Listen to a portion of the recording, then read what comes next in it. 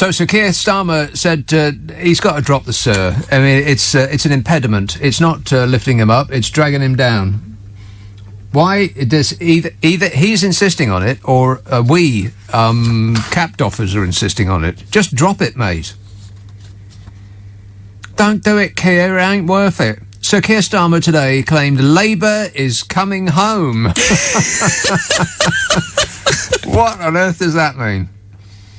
Labour is coming home, he said, after the party's narrow victory in the Batley and Spen by-election. He actually said that. Labour is coming home, conflating his win somehow with the football. See, I know that every politician wants to append their name to anything that's good about the country, as though to take some credit or bathe in the warm glow of the public's pleasure, but what's that got to do with football, eh? And it hardly seems appropriate to crow about such a narrow victory. You could hardly get a Rizzler between the two main parties. One was on 34.42%, the other was on 35.27%. And you know what the difference is between those two numbers? No. No, neither do I. It's very, very small. I think you'll find that's right. Very, very small. I'll do mental arithmetic on the air. Oh, no. It's a 34.42 from 35.27 is it's like 2 into 7 is 5, and it's like 4. 2 minus 4, well, that's impossible. You can't do 2 minus 4, so you just can't work that out. I'm afraid you can't work that out. Correct. Labour managed to cling on to the seat by securing a majority of just 323 votes. Sir Keir, whose chances are hampered by the title, not elevated by it, lives to ride another day. I am stunned. If he'd lost, it might have been curtains. We might have been wishing him a cheery ta-ta. Nice to know you. Not great, exactly. And we'd start going through his greatest hits. Well, there was the time he said, the thing that he said in Parliament that was, no, I can't think of a single thing. If he'd lost, it would have been out. And the Labour Party would have been off on another bout of navel-gazing and soul-searching, while the Conservative Party just waltzed through, while treating their time in office less as a government and more as a smash-and-grab raid. And how did the Tories lose?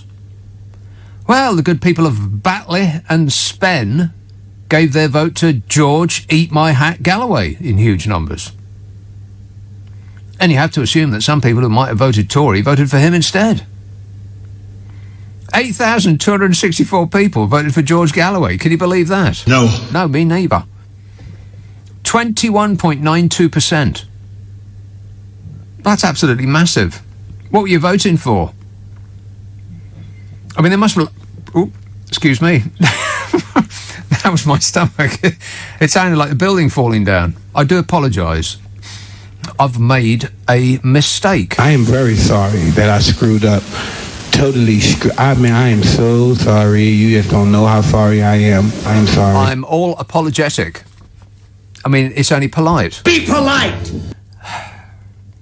Yeah, so why did they vote for George Galloway in such large numbers? Almost 22% of the electorate who could be bothered to express a preference in Batley and Spen said, yeah, George Galloway, that's the fella. Is it the Trilby? Is it that they love a man in something that looks like it belongs in the 1950s? Of course, most of the voters in Batley and Spen didn't.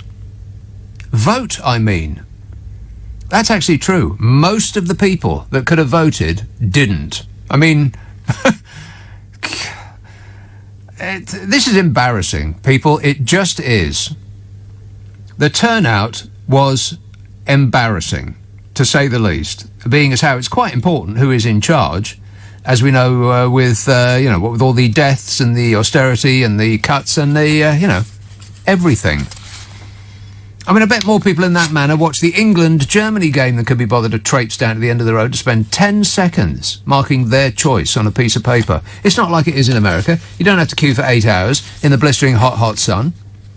And neither do you have to drive 6 hours to get to the polling station. There's one right there, wherever you are in the country. So what other more important things did you people of Batley and Spen have to do, eh? Oh, well, can't be bothered, really. It's just weak. Tories blame their second-place finish on Matt Hancock. Yeah, of course they did. They're going to be blaming Matt Hancock from now until the end of time. Of course it was Matt Hancock. It had nothing to do with, the deaths and the austerity and the cuts and the, everything. The Tories even lost as their dear leader, Bodger Johnson, raided the dressing-up box once again and went on a photo opportunity to a car factory, where he got to put on a pair of personalised overalls, size hefty. Here's a thought. Bodger's act isn't working anymore. What do you reckon, Bodge? Yes. But the Tories don't even want to consider that that's happening. So they dumped their loss on Matt Tongues Hancock. You know, the chap that resigned and was then fired. I think you've got to fire him before he resigns, Bodge. That's a tip for next time.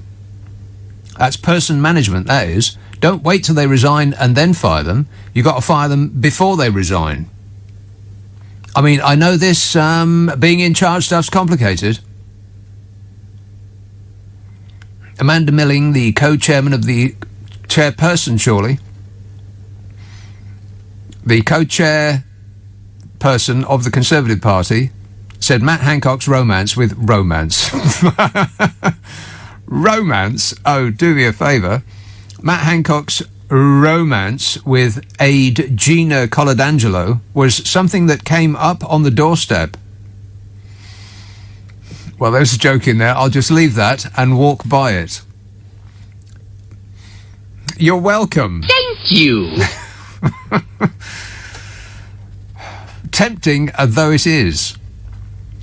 Tory peer and pollster Lord Hayward said Mr. Hancock's behaviour was likely one of the reasons why the party lost. The polling expert Sir John Curtis said many Tories will inevitably blame the scandal for the election defeat. So, slightly ahead of schedule, it's all Matt Hancock's fault. Expect a lot more of that, Matt. They've got 130,000 dead and they want to pin the blame on someone, and the dear leader or anyone around him isn't going to cop it. You're it, Matt Hancock. Kenneth texts, players of this fitness need only 3 days to fully recover. What are you talking about? What players? I've got no idea what you're on about, Kenneth. You have to be more specific. Pauline says, must be soul-destroying to always be on the losing side. Are you talking about me? But I assume, Pauline, that you assume that I would have voted Labour. But that is an assumption on your part. I can't remember the last time I voted Labour. But if you assume that I would have voted Labour, Pauline, then I, on that assumption, would not have been on the losing side. Would have been on the winning side. More votes. Winning. Anyway, she says, must be soul-destroying to be always on the losing side. Think bright, think blue, vote Boris, our next PM. Well, I'll give you blue, but bright? Yeah. Wait a minute. Not so much. Southampton, hello, Simon. I can't wait. That man will meet his demise very soon, and all of these cult morons are going to be absolutely distraught, and it's going to bring music to my ears, tears to my eyes, and a smile on my face. Wow. Good evening, Nick. Music and tears and smiles. Wow. Yeah. It sounds like a pleasant afternoon in Glastonbury. Groovy. Yeah. Yeah. Just a couple of things. Tennis. I don't understand tennis. I don't understand it as a spectator sport. It's just not interesting. Right. I mean, at the top level, all they do is serve. The other guy can't get the thing back. I mean, I watched the Djokovic playing some British bloke at the beginning. It was one of the first things that they had on. And I thought, oh, all right, then, because he's British and I want to support our troops, I'll give it a go. But Oh my God, it was so dull. I can't even begin to express in words what an excruciatingly boring event that was to watch. It were grand when I were a lad. They used to have a thing called a rally. Do you remember that? Yeah. That tune hurts a lot more when it's played at you down the phone than if you just hear it on the radio. Listen, what it is, right, they all play each other all the time, right? Yeah. Whenever there's tennis, there's always the same people playing each other. Right. Surely, by now, they would have been able to establish who is the best guy and call it a day. Go home, have a cup of tea, and then wait for a new challenger. Yeah. Why are they always playing the same people all the time? Exactly, yes. You could say the precise same thing about, well, not the precise same thing, but along similar lines about F1 racing. It's not the driver, it's the car. Why don't they just have an engineer go and inspect each car, say that one's the best one, and then call the whole thing off? Listen, before I go, there's women out there tonight that are just over the moon. Their eyes have lit up. They're donning their glad rags because Michael Gove is on the market. Oh, how lucky are they? Yeah. Wow. I know, and they say that no other person was involved, so don't start looking for videos of him and AIDS, because there's CCTV footage that nobody wants to watch. Disgusting. I'm still trying to wipe the memory of the last one out of my mind. Thanks a lot, Simon. Adrian says, I'm fed up with this football. What? They keep taking the chase off to for this boring sport on. Oh, come on. I mean, Bradley Walsh is entertaining, yes, and that is one of the best of those daft quiz shows. But it's on every day, isn't it? And it's always a blooming same. He says, by the way, come this time tomorrow, they're going home, England's going home. Well, I wouldn't be remotely surprised. I'm actually stunned that it's gone this way to this point. And anybody that's followed England for, as long as I have, if you've just been alive as long, then you'll know it always goes a certain way. This time, not quite to format, but usually we struggle to get out of the qualifying phase, and then we perform heroically against a competition that we would have expected to lose against, and then we fall flat on our face against some nothing team thereafter. It's either that, or of course we go out on penalties to the Germans. But because tomorrow's team is one that we would be expected to beat easily, I'm expecting that they will be our, God, I almost said Waterloo. Simon tweets, Nick, more people turned into Love Island than bothered to vote. I wouldn't be remotely surprised if that was the case. That is painful. It should be the law in this country that you are forced to go and vote. Even if you go down to the polling booth and then don't put a cross on the thing. Just by dint of going there, it's likely that through the, I hesitate before saying this, the wisdom of crowds, that will get the a result that's less bad than it otherwise might have been, don't you think? But, if the other half of Batley and Spen could have been bothered to get out of their living rooms and just waddle down to the voting booth and mark their cross, then it might have not been so blooming close. And George Galloway might not have got 22% of the vote. See, this is the problem with very few people going to vote, is you will get led by extremists. Because people who are utterly motivated to go and vote will take over. Because 100% of them, this informs Brexit and pretty much everything else that you can think of lately. 100% of the people who were for Brexit went out to vote. They would have crawled on their hands and knees over broken glass to get to that polling booth because they were furious about the way things were, and they'd bought all that stuff about how great things will be. But those who were content with being in the European Union, they weren't that bothered to go and vote. If it was nice, then they'll go. But if it was a bit rainy, they think, if there was something, if the chase was on TV, they think, well, I'll vote tomorrow. You know. So, because so relatively few numbers of those who wanted to remain in the European Union went out to vote, compared with 100% of those who wanted to leave, the Remainers lost. And they've been ramoning about it ever since. And it's the same with anything else. If you have an extremist wing, or like a cult, well, we got now with Bodger, you know, the Bodger cult. Yeah. Wait a minute. Then 100% of those people will be utterly motivated to go and vote. Nothing will stop them. But those that aren't that bothered, they haven't joined a cult, or they don't think they're in a gang, then they'll be, oh, well, you know, we can't really be bothered. I'll vote next time. And so you end up being run by extremists. That's the problem with not voting. And please don't tell me they're all the same, because they're not. They absolutely are not all the same. And people start with the whatabouts. Well, what about Jeremy Corbyn? Everything would have been much worse if Jeremy Corbyn had won, and, you know, blah, blah, blah, and so on and so forth. And no, it absolutely wouldn't. You can't say that with any degree of certainty. You'd be more certain in saying that things would have been better.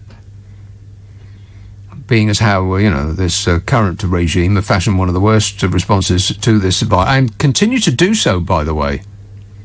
God, the amount of people who are stuck at home because of the fantastic world-beating test and trace system is not working as advertised. Contact tracing. Oh, give it up, Bodge. You're never going to get it. Well, you know, if you only spend £37 billion on something, then you can't really expect it to work.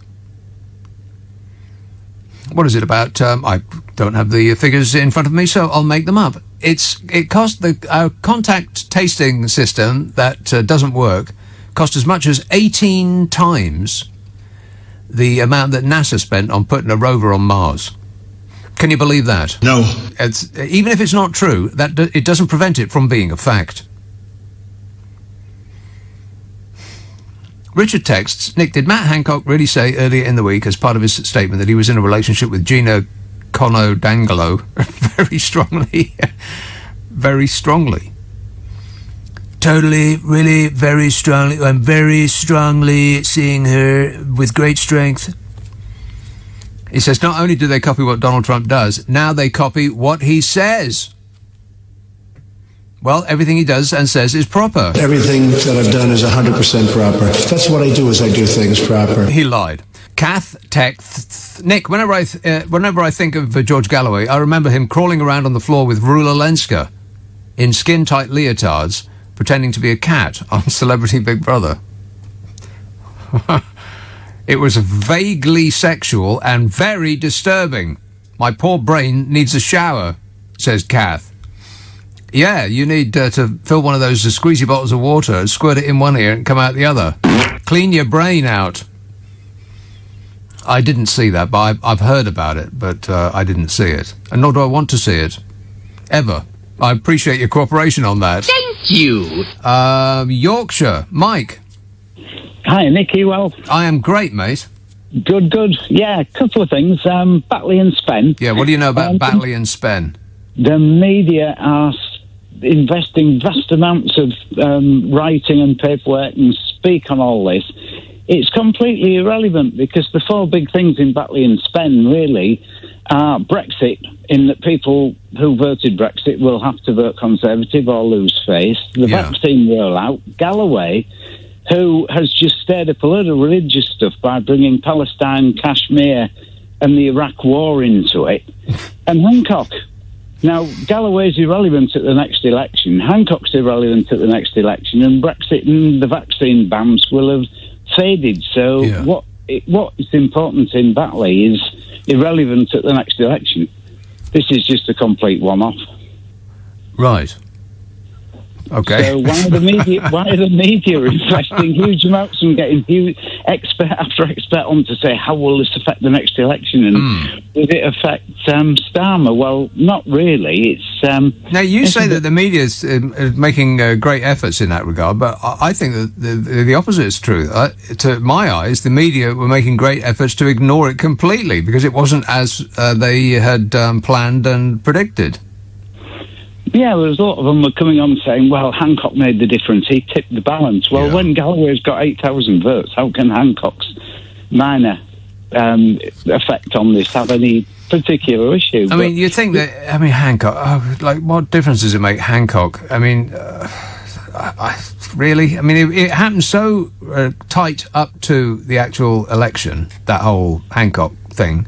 Is it really going to make people think, oh, well, I now my faith in this government has crumbled? That's what tipped me over the edge, because previously I thought they were doing a tremendous job. Well, yeah, absolutely. And can I just bring the other bit up about the Nissan factory that Boris proudly announced? Yeah. It's £1 million factory, but it's confidential how much money you, me, and all the listeners have put into this. It's either 100 million or 500 million or some secret amount that we're not allowed to know, it being our money and all.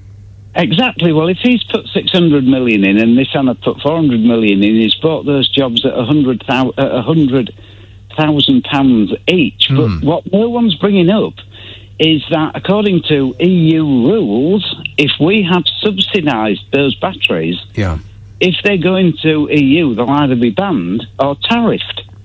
I don't think we'll need to sell them to the European Union, because at the same time, which got almost no coverage whatsoever, we find that there's Nissan are making batteries to an even greater extent in France. They've opened a bigger facility in France than they have here. So we're claiming that it's a Brexit win, but they've got a bigger one in Europe. Oh, I hadn't heard that one, but what I did hear was that even with this plant, when it's fully operational, the Germans can produce 3 times the amount of batteries we are producing 3 times the amount of batteries we will when we've got this factory open. So we're miles behind anyway. Yeah, but on the upside, it did give Boris Johnson a chance to go and root around the dressing up box and come out with a pair of overalls with his name on it. He does look good in fancy dress, though. No, he doesn't. He does not. He always looks out of place. Whenever he puts, I've said this before, but whenever he puts a white coat on, you go to a lab and he'll use his wrong eye to peer into a microscope. He'll close one eye and use the closed eye to peer into it. I can't see anything. He dresses up in a white coat, and it's the only time you've ever seen anybody put a white coat on and look less intelligent in it than out of it.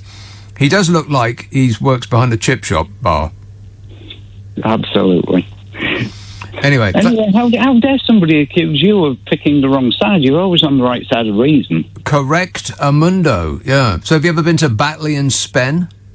I lived in Leeds for a long while, and I worked out of Morley for quite a long while, which is very close too.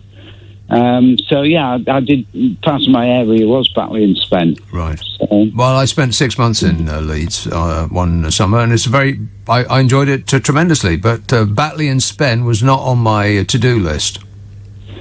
No, well, it's not far away, but yeah, great social clubs around there. Social clubs?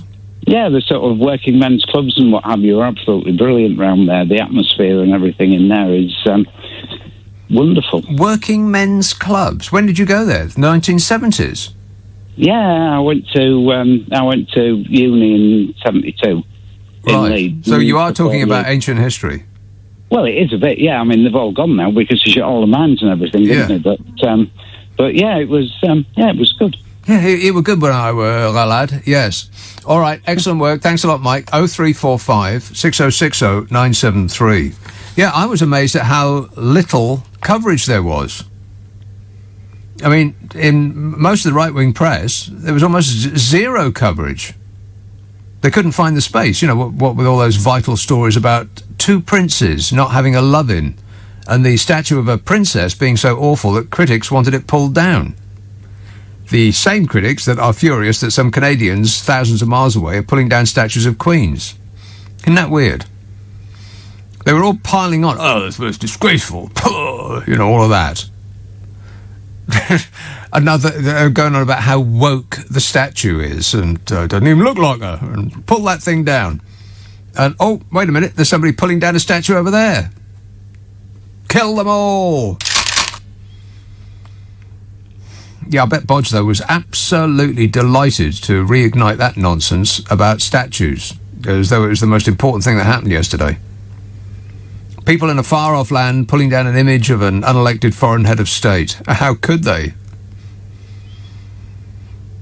On a side issue, and I know it doesn't have anything to do with anything, but it did give us the opportunity to see both princes from the back. Did you see that picture? It was like a monks' convention. I know it's got nothing to do with them. Personally, it's not something that they chose, but that is a pretty odd hairline they've got there. Because you see them from the front, it doesn't look like that at all, but you see them from above and behind. Above and behind. It's probably treasonous to even mention that. So the Tories went into polling day as the bookmakers' favourite, and you could be sure that the press would have found the space to write about every last detail of his loss, should Starmer have missed out.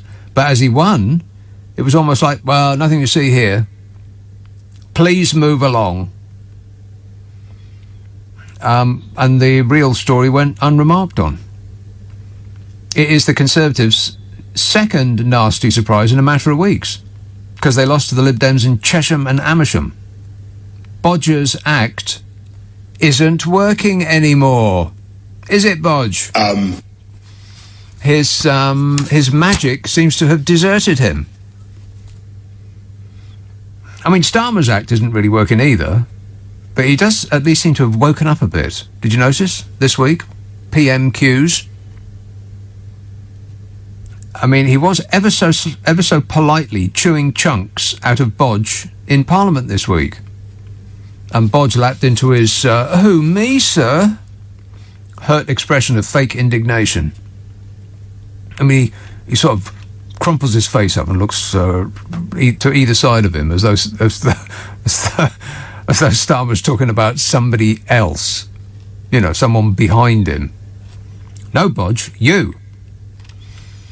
I mean, to my eyes, it's a paper-thin act of bluff and buffoonery that can amuse people enough to vote for him, but only if everything is going well. I mean, eventually, enough of the electorate is going to see through it and spy the person behind the mask. And it's not that cuddly teddy bear that you think it is. Edward texts, I pity future generations who may have to endure a statue of Boris Johnson. At least we're spared that pain. Well, I don't think there's enough bronze in the world, is there? They'll have to melt down 3 or 4 statues just to come up with the bronze they'd need. A different mic says, this is a different mic from the one I was speaking to moments ago.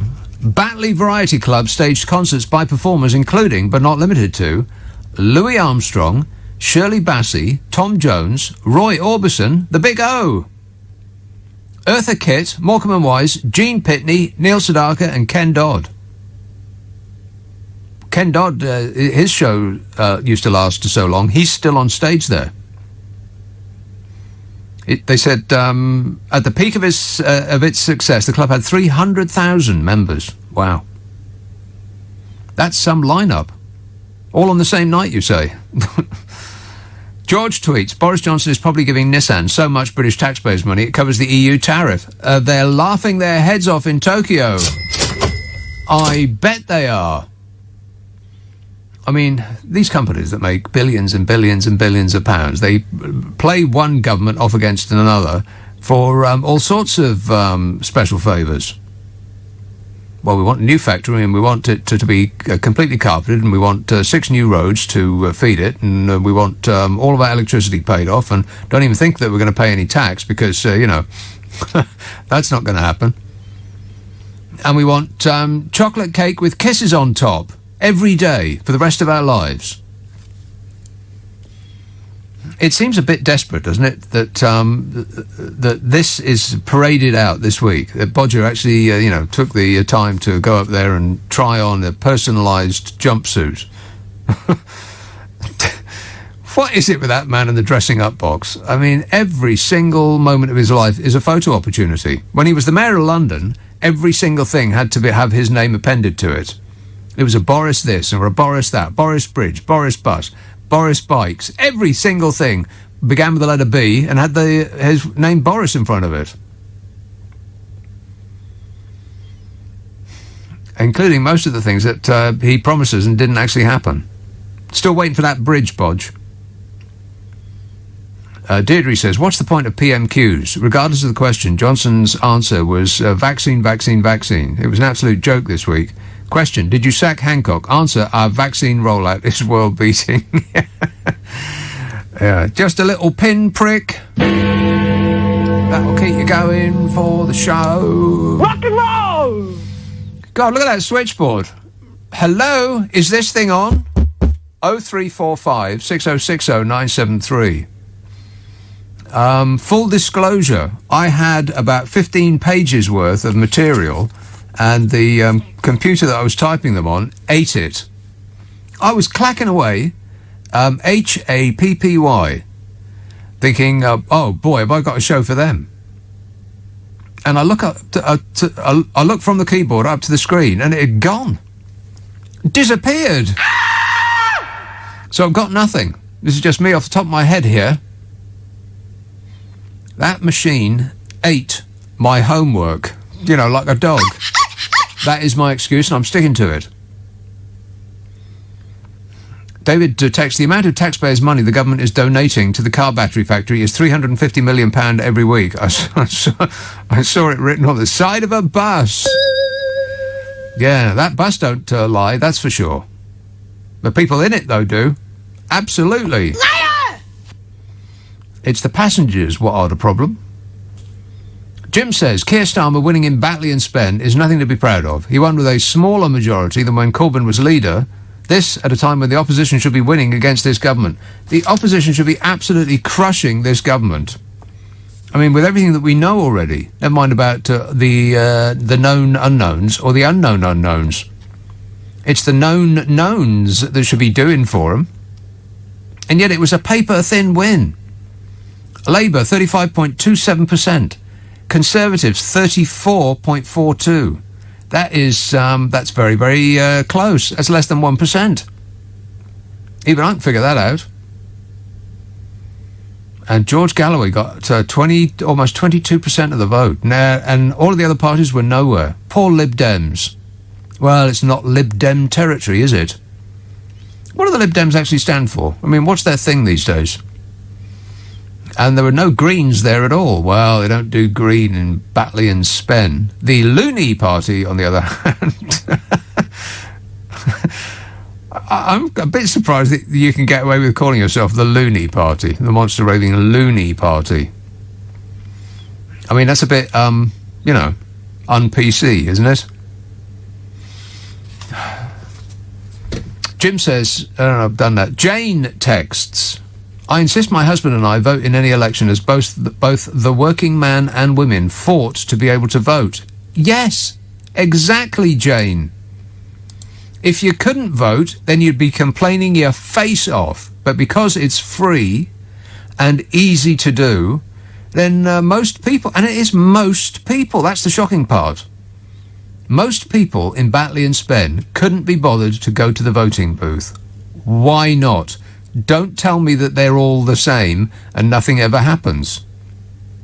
It doesn't matter who you vote for, nothing ever changes, because that's a ridiculous position to hold. Of course it does. But people are serially misinformed. I mean, the West Yorkshire constituency of Batley and Spen has voted Labour since 1997. But just before they went to the polls, a Survation poll put the Tories on 47% and Labour on 43%. And what actually happened was they were both pretty much the same at about 34.5%, 35%, something like that. So those polls were way out, 47%. Not even close. The Hancock effect, and maybe the ruse of defunding Labour councils so that they have to make cuts, and then locals blame the Labour council and they vote Tory, not understanding that it's the Tory cuts that force the Labour councils to make the cuts. Maybe that little plan isn't working as well as it might. Or maybe the good people of Batley and Spen are just better informed than the good people of Hartlepool, for instance. Maybe they saw that video of those two blokes on a boat being quizzed in Hartlepool as to why they voted Tory. They said, oh, it's terrible around here. But they didn't say it quite like that. I lapsed into Welsh there for some reason. They said that, we've had cuts to the police and cuts to the courts, and Labour have been terrible, they said. And then they were corrected on Twitter by a lot of very polite people who explained that everything they were complaining about was government policy, and the government had been Conservative for 11 years, even in Hartlepool. Maybe they'd seen that video in Batley and Spen and didn't want to make the same mistake. Or maybe it was Matt Hancock. They'd seen that video. And once you've seen it, you can never unsee it. Disgusting. Awful. Big relief at Starmer's place, though. I mean, he might have been out had Labour lost. But now it's all crowing about a huge win and onwards and upwards. But, with billions of pounds of public money just gone missing under the current administration, with freedoms curtailed at a greater level than any one of us could have imagined a few years ago, with all the deaths and the catastrophic mishandling of everything except bolting the gate after the horse had bolted. That's two uses of the word bolt in the same sentence, which is wrong. But you know what I mean. After all the jobs for mates and the fortunes made for the well-connected, after the way they treated the NHS workers and everything else that we read about on a daily basis, the Labour Party should be way out in front. But they're up against this gangs thing. About 40% of the electorate have joined a cult. And they've willingly been hypnotised into believing that the dear leader is some sort of Brexit god and does nothing wrong. And even if he came over there and strangled their dog, they'd still vote for him. Because to lose faith, would be to lose face. And to lose hope. And they'd have to admit that they'd been had. And there are no sunny uplands. Andy says, are you not concerned that if football does come home, Priti Patel will try to deport it? Well, if it comes in on a boat, it's got big trouble. Huge. Simon says, having been an England fan as long as you, Nick, I share your scepticism about tomorrow, but can we have less of the negative vibes, please, or at least not say it out loud? Right, because if they lose, it'll be my fault. I see. It actually doesn't make a difference one way or the other. There is no such thing as, putting a hex on it. I know that if somebody says something and then it happens, oh, I hope it's not going to be rainy tomorrow, and then it's raining. So, oh, well, you did that. So, no. Got nothing to do with it. Zero. Just because I assume, like everybody else, that we're going to see our ignominious defeat writ large on the TV screen tomorrow, doesn't mean to say that it will affect that result. I'm just expecting it, that's all. I bet you are too. Matt emails, did you hear Johnson's lame attempt at humour when he apparently told Angela Merkel that with regards to the recent resolution of UK-German sausage wars, the worst is now behind us? Oh, God. Did he? Did he really? Did you write that yourself, Bodge? He's very protective of his I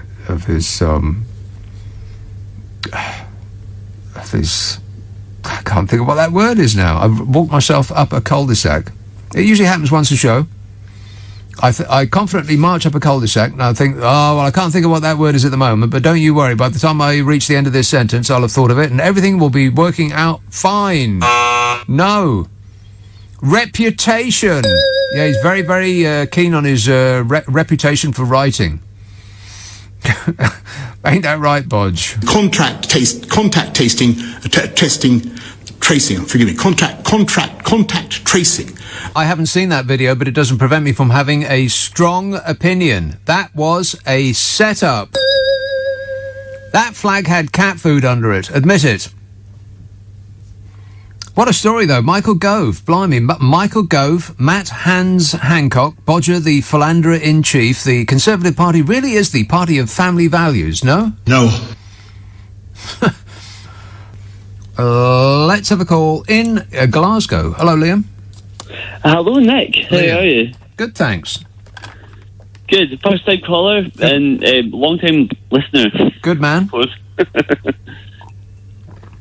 Yes, sir. How are you? Yes, Liam. The pleasantries are over with. I'm fine, you're fine, everybody's fine. Welcome along. What can I do for you?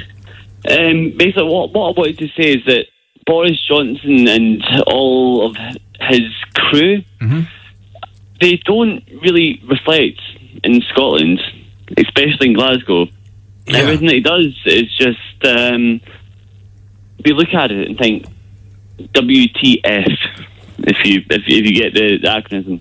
World Trade Fund. Yeah.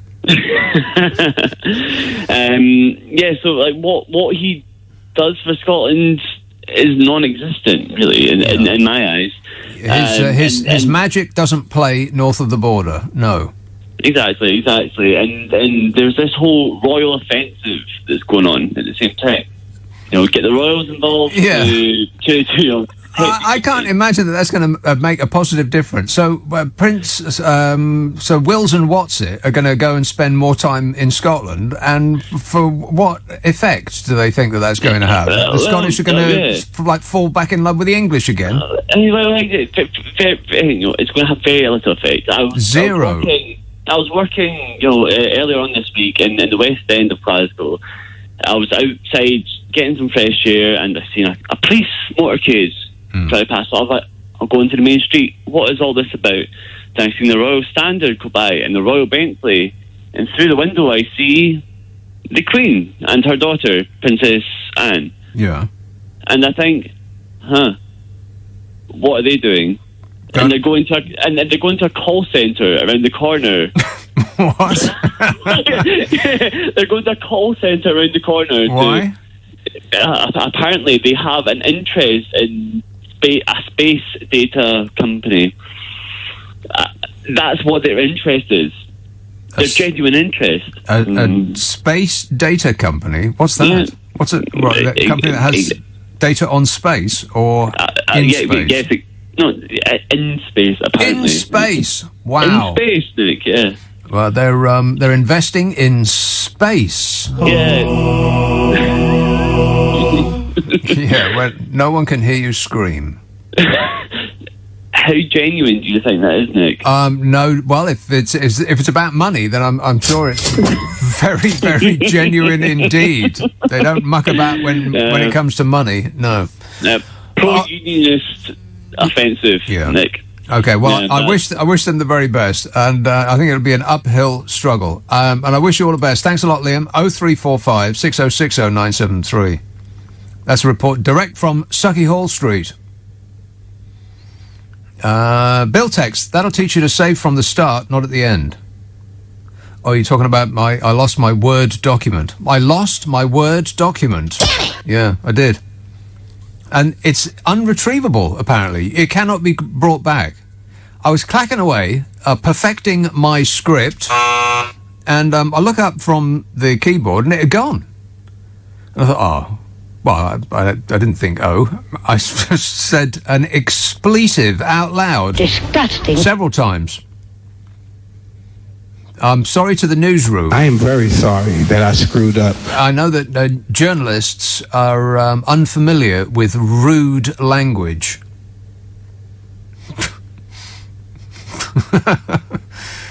But yeah, I was discombobulated to say the very least.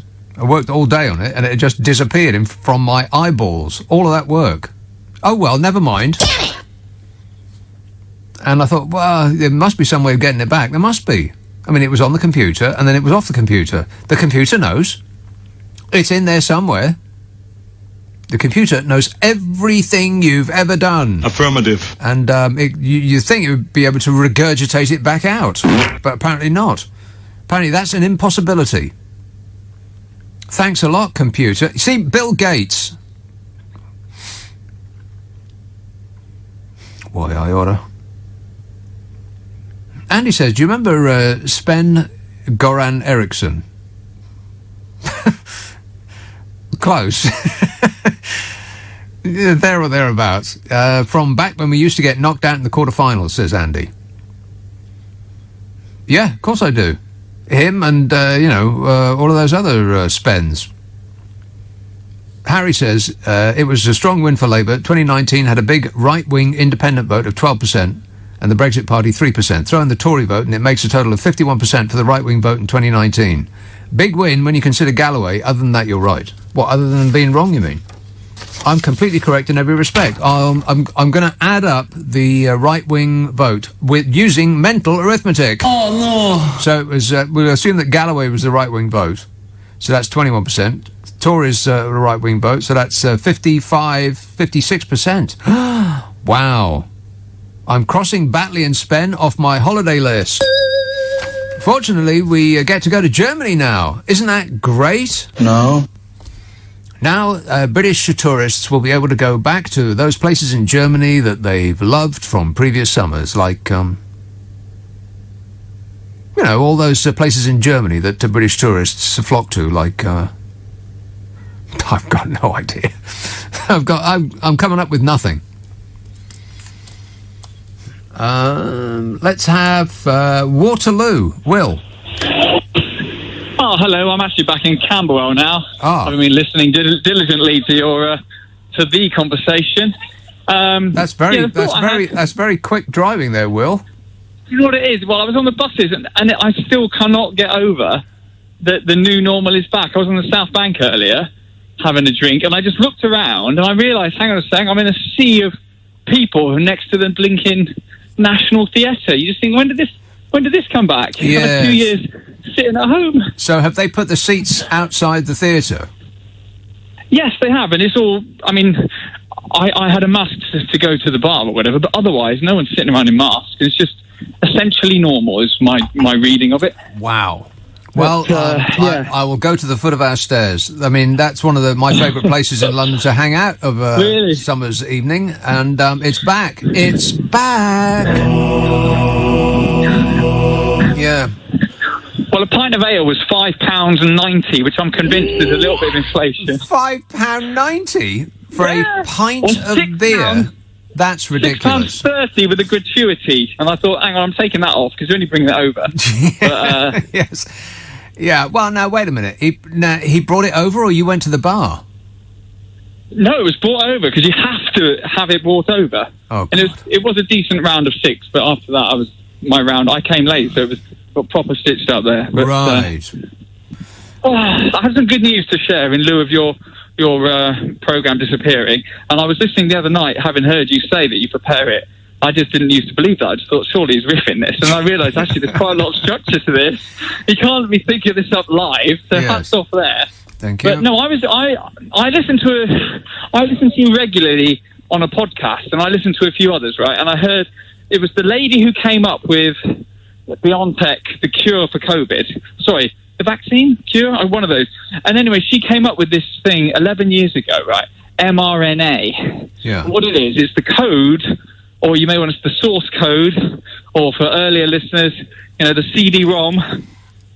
Or for earlier listeners, the floppy disk that tells the cells what to do with their day, basically. Right. And that if you can crack that code and say to a cell, why don't you just churn out some COVID defences? Mm-hmm. Then all you've got to do is inject that, and then it goes around the entire body, and the body makes its own immunity rather than making it yourself and you reprogram the cells basically.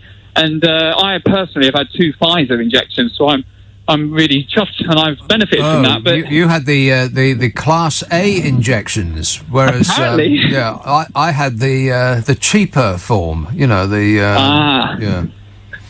Which, by the way, is going to prevent me from ever leaving the country, apparently. I mean, it's I did read that earlier. AstraZeneca, is not recognised by the darned EU. Well, if it was made in India, apparently, but nobody told me where it was made. Nobody gave me a choice. They said, roll your sleeve up and be quiet while you're doing it.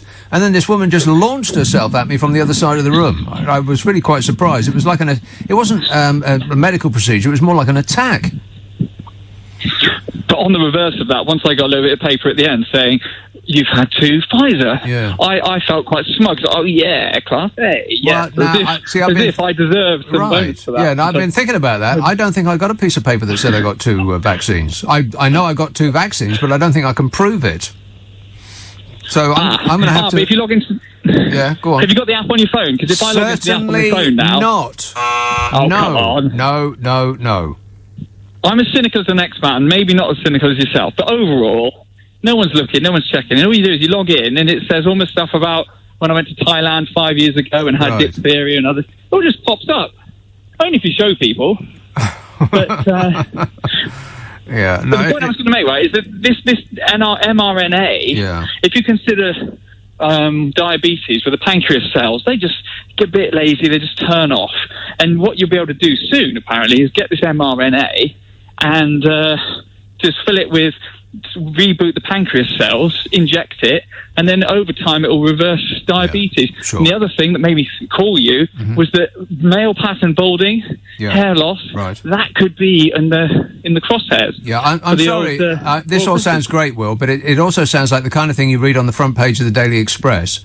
Scientist, actually. Cure for cancer, they'll say. And you read it, you think, well, that's great. And then nothing happens. Well, cure for baldness, I think, is closer on the trail. Although, frankly, I think nowadays in 2021, there's a consensus that baldness is better suited to ladies' crotches than to men's heads, to be honest. So, bring on the cure. Right. Thanks a lot, Will. This is an educational show, isn't it? No. Not really. But whatever that company is that has come up with a cure for baldness, buy shares in it straight away, if not sooner, because men will spend anything in order to get their hair back. Ain't that right, Wills? Mark emails, Nick, you asked what do the Lib Dems stand for? They are the Tory party without the rich donors, he says. Well, I was just looking at the donations to the various parties at the last general election. And, wow, that does make some extraordinary viewing. The Conservative Party pulled in £19,370,000. Wow. That's a huge chunk. £19,370,000 the Tories pulled in. Labour only managed £5 million. So, no surprise, really, that the Conservatives won then. I mean, they had 4 times the amount of money to spend. Almost all of it came from individual donors, by the way. £13,265,000 from individuals to the Conservative Party. Labour made 159 grand from individuals. Individual donations, 159,000 to the Labour Party, 13.2 million pounds to the Conservative Party. Individuals.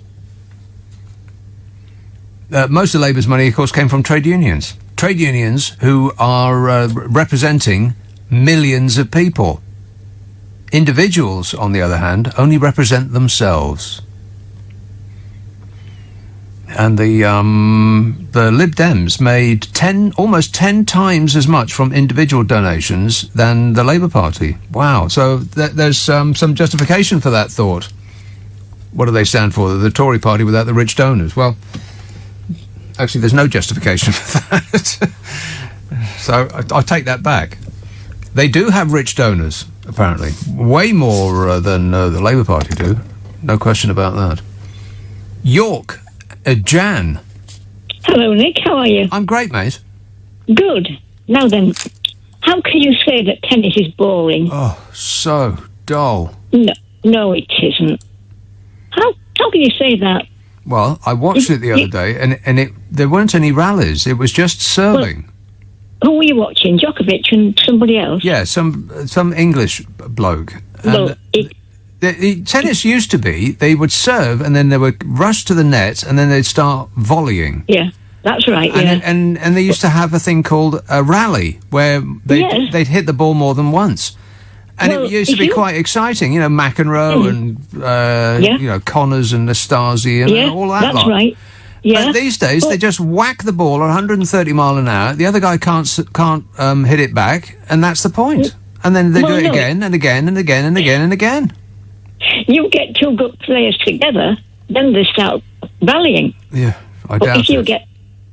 No, you're wrong. You're wrong there. Okay, so a rally is just two enormous robot-like blokes bashing the ball at each other from the very back of the court. Which is so dull. I mean, even the rallies are boring. Does some do rush to the net, like they used to do? I very much doubt it. Name the person that rushes to the net. There isn't one. No. And now, are you talking about women's tennis? Because I've had this conversation with people before, and they say, "Oh, don't bother with the men's game because that's what it is. It's just baseline bashers. It just couldn't be more dull. It's just whack to one corner and then whack to the other corner, and eventually one of them will hit the net, and that'll be it. It's like, oh God, make it end." And they say, "No, make you want to watch the women's tennis?" And I'm going to say something controversial now, Jan. Go on then. I don't care about women's tennis. I don't care about women's sport in general. There you are. I've said it. Okay, that's all right. I don't mind. Do you ever watch doubles? No. A good doubles match? No. What? Well, they can be good. I very much doubt it. All right. Well, I can see I'm not getting anywhere here. Well, which match have you just watched that was good? Well, to tell you the truth, even though I do... No, listen, no. Even though I do love tennis, I haven't watched much this week because it's been so nice and sunny. I've been in the garden. Yes, right. Well, that makes sense. But I did see a bit of Andy Murray the other night when he won. Right. Yeah. And it was boring, wasn't it? Yes. No, it wasn't boring. But now it wasn't boring because you had you had invested something in that game. Because you wanted him to win. It's like England to Germany. That was an incredibly boring match. It just was. It's just that it was tense and exciting because people had invested something in England winning. But if it had just been two other teams, and we were disinterested bystanders, then nobody would have watched that game. They would have turned it off after about the first 15 minutes. Right. Are you playing tomorrow? Is it tomorrow? England? Yes. Yes, Jan. That's a traitorous thing to even ask. And apparently Larry the Cat's going to win, Yeah, Larry the Cat, yeah. No less an authority than a cat. How's that then, eh? I don't know. Some confection that Bodger has put out in order to make us love him again. Probably, yeah. Yeah. Once you were saying that you didn't know the words to Rocket Man. Did you ever find them out? Rocket Man? Yeah. You once said... Don't you remember? No. You said you started singing it one day, ages ago. Rocket Man. Yeah. Burning on Yeah. Did you ever find the words out? No, there are no words. He's just making a noise. Well, I can tell you. Because years ago, I wondered what on earth he was singing about, and I looked it up. Yes. I did homework. So shall I tell you? Okay. Shall I tell you? Right. Rocket Man, burning up his fuse all heaven long.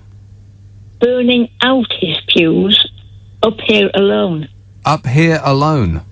Yep. Burning out his fuse? What does that mean? I don't know. You better write and ask Elton. Well, Elton don't even write the lyrics, do he? He writes the tunes. I've always thought that the lyrics to Elton John songs were subpar. Like, the tunes, great. No problem with the tunes, but the lyrics, it's like, what do they even mean? They're just silly. I don't know. No, I don't know. Well, that's That's what these words are anyway, so... Okay, then. So now you know, next time you sing it, you can sing it properly. Burning up his fuse on... Burning out his fuse. Burning out his fuse. Up here alone. Yep. Yeah, okay. Correct, yeah. I'll forget that almost immediately we cease to speak. Oh, I wasted my time then. Yeah, completely, yeah. Oh. But thanks, Jan. Okay. I appreciate it. Thank you. Thank you for wasting your time with me. Tommy texts, God help us if England win. Can you imagine this government? They'll have flags coming out of every minister's top pockets. Yeah, out of everywhere. Here, there and everywhere, baby. God, it'd be excruciating. Bodger will personally claim the win as his own. It will. You know, it does occur to me.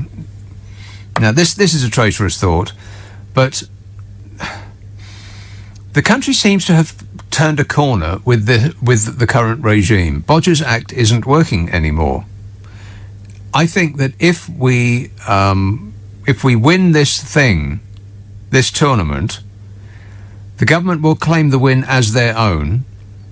They will at least append themselves to it. They will have Harry Kane will come over and be photographed outside number 10, and Bodge will have his arms around him and virtually snogging him, like Matt Hancock did on that video. Disgusting. And they will claim the win for themselves somehow.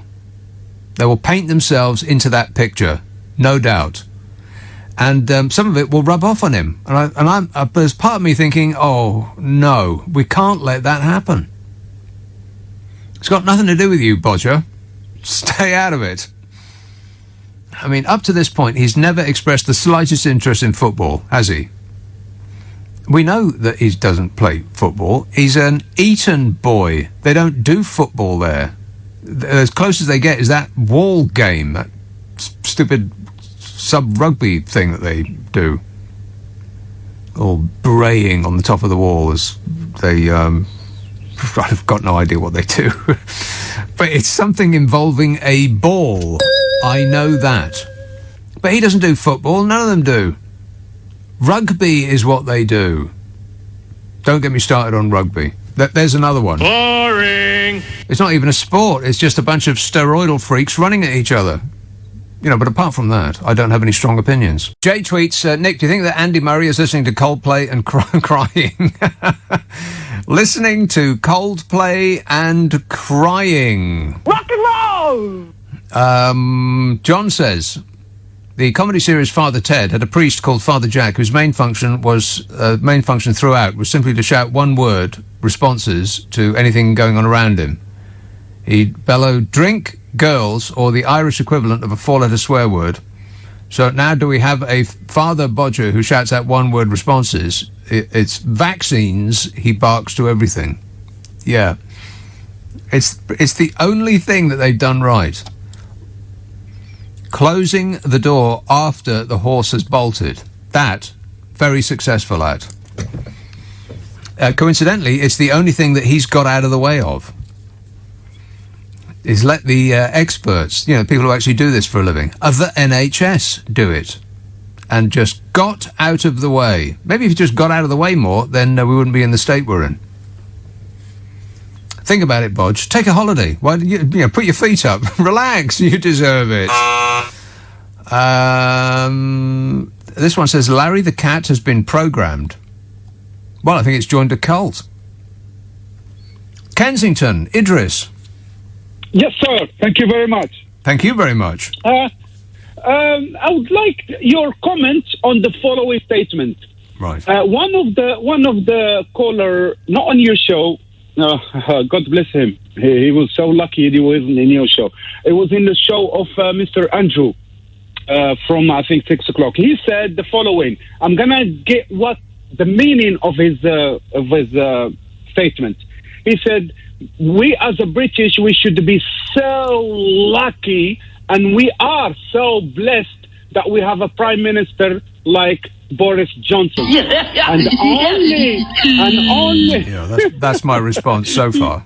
Yeah, and then only history will speak about this guy in a fairness Right. in the future. Mm-hmm. So I was shocked, but not surprised. Why? Because when you see like me, I'm a minicab driver. Yeah. If I'm a minicab driver, with all respect to any taxi driver, minicab driver, I'm not disrespecting them, nor I'm disrespecting myself. No, but if you see minicab driver earn more than a primary or even secondary teacher, so what do you expect? When you see a teacher working their dindon off, and then they get in even maybe quarter or half of what a normal employee take home. You know, any society. Sorry, go on. Go ahead. No, you do. Finish. Oh, thank you, sir. No, any society. thank you. I appreciate it. Thank you. Yes. So here is my understanding. I may be wrong. You can put your comment on it. Any society, any civilization, any nation that puts education in the lower of the income, yes, this nation are on the route of diminution. Or demolition, or killing themselves in the future. Diminution. Excellent use of the word diminution. You know, one of the things, I had detailed files on this, but the computer that I was using ate them all and buried them beyond my ability to retrieve it. But I did look up how much we spend on education per pupil compared with all of our major competitors. And as you might expect, we're way down the list. I mean, practically every other country in Europe spends more both per head of population, as a percentage of GDP, and just in real terms, in money per pupil. I think Luxembourg spends twice as much per pupil as we do in this country. Twice as much. Why is this? I'm sure that the people in charge of this country are smart enough to know, unless we invest in education. Now, when they talk about crime, hang on, back up just a bit. Sorry. The people who are in charge of this country, of course, did not go to public school. I hate that we call it public schools, but public schools are private schools. That makes no sense at all. But so government-funded schools, they didn't go there by and large. They all went to Eton, as we know, one of the most expensive schools in the world.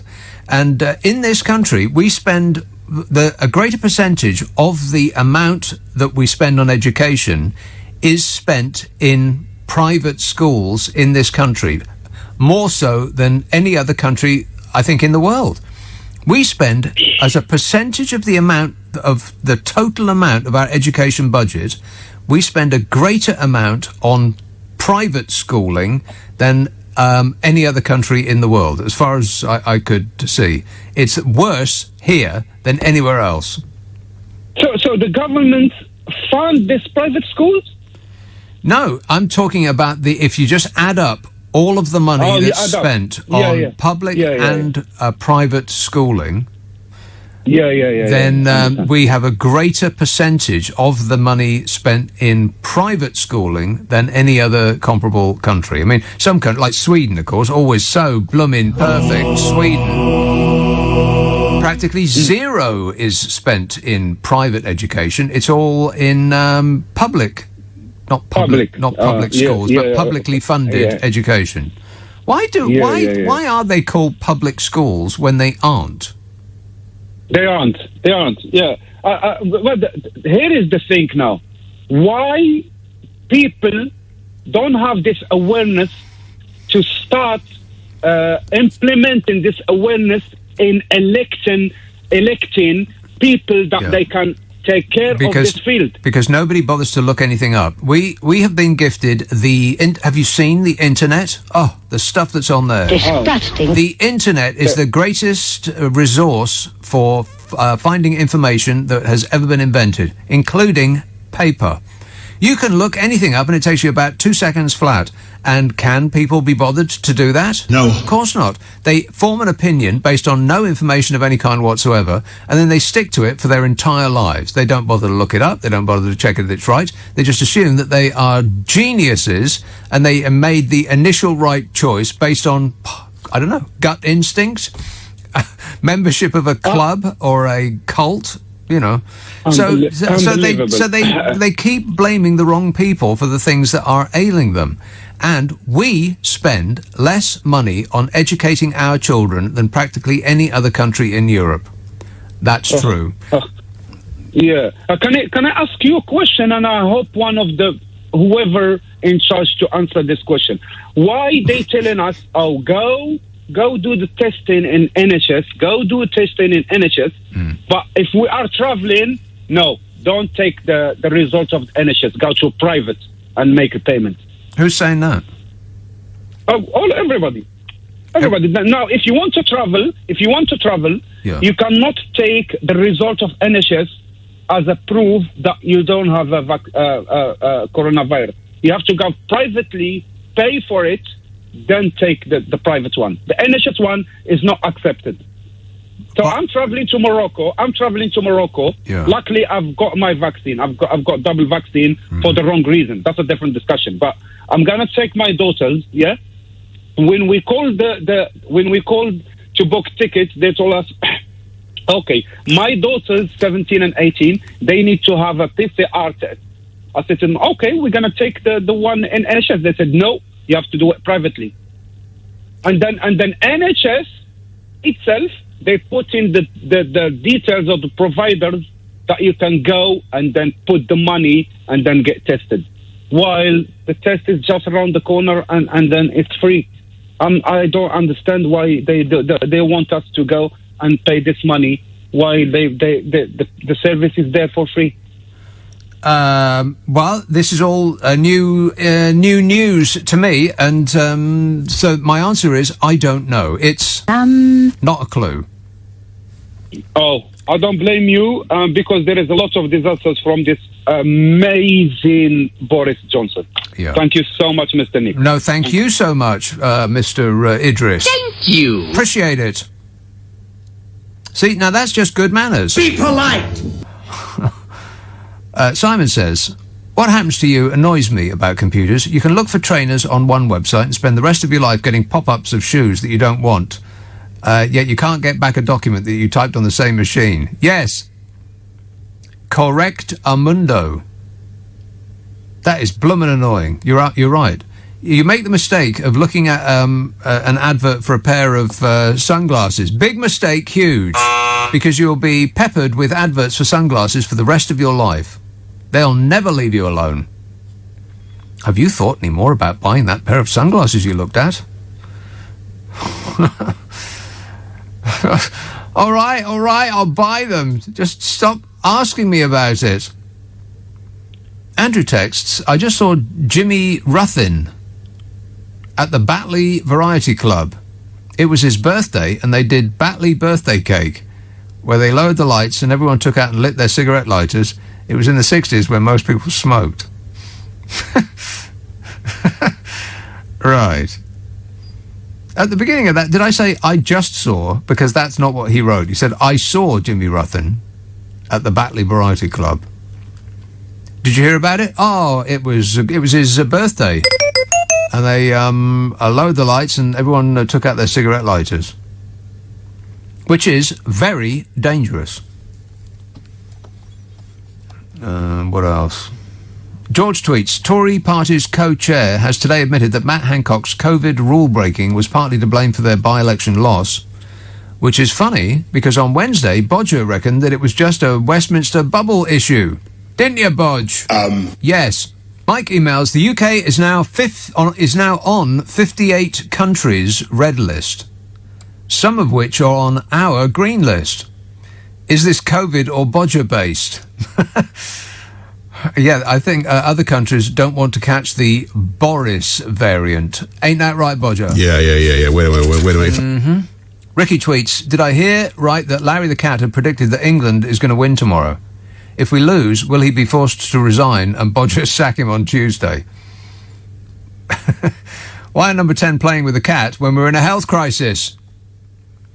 Exactly. I mean, really. I thought the only thing that could predict football scores was an octopus.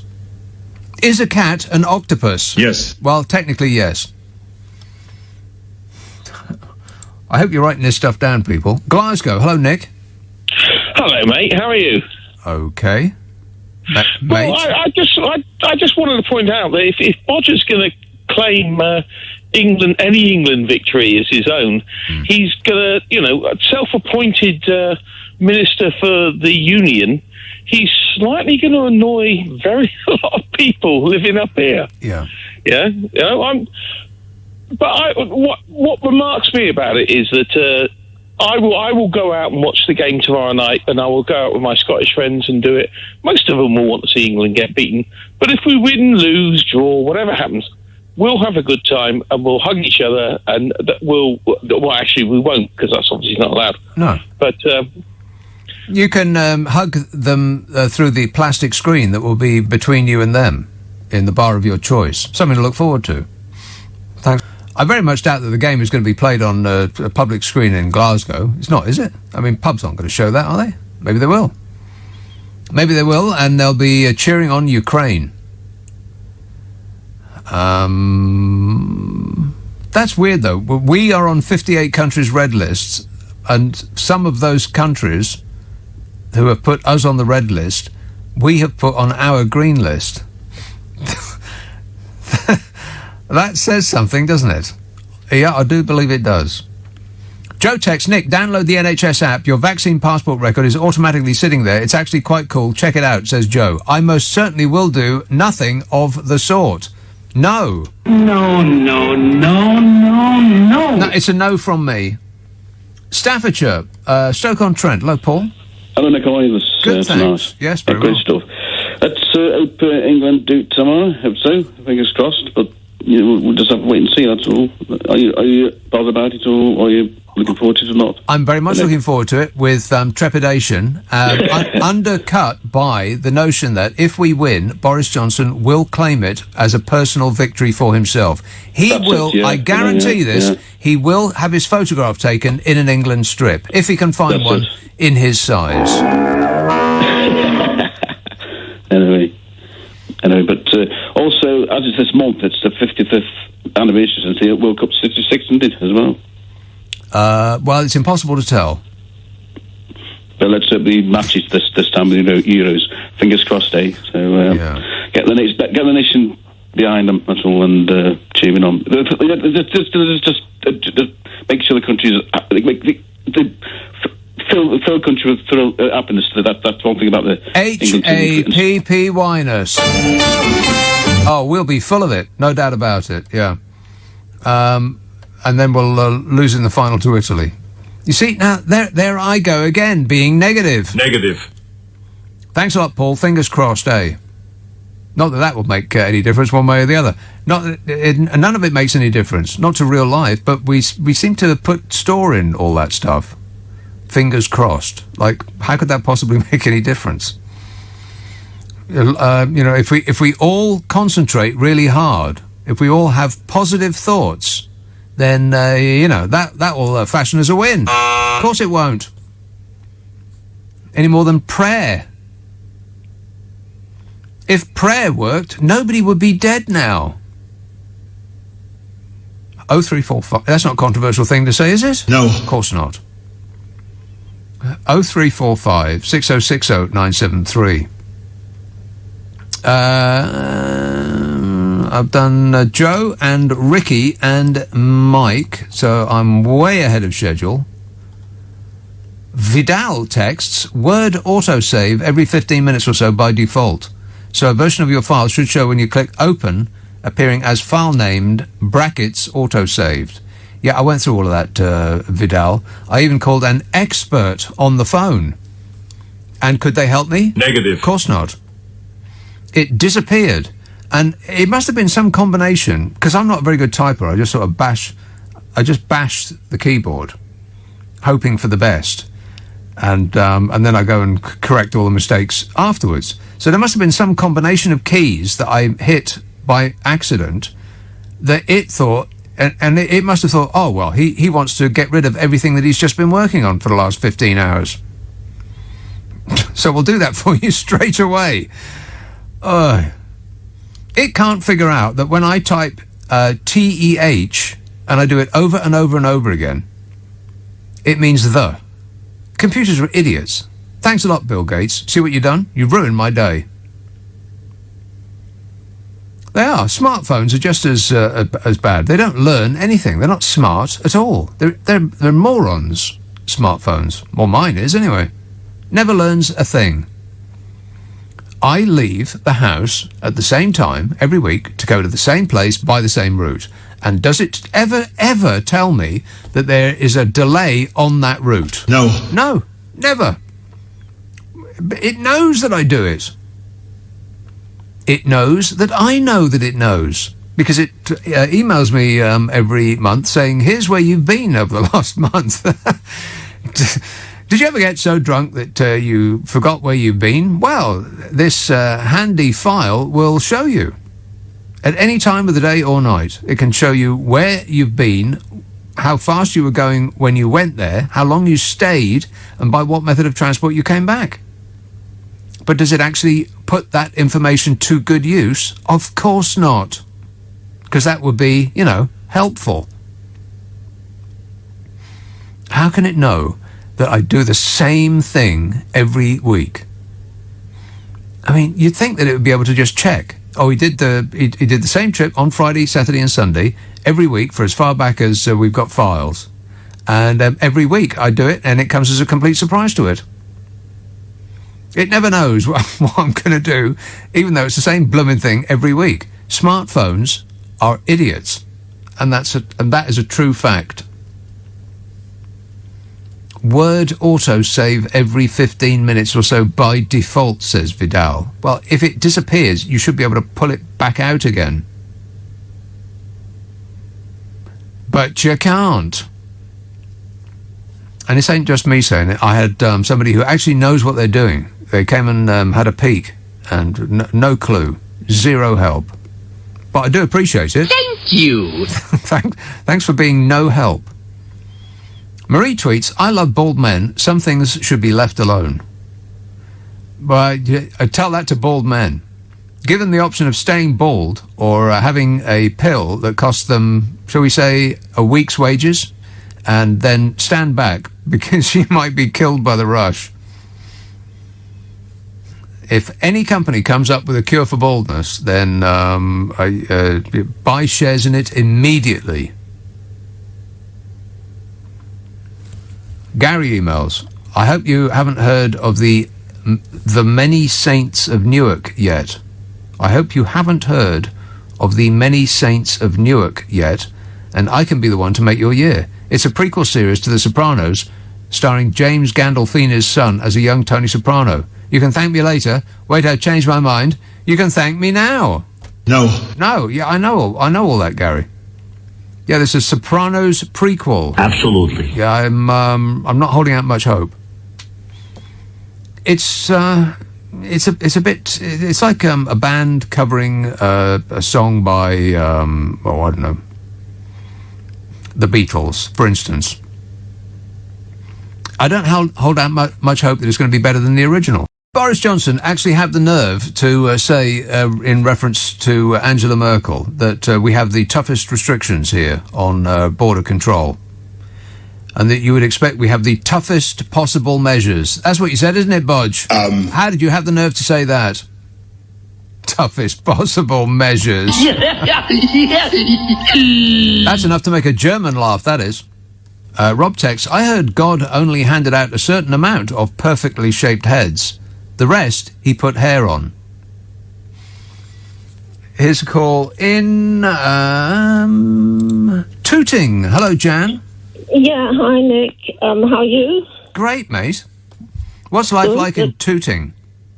Well, it's okay. It's okay. I mean, it's not like Balham. Let's not get carried away, but, Tooting. Oh, well, no, I'm not far from Balham. I can walk to Balham. No, you don't want to do that.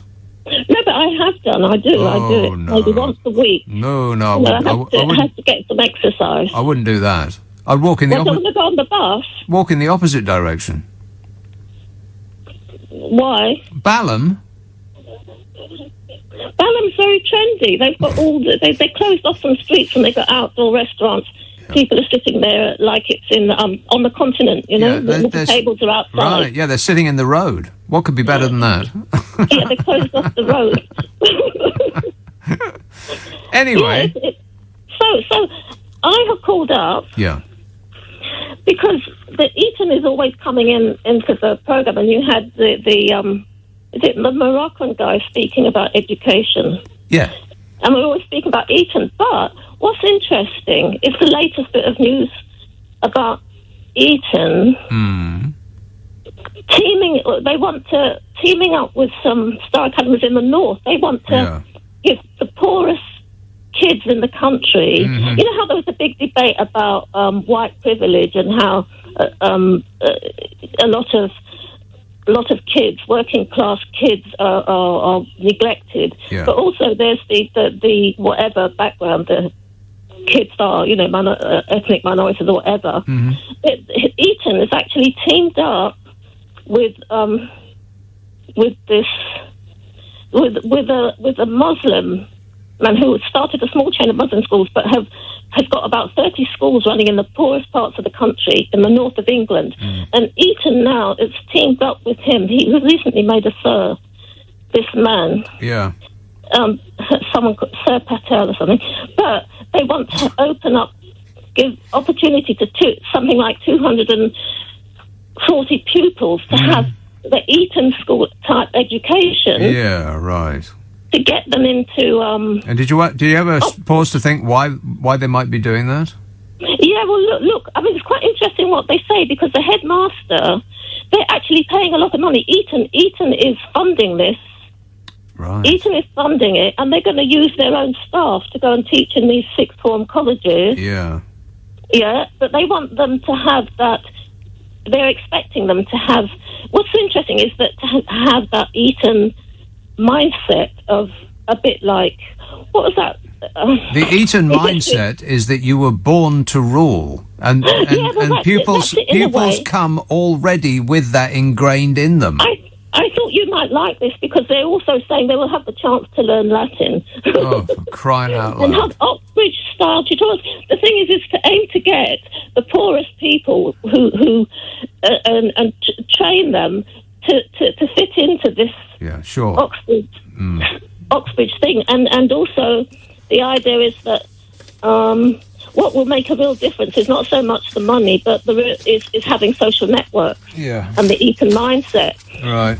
I thought that might interest you. It interests me, but not for the reasons stated. I do have detailed files. Let's see if I can come up with it. No, but you see, I think the thing is Eton is going back to its old history, isn't it? The old history is that, so I found out... Yeah, so it's so old that it's irrelevant. No, I mean, it was originally opened for poor boys in the 15th century. It's so old, it's irrelevant, because it's not for poor boys now. Well, they're trying to redress things, aren't they? But I think so. That's the headline. But you might ask yourself why they're doing that. Well, I think they just want to get bright people into Oxbridge, but they want them to have a certain mindset. Sure, yeah. They want to train them. Yeah, they're keen on levelling up. Yeah. Oxbridge-style tutorials and the chance to learn Latin and be taught by Eton. Yeah, well, forgive me if I don't believe the PR release. The PR? No, it's true. The headmaster is quoted as saying certain things. Okay. And he's teamed up with this man who opens up... Sure. They're interested in spreading the opportunity about. Right. How come we're hearing like what you said 7 seconds ago in the background? You don't have the radio on, do you? Oh, no. Oh, my God. Oh, sorry. No, can you hear it? Sorry, I've come away from it. Oh, no, I'm on my mobile phone, of course. Right. Okay, is Eton still a charity? Are they still a private school still doing that? Are they still a charity? So, because if they are, then you and I and everybody else in this country are subsidising the richest, the children of the richest families in the world. Yeah, fees at Eton are £44,000 a year. Right. £44,000 a year. Yeah. But it's an organisation that makes millions, and on which, if I'm right in thinking, there's still described as comically a charity, then they're being subsidised by all of us. No, I don't think. No, they're not a charity. They are using whatever money they've got to help run these three sixth form colleges they want to start open in the poorest areas of the north. Jan, you're just reading me the PR release. Oh no! I mean that's what they said. No, exactly. You're like I said. You are reading the PR release. No, look, Gavin Williamson, the Education Secretary. Oh my God! You're not going to quote Gavin Williamson at me, are you? What? This bloke? I just reckon we've got the very best people in this country. Much better than the French have. Much better than the Belgians have. Much better than the Americans have. That doesn't surprise me at all because we're a much better country than every single one of us. That guy. That's the fella that you're going to quote at me. No, I mean it's in this article. He said he's delighted to see Star Academies are joining forces with Eton. Yeah. So you are quoting him at me. That's what he said. I'm not remotely interested in what he said. Gavin Williamson. Williamson. The bloke who has his picture taken with a whip on his desk. This bloke. That guy. Anyway, they feel they're doing something to try and give opportunities. Yeah, they're helping. Sure they are. Yeah, they're levelling up. It's exactly what they're doing. Yeah. Okay, as soon as any other developments occur, I want you to let me know straight away. Okay, Jan, as soon as they put out another press release. Rob texts. Oh no, I've read that one. It's about God only handing out a certain amount of perfectly shaped heads. Nick tweets, I've seen the future and Jean-Luc Picard was still bald in the 23rd century. Bad luck, says Nick. So they haven't invented a cure by the 23rd century. Wills and Hazard are going to be furious. Sue email, because they'll be front of the queue, I betcha. Sue emails, did you see our Prime Minister in training, Andy Burnham, on Question Time? No, I most certainly did not. She says, I reckon by the time he's finished his reign as Mayor of Manchester, he'll be ready to be our new leader. Well, maybe. I don't know, something about that doesn't seem likely, but perhaps. You just never know. I will not watch Question Time. I just won't, because you never know when a certain individual might pop up. I'm a nutcase. As in pretty much every other week. And he's got this whole thing. Whinging and whining and moaning. And I just can't take it anymore.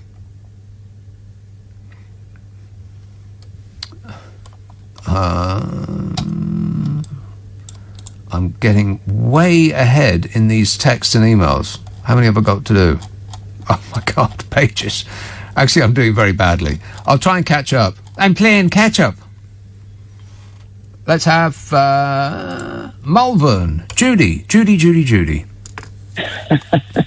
Why did you lie to me? Hello, Nick. I won't say how are you because you've already said you're absolutely fine. So we'll. I'm great, mate. Skip that. Why not? I thank you. Thank you. Thank you.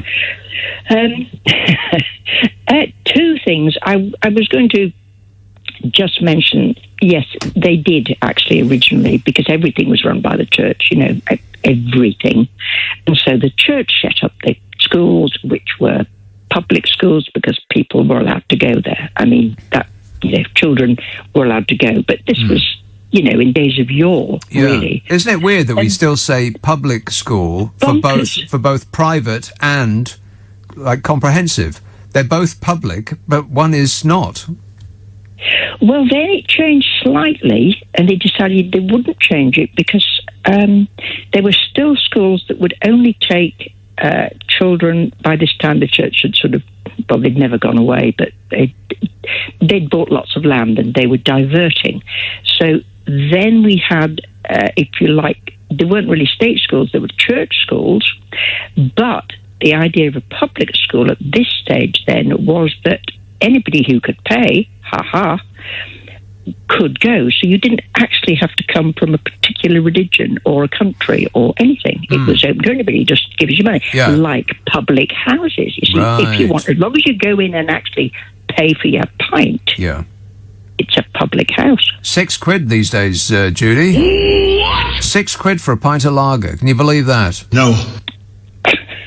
It's stunning, well, isn't it? What, I went to my local village pub. You know the name of my village pub, which you don't want me to remind you of. I don't know it. I've mentioned it. It's Uckinghall, the village of Uckinghall. Oh, please. I can't help it. It just is. Well, I suppose so. Yeah. How many local signs in the area have been changed by youths? Disgusting. All of them, I bet. Absolutely none at all. Strangely, I know, but they changed them in Upton upon. I think it's Upton upon Severn because there's Minge Lane in Upton upon Severn. That gets changed all the time. In fact, apparently they've taken it away now. Right, good. Yeah, I thought so too. Don't talk about things like that. Yes, so anyway, that was, mind you, having said that, actually, I did send, just don't shout at me, okay? I did send my son to Cheltenham College, public school. Isn't that a ladies' college? No, that's far better. The ladies' college is like, Cheltenham College is okay, but it's a boys' public school. I mean, I'm not sure that it was the right thing to do. In fact, looking back, actually, it was absolutely not. But if you were a single parent like I was, so just let's forget about actually everybody can't, they're all... Was it a boarding school? It was. Well, it was always part boarding school. But I was a single parent with no extra money. I mean, the only money I got, I had to work for. And given that I got all of, 5 O levels, this is... Well, how did you manage to send him to private school then? Because I think private schools used to be money, private schools used to be cheaper. I mean, everything used to be cheaper, but cheaper I based did get on a grant in the end. Thank God. Yeah, it's cheaper. I got a grant, but it's cheaper based on the amount of money that people earn. Like houses, people used to be able to buy a house for a year's wage. Now you need 10 years' wages. So things have... I could never have... I bought a house as well. Right. And actually in those days, it was reasonable. And I'm not saying I was having... It was a poor wage, but I mean, I was a regional sales representative, for goodness sake. Wow. This was not... What did you sell? Oh, don't. Well, actually, if I sort of said PVC packaging, it'll just get worse. PVC, eh? I see. I know. They did change it later, but I used to go to Marks and Spencer's to get loads of orders for sandwich boxes and like British Museum, and they would discuss how they were going to put the head of Nefertiti into a square box, so that at least the people I went to were interested. The head of Nefertiti, they put it in a Tupperware box to keep it fresh. No, we used to go block them and make them beautiful. Obviously not the sandwiches from Marks and Spencer's. Yeah, we were diverse. I haven't got time now, have I, just to tell you that when I was in the RAF, because I've done thousands of jobs, everything from a police officer to, I don't know, everything really, to a drill instructor. But when I was in the RAF, I was corporal, and as you see even now, they get people from the armed forces and pay them. And it wasn't a huge amount, but it was something. So I would take a fortnight's leave and I would stand, and they put me on the centre court, literally at the same level as the actual court itself. Yeah, they do. Yeah, I've seen military personnel just standing about the place. I don't know what they're expecting. Like trouble at Wimbledon. It's not going to happen, is it? No, but it was terrific fun. And in those days, which was the 70s, you did have, and I couldn't agree with you more, I literally had to turn off I've turned the tennis off. It's just so dull. Yeah, I went to Wimbledon it's the only time I've ever been in the 1970s, and I got somebody lent me the debenture tickets. Debenture, yes. Yeah, see, those are the posh seats. And what surprised me was that it's utterly silent in most of the stadium, most of the court. All of the noise that you hear on TV just comes from one part. All of the yelling and the screaming and the "come on, Timmy," all that lot. It comes from a very small part where the poor people go.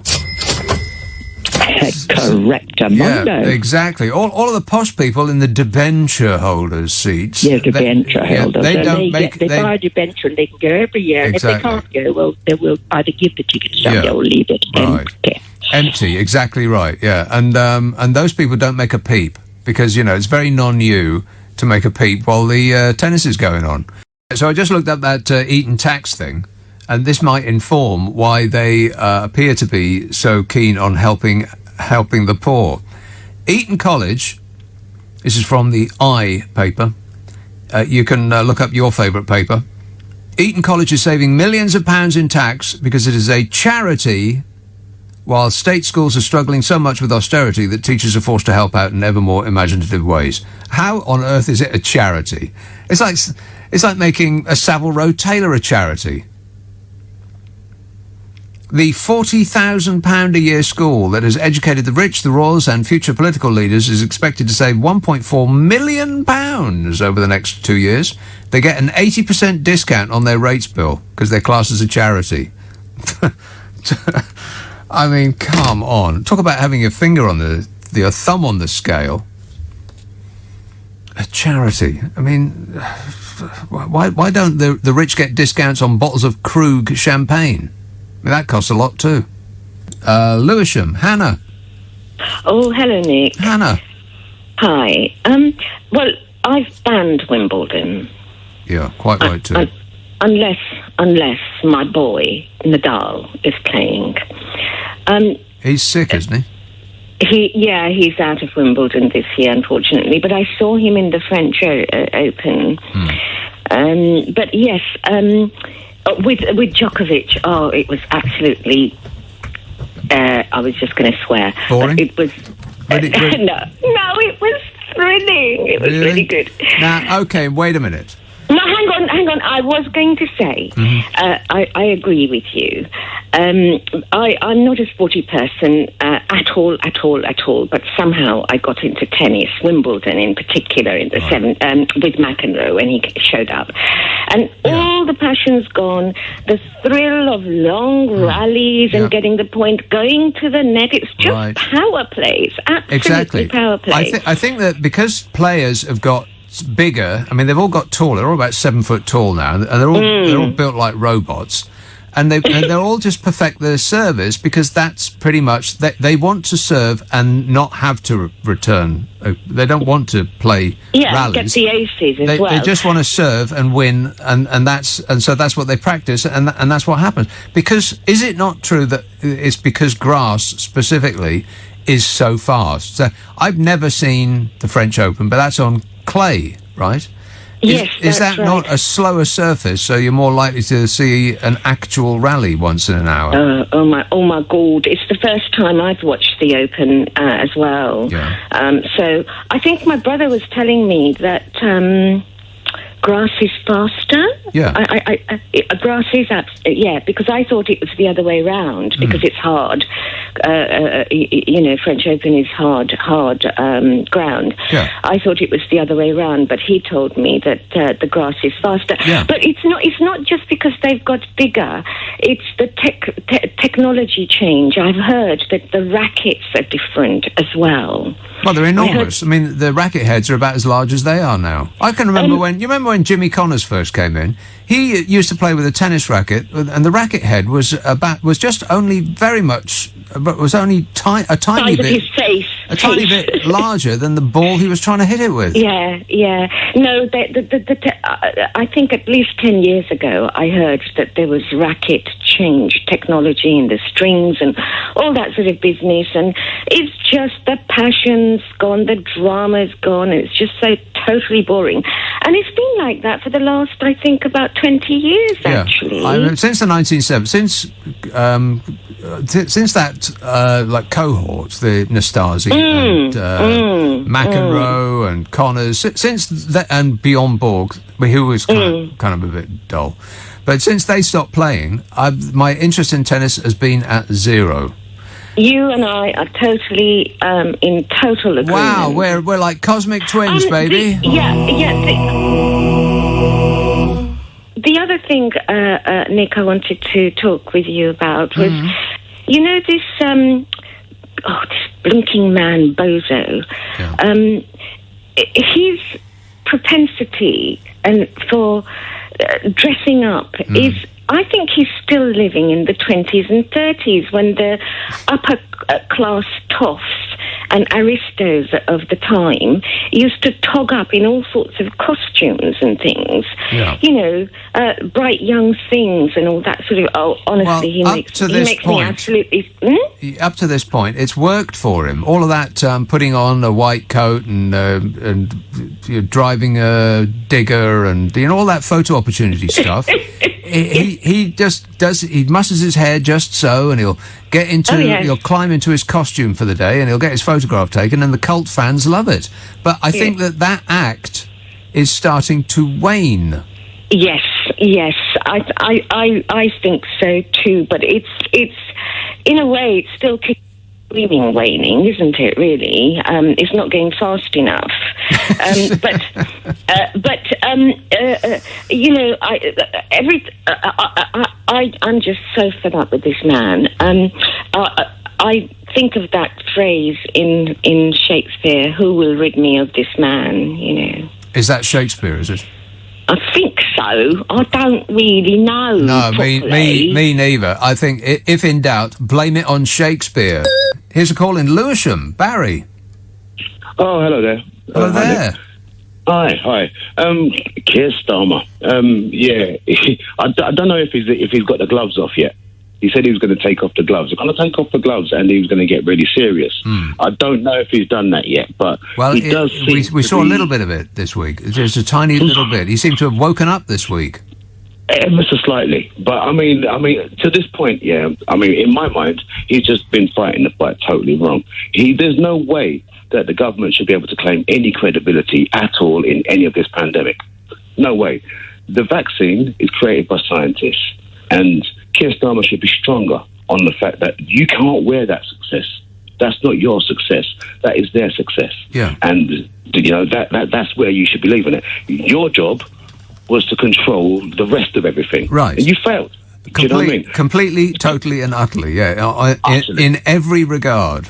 Yeah, I mean, it's like last week you mentioned Matt Hancock, right? And the issue about whether or not he's a liar. Now, if Keir Starmer used his forensic brain and went back into Hansard, which is the parliamentary records, then we would be able to see that on the 23rd of January, 2020, Matt Hancock was asked, why are people coming into the country and only getting a leaflet? Why is there no quarantine measures? Yeah. He said that everything's fine, the NHS is prepared and whatever else. Now, Keir Starmer should be framing a narrative around that and saying, like, look, these people have divided you up until this point here, and that's what they've been doing in order to keep in power. From now on, we need to scrutinise them. It's much easier. It's much easier than that. His homework's been done for him already. There's a video on the internet. It keeps getting... I retweet it on a daily basis. From Peter Stavanovich. It's got like 30 million. How many now? 24 million views. Right. Yeah. Of Boris Johnson disseminating misinformation in Parliament. Liar! Total lies. And it's like, okay, you can't call him a liar, but there are ways to show a liar up. Do you know what I mean? Because their words will come back to haunt them. You mean you can't call him a liar in Parliament? In Parliament. Yeah. Yeah, in Parliament. Because you must obey certain ancient niceties. Yeah, stupid protocols and whatever else. But I mean, Keir Starmer, really what he needs to do is frame an entire narrative, a story about how the Conservatives work based upon division, how they have divided and conquered, how they... For the past 11 years, they made the poor blame this one, and they made that one blame that one. With great success. They institute policies, and did. Yes, exactly. Great success. Put in all these policies, and none of these have worked. They defund councils, then the councils have to cut the services that they offer because they haven't got the money, because the government is not funding them properly anymore, and the local people are invited to blame the local council for what ails them, whereas it should be central government is the direction of their ire. You mentioned housing. Right now, for 40 years, there's been a right to buy policy. People have been able to buy their house, the council house, the social rented property, the property that is owned by us, the state.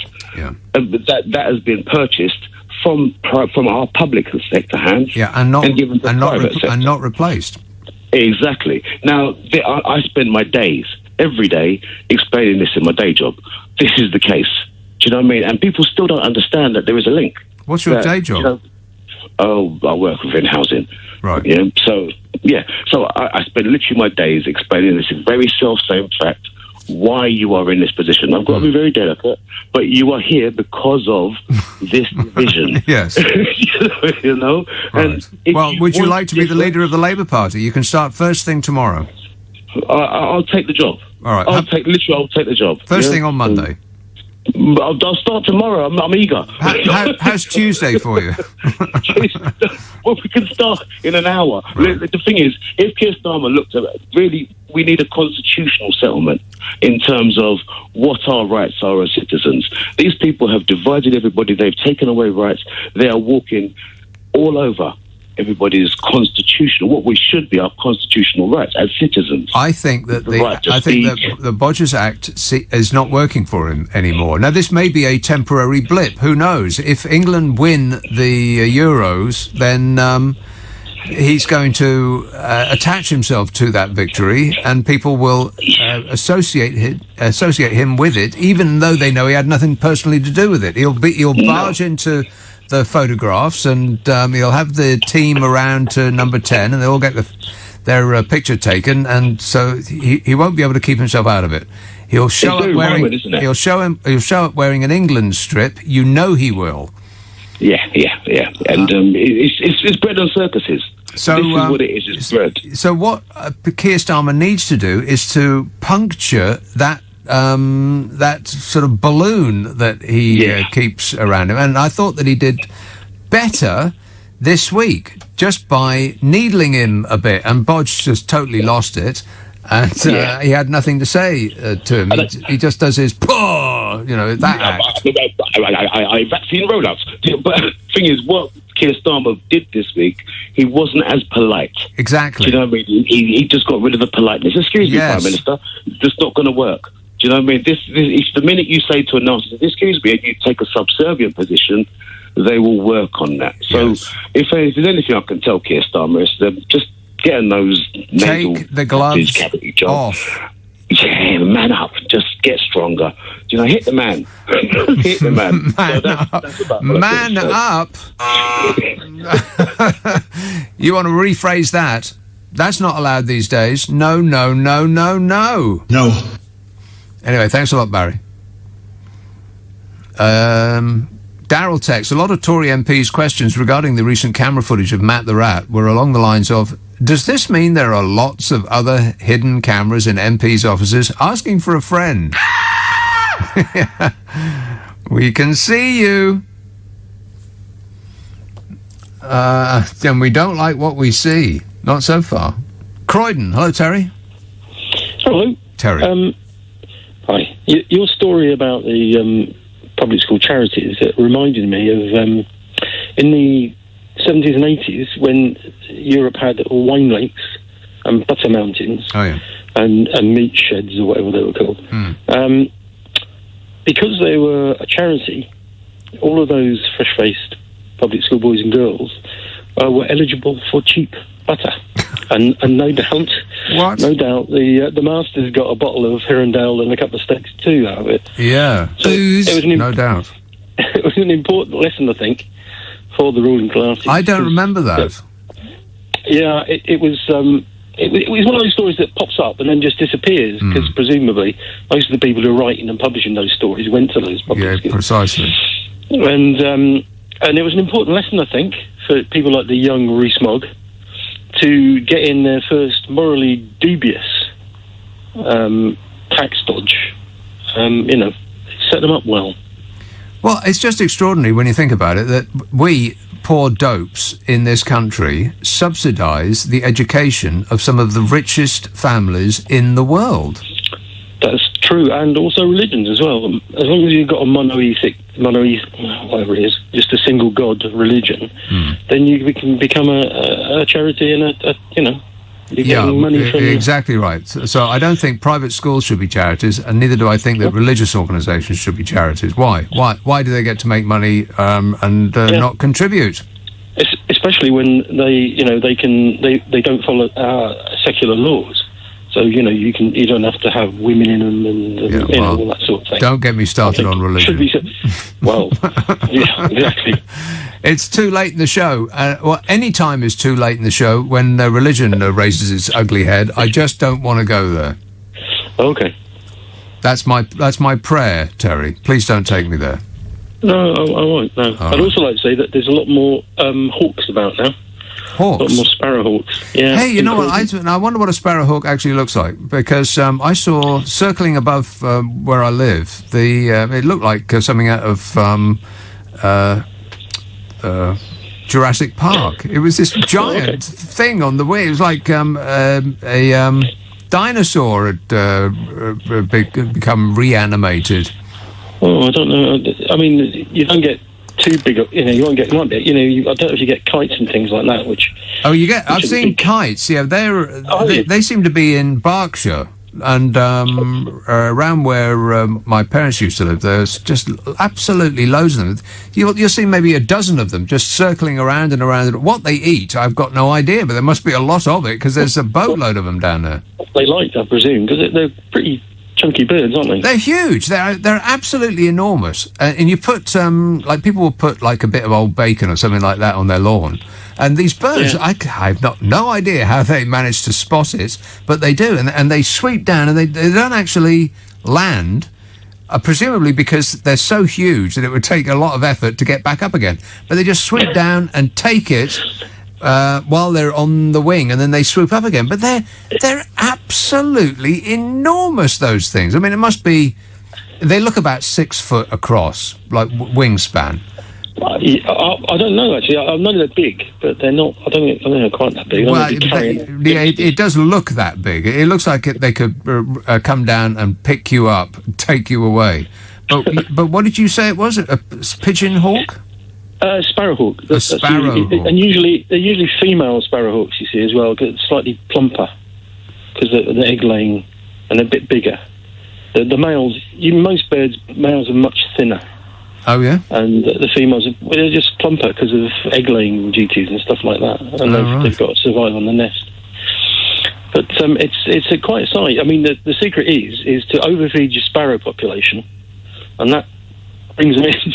And the sparrowhawk. Well, I'm looking at a picture of it right now.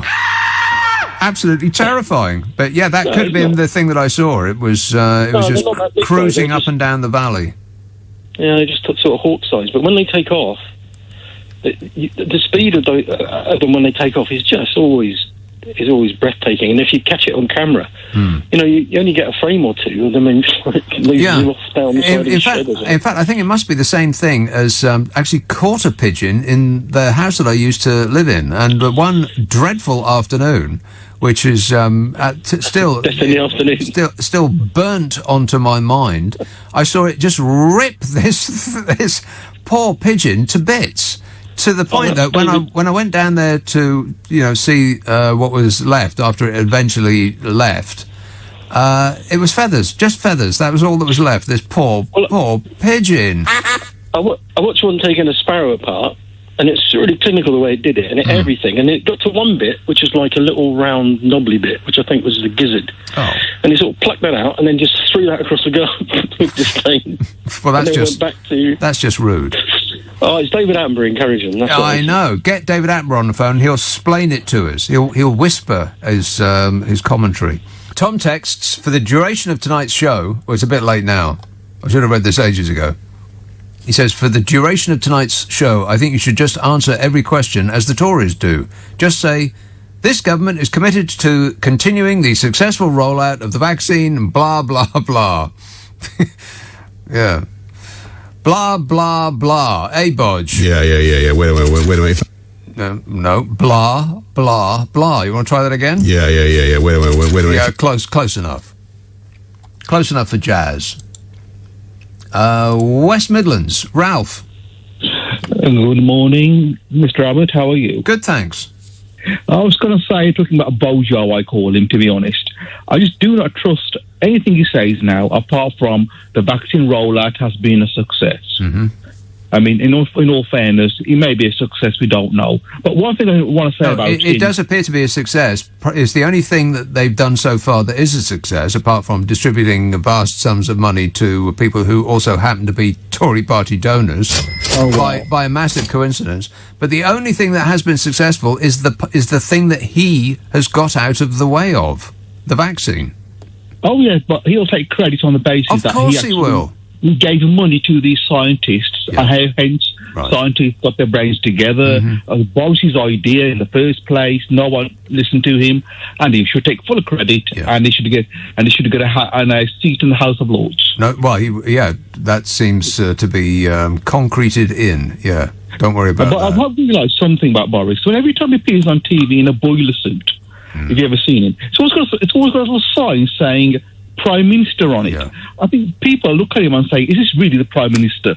You know, it just looks out of place. You know, someone's left some sort of that somebody should put the word seriously, comma, Prime Minister. And I'll just write on there brackets, no joke. Oh yeah, the only thing is the way he speaks, I'm wondering if that's an act. Is it real? He really speaks like that in real life? Everything about him is an act, ain't it, Bodge? Yes.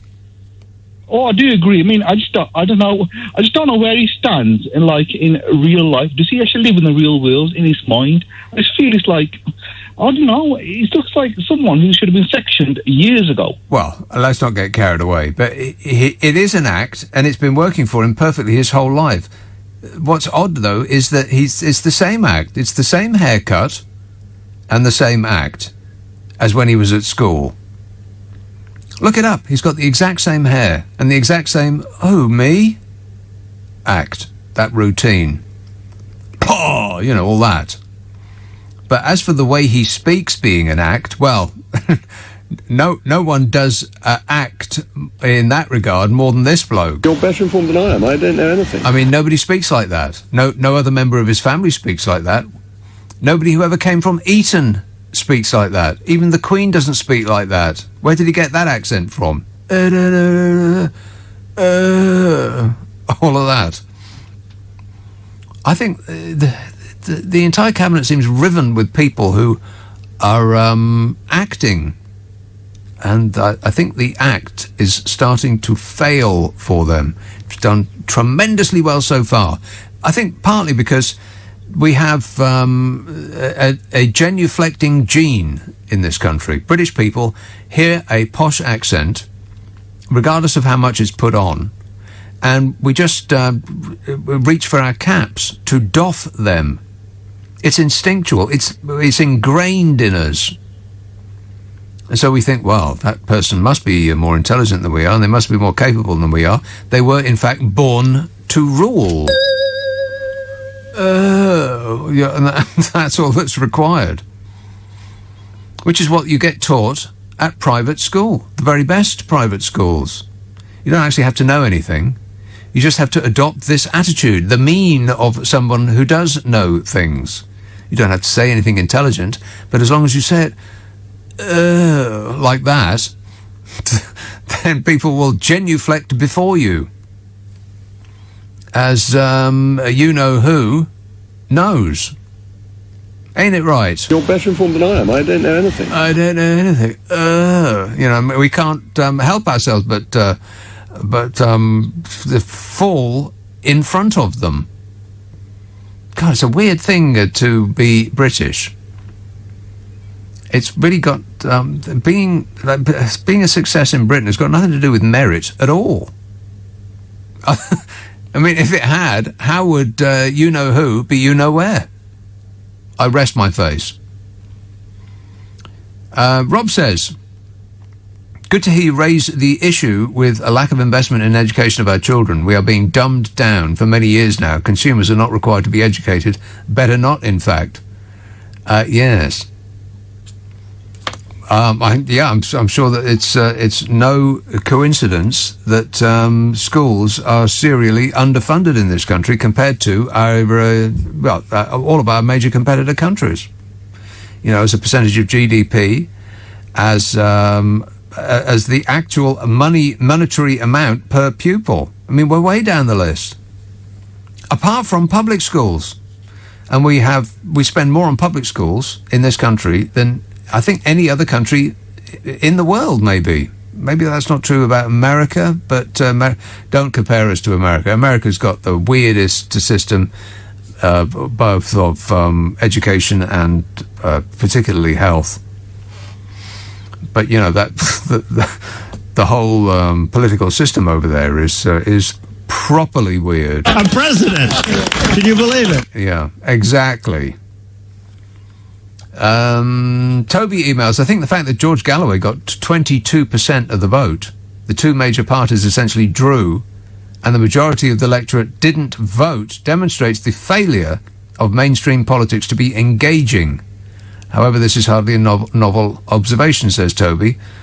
Also, doesn't Batley and Spen sound like a detective duo on an ITV3 crime drama? Yes, it does. The failure of mainstream politics to be engaging. Does everything have to be entertaining? You should get engaged. This is important, people. Don't wait for something to be engaging, because if you do, then you'll just vote for the clown. The wacky waving inflatable tube. Him. That's what you get when you want engaging. Somebody who's an entertainer. I mean, you get this guy. Excuse me. Okay. That's what you get when you want engaging. Politics should be a little bit boring. It shouldn't be entertainment. I mean, this idea that people should be impelled to go and vote because they've been their giggle bone has been tickled. I mean, come on, just get out there and do it. Pick the least worst, as in the best of the options available to you. James says, you haven't mentioned that cats are starting to die of a mystery illness. Oh, God. Just when you thought life was just maybe getting better. 300 cats have died so far, says James. Maybe we can make Matt Hancock Minister of Health for cats. What do you think? I think that cats deserve better, James, frankly. And on the Batley and Spen by-election, and finally, Rodney tweets, Nick, does this mean that for the first time in around 10 years, something isn't Jeremy Corbyn's fault? I think you might be right. Here we go.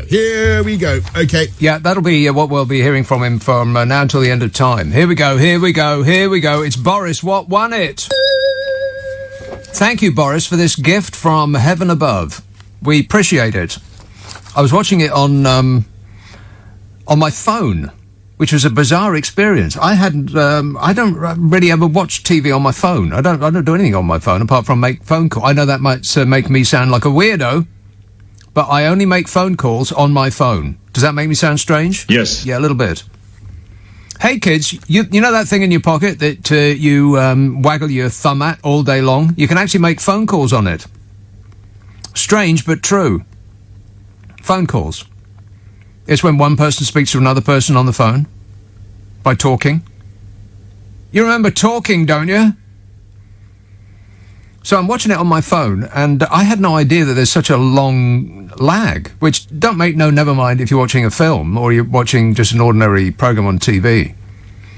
But it makes a big difference if you're watching the football. Because in the building, there's cheers going up, and I'm looking at my screen, not realising that it's on a lag, thinking, what are they cheering about? I mean, the people are jumping up and down, they're hugging each other, and they're kissing, and, they're practically going full parliamentary CCTV. Disgusting. And I'm thinking, why? And then about a minute and a half, 2 minutes later, then the ball goes in on my phone. And so I thought, well, why is it taking so long to get to my phone? And people are cheering in the street. I can hear them outside the building going berserk 4 times.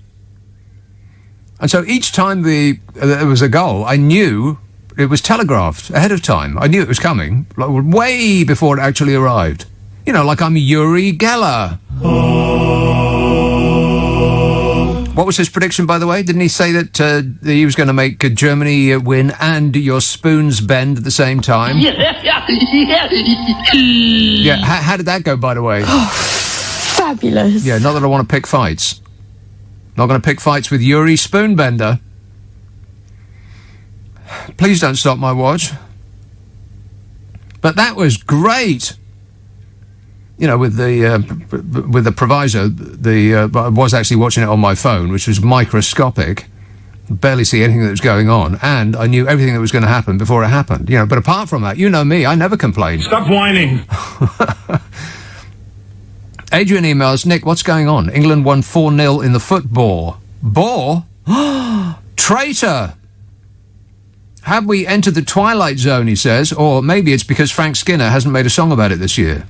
But can it last? Well, not when Boris starts saying that it's him that won it. And he will be saying it's him that won it. Here we go. Okay. No, not okay. Got nothing to do with you, Bodge. Tom texts, what's the bet that Boris will put the England win down to the vaccine rollout? Yeah, it has to be your excellent conduct concerning the vaccine rollout, eh, Bodge? Yes. And so I'm driving here extra early in order to do my work, because I'm a good boy, I am. I was going to do my work while watching the football. Turns out I didn't need to watch the football because, like I said, everything that happened on it I was aware of before, like about 2 minutes before it actually happened. But you know me, I never complain. Whinging and whining and moaning. And I'm coming here and thinking, it takes me about an hour to drive in. So I must have passed thousands of cars. I counted two cars with England flags on. 2. That's a disgrace, people. It's almost as though this tournament has taken us by surprise. Because ordinarily, their cars would be festooned with flags, to the point that it would become a danger to road safety. 2 cars, that's all I saw with England flags on. And guess how many homes I saw with the England flag draped out the window? 0. Not one single one. Why do people with cars and homes hate this country so much? That's going to be the topic on this show for the next 3 hours. Why does this country hate this country so much? Why can't you be patriotic? And how many pictures of the Queen do you personally have on your walls in your home as I'm speaking? Count them up. It better be more than 10. I'm going to get a picture of Her Majesty the Queen tattooed on the inside of my eyelids so I can pay my respects when I'm asleep and when I'm blinking. Have I said that before? I can't remember. So, like, sometimes I say things to myself and I can't remember whether I've said them on the air. I mean, that can't be an unusual thing. Like, you'll be gabbing on. Stop me if I've said this before. Yeah, well, stop.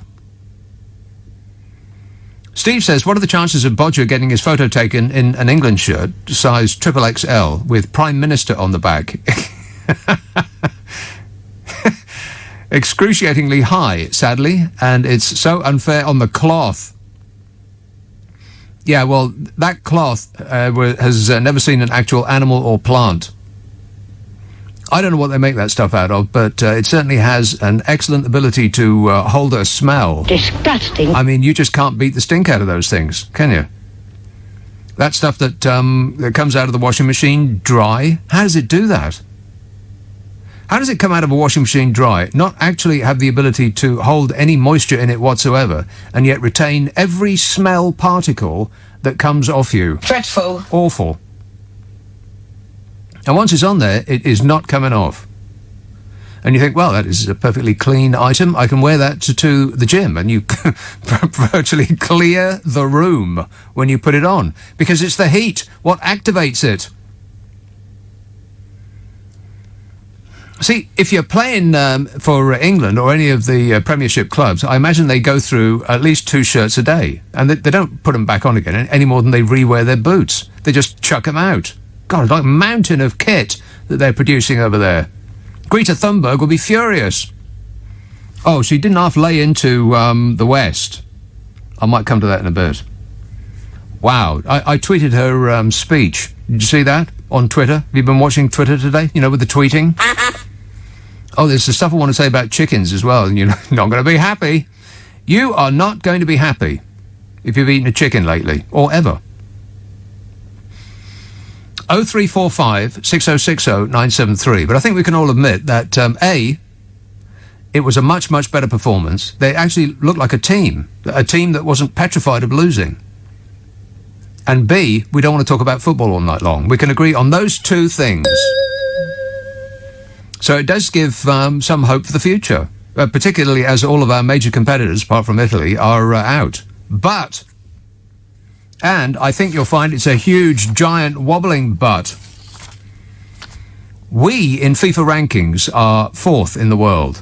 We're 4th in the world. Now, ordinarily, that might seem like a joke. But after today's performance, you might think, well, maybe. Sadly, Ukraine are 24th. So what that means is that... it's like Chelsea just played Blackpool. Because Chelsea ended 4th in the Premiership.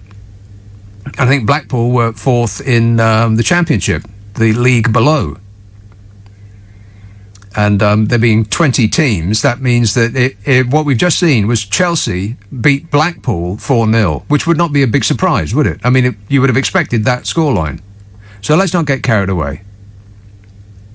Let's not throw our masks off and start, giving each other the full Matt Hancock. Disgusting. Hey, have you read anything funny about Michael Gove lately? Isn't it surprising? No. Not really.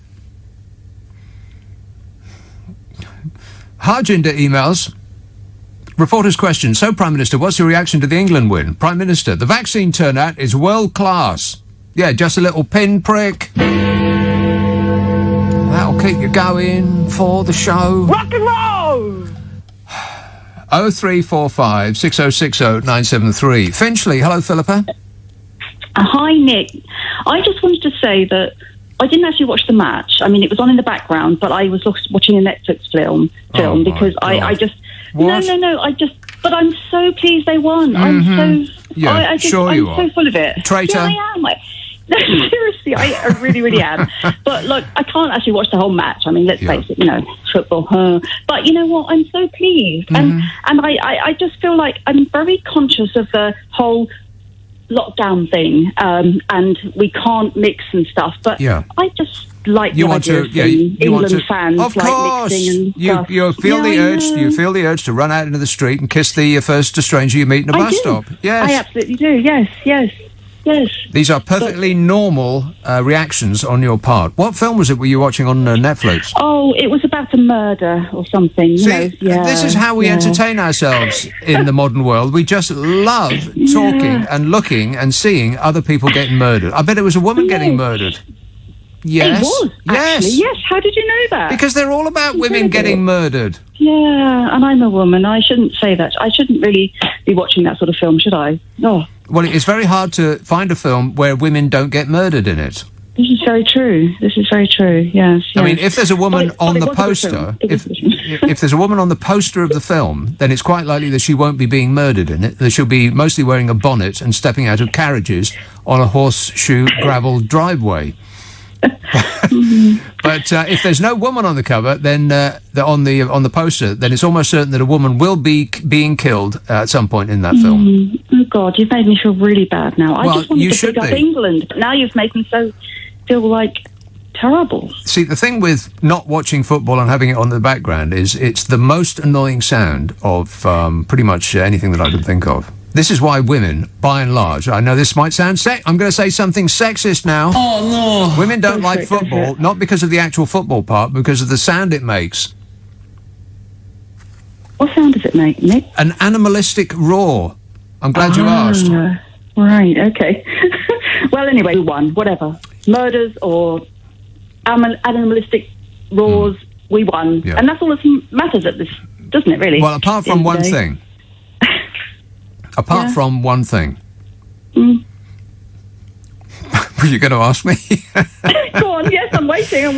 Right, so whose Netflix account were you stealing that film from? Mine! My very own. Guilty. My very own Netflix account. Okay, yeah, then. yeah.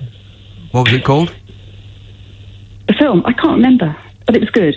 You can't remember? I would recommend it if I could actually remember what it's called. Right. Yeah. Who's in it? I can't remember. It was nobody famous, I don't think, but it was very good. Yeah. Regardless, I watch so many. I mean, they're all the same, aren't they? Yeah. As you say. Yeah. Well, they're all not. these women getting killed. I watched a Yeah. Ryan. Yeah, that one. Yeah, that one. You know, That's the one. it's not James Bond, and it's not the Tom Cruise thing. It's in fact he was in this Ryan something or other with you know, that fella out of the that thing you mean. the chap out of the thing. It's terrible. Absolutely awful. You want to give that one a swerve. Promise me you'll I do will that, do. Philippa. Yeah, I will do. Okay, thanks a lot. Excellent work. She has no idea what she's talking about, but it doesn't prevent her from having a strong opinion. I am not one of your friends. It would be what Boris would say if they'd lost. But now they've won, he can't wait to get his photograph taken next to each and every single one of them. Yeah, apart from Raheem Sterling. For some reason, he'll get left out. Sorry, Raheem. Nothing personal, except it is. God, somebody tweeted the pictures of the tabloids' treatment of Raheem Sterling over the last couple of years. And, wow. They've been not since Jezza Corbyn, since Uncle Jezza himself. Not since Jez have they piled on so much to one individual, apart from Jezza and Meghan Sparkles. You know Meghan Sparkles, don't you? No! Yeah, that's right, her. Oh my! But now he's their hero. Oh, we've always said great things about Raheem Sterling. He's our number one favourite personality, they say.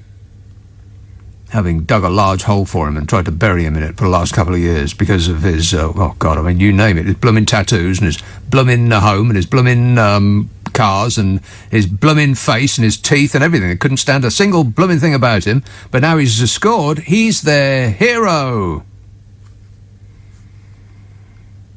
There was so much in the papers today. It boggles my mind to know where to even begin. But it was like a woke-a-rama. By which I mean they were piling in on people who are woke. God, I hate that word. What on earth does that even mean? They want you to feel nothing but enmity for anybody that actually is concerned about the welfare of others, because that to them is a sign of traitorousness. It's a sign of weakness. Wokeness is weakness. Oh, I tell you what, for tabloids, you can have that one on me. For nothing and free. You can form that into a headline from now until the end of time. Wokeness is weakness.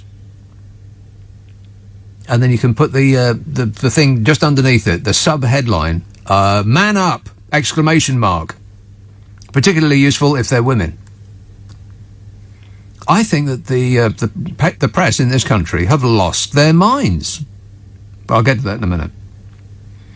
Roger texts, Nick, 20 years ago we all just made phone calls on our phones. Now most of us do everything else apart from calls on our phones. That's right. I wish people that would call this show would use them less and use... this was going to blow your mind, kids. There used to be a thing called a landline phone, which was actually attached by a line to a plug attached to the wall. Can you believe that? No.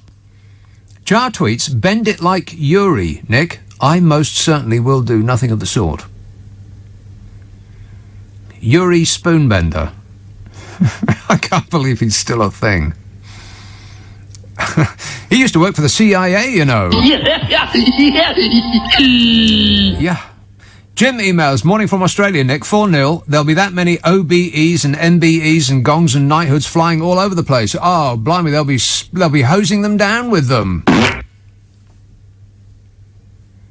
And Bodger will want his picture taken with every single one of them. There'll be an invite out to over at his place at number 10. Don't go. I would have so much patriotic... my heart would be beating a little bit stronger if each and every one of them said no, in the politest possible terms. No. Yeah. Got nothing to do with you, Bodge. Yeah, they certainly will. I mean, they'll be covering, and when they give away badges and funny titles to celebrities, it's a method to distract your attention from what is actually going on, which is them giving badges and funny titles to themselves. Because you can monetize a badge and a funny title. If you're a lord or a sir, you can append your name to some dodgy organisation, like a bank, for instance. And they will put your title on their headed notepaper, by which method they'll whitewash their reputation, and then you can earn a 6-figure salary for not showing up to work. And then you just collect 6 of those, and you're making £1 million a year not doing anything. And all it took was to become a lord. That's what that's all about. It's about maintaining power and money in the hands of those who have power and money. And they distract your attention by giving badges out to, actors and footballists and people like that, people that you've actually heard of. It's the people that you haven't heard of. Look behind the headlines at the people, this vast list of people that they're congratulating for looking the other way, for deleting whatever evidence they have on CCTV. For instance, I can't believe that I had to look through that entire video footage of Matt Hancock getting gropey. Now I can't get it out of my mind. Thanks a lot, Matt Hancock. See what you've done? Once seen, you can never unsee it. Can I say that I absolutely, totally, and definitely do not want to see any of the same of, what's his name? I've just forgotten what his name is. How quickly we forget. Gove. Ugh, Michael Gove. Disgusting. Can you imagine? No offence. Jan tweets, hi Nick, I had lag too. I could hear the neighbours shouting and then Alexa plays a goal. Boris will say the win is due to them being vaccinated. Yeah, of course. Alexa played a goal. How did it do that then? What, is it Alexa attached to your TV? Oh, and I just thought, people's machines will be popping on. Yes? That little ring of no confidence will be lighting up, ready for your next instruction. Alexa, play Joe Walsh from the album Barnstorm. 0345 6060 973. Henry says, that's what I thought. I don't know if my hearing went, but I thought you lost. It was dead quiet in Hounslow. What are you talking about? Hello, Nick. That's what I thought. What was what you thought? What are you talking about? That's what I thought. How does anybody start a sentence with that? I'm not a mind reader, Henry. What is what you thought? I don't know if my hearing went, he says, but I thought you lost. Me? It was dead quiet in Hounslow. I seriously doubt that. I very much doubt that it was dead quiet in Hounslow. Mind you, not many planes taken off from Heathrow anymore. You're not allowed to leave the country. If you even think about leaving the country, Prissy Patel will boot your door down and slap your legs. Don't try her. Scott tweets, the reason that there is a lack of flags on cars and homes is because people don't want to be accused of being nationalists. Bodger ruined patriotism. Right. If you mean you don't want to look like you're in Bodger's gang, then I understand that emotion. But if you're saying that you can't feel patriotic because of Boris Johnson, because he's, then that is definitely wrong. But he has sort of like appended himself to the flag, hasn't he? Well, he wiped his feet on it, for crying out loud. Another photo opportunity. My God, does that man ever do anything other than instruct his photographers about which side is his best? Well, I think they found the side that it's best. About half a mile away from a helicopter, they took a photograph of him wiping his feet on the flag. Disgusting. Which I think is treason. If you tried that in America, they would have a stern response. You would actually be dodging bullets. If you wiped your feet on the flag in America, as Bodger did outside number 10, you would, I think you'd be waking up dead. It's against the law to wipe your feet on the flag. What was he thinking of? Anyway, this entire country's jumped the shark, and I'll get into all that in a while. Rodney tweets, Nick, I'd love a flag or a photo of the Queen, but someone in Downing Street bulk bought the lot of them. Yeah, people in Downing Street, they think that they can screw over the country, they can do absolutely anything they blooming well like, and we will love it, just as long as they tack up a picture of the Queen staring at them as they, lie down the TV tube to us. Ain't that right, Bodge? I can't comment on that. Mikey emails, 1 picture in every room of Her Majesty and 2 in the bog. No half measures here, mate. I should bloomin' well hope so. I want you to put them on the inside of the side windows of your car, and on the inside of the back window of your car, and on the inside of your windscreen. I want you to completely cover all of the glass in your car with pictures of Her Majesty. Only that way can you prove you're not a traitor. Ricky tweets, hey, Ricky, you're so fine, blah, blah, blah, here, Ricky. I'm watching for the photos of Bodger and Carrie watching the match. I need something to keep the grandkids away from the fireplace. These are the jokes, folks. Let's have the Isle of Wight. Hello, Billy. Hello, how are you doing, Nick? Yeah, I'm great, mate. Sounds like you got your head in a bucket. Oh, really? Yeah, really. Oh, okay. Is this better? Are you in the smallest room in the house? Yes. Incidentally, I am in my bedroom. Oh, in your bedroom, right. What, your bathroom is bigger than your bedroom? Well, it's kind of attached, Nick. So, right. Yeah, I mean, I don't know. If I go into the bathroom, maybe it'll work. No, don't go. No. Do not take me into the bathroom. But you might want to think about some soft furnishings in your bedroom. Soak up the sound. Some kind of foam or something attached to the wall, like they have in music rooms. Exactly right. Yeah. I called up, Nick, because I agree with what you was mentioning about not watching the football, and I was doing just that, like your previous caller. I was looking at a couple of tabs on the internet, and every time I looked away, England scored a goal. So there was really no point in me watching, to be honest with you. But I enjoyed it nonetheless. It was the sound of it, though. If you're not watching football, it's a really annoying sound. That I can describe it in no other way. It's an animalistic roar, isn't it? Yeah, I can. Yeah, absolutely. Yeah, I can relate to that because when I don't know, when you're just surfing on the net or whatnot, something perfectly casual. You're not, doing any research or anything because sometimes I really get into it. Yeah, you're just wasting your time. Yes. Yeah, when you're just wasting your time, but even when you're doing that, when you've got the football in the background, absolutely, it's just you're unable to do anything else because all you can hear is it's either the constant monotone voice of the commentator or it's the people in the background singing "It's Coming Home." The swell of the crowd. Yeah, you're constantly being drawn to it. It's impossible to ignore, but it's also really, really annoying sound, which is why a lot of people just can't stand football, but they don't realise why. Because, they'll be in a room where their other half is watching and they're trying to do something else, but they just can't bear it. But that's the reason why. It's the sound of it that's the problem.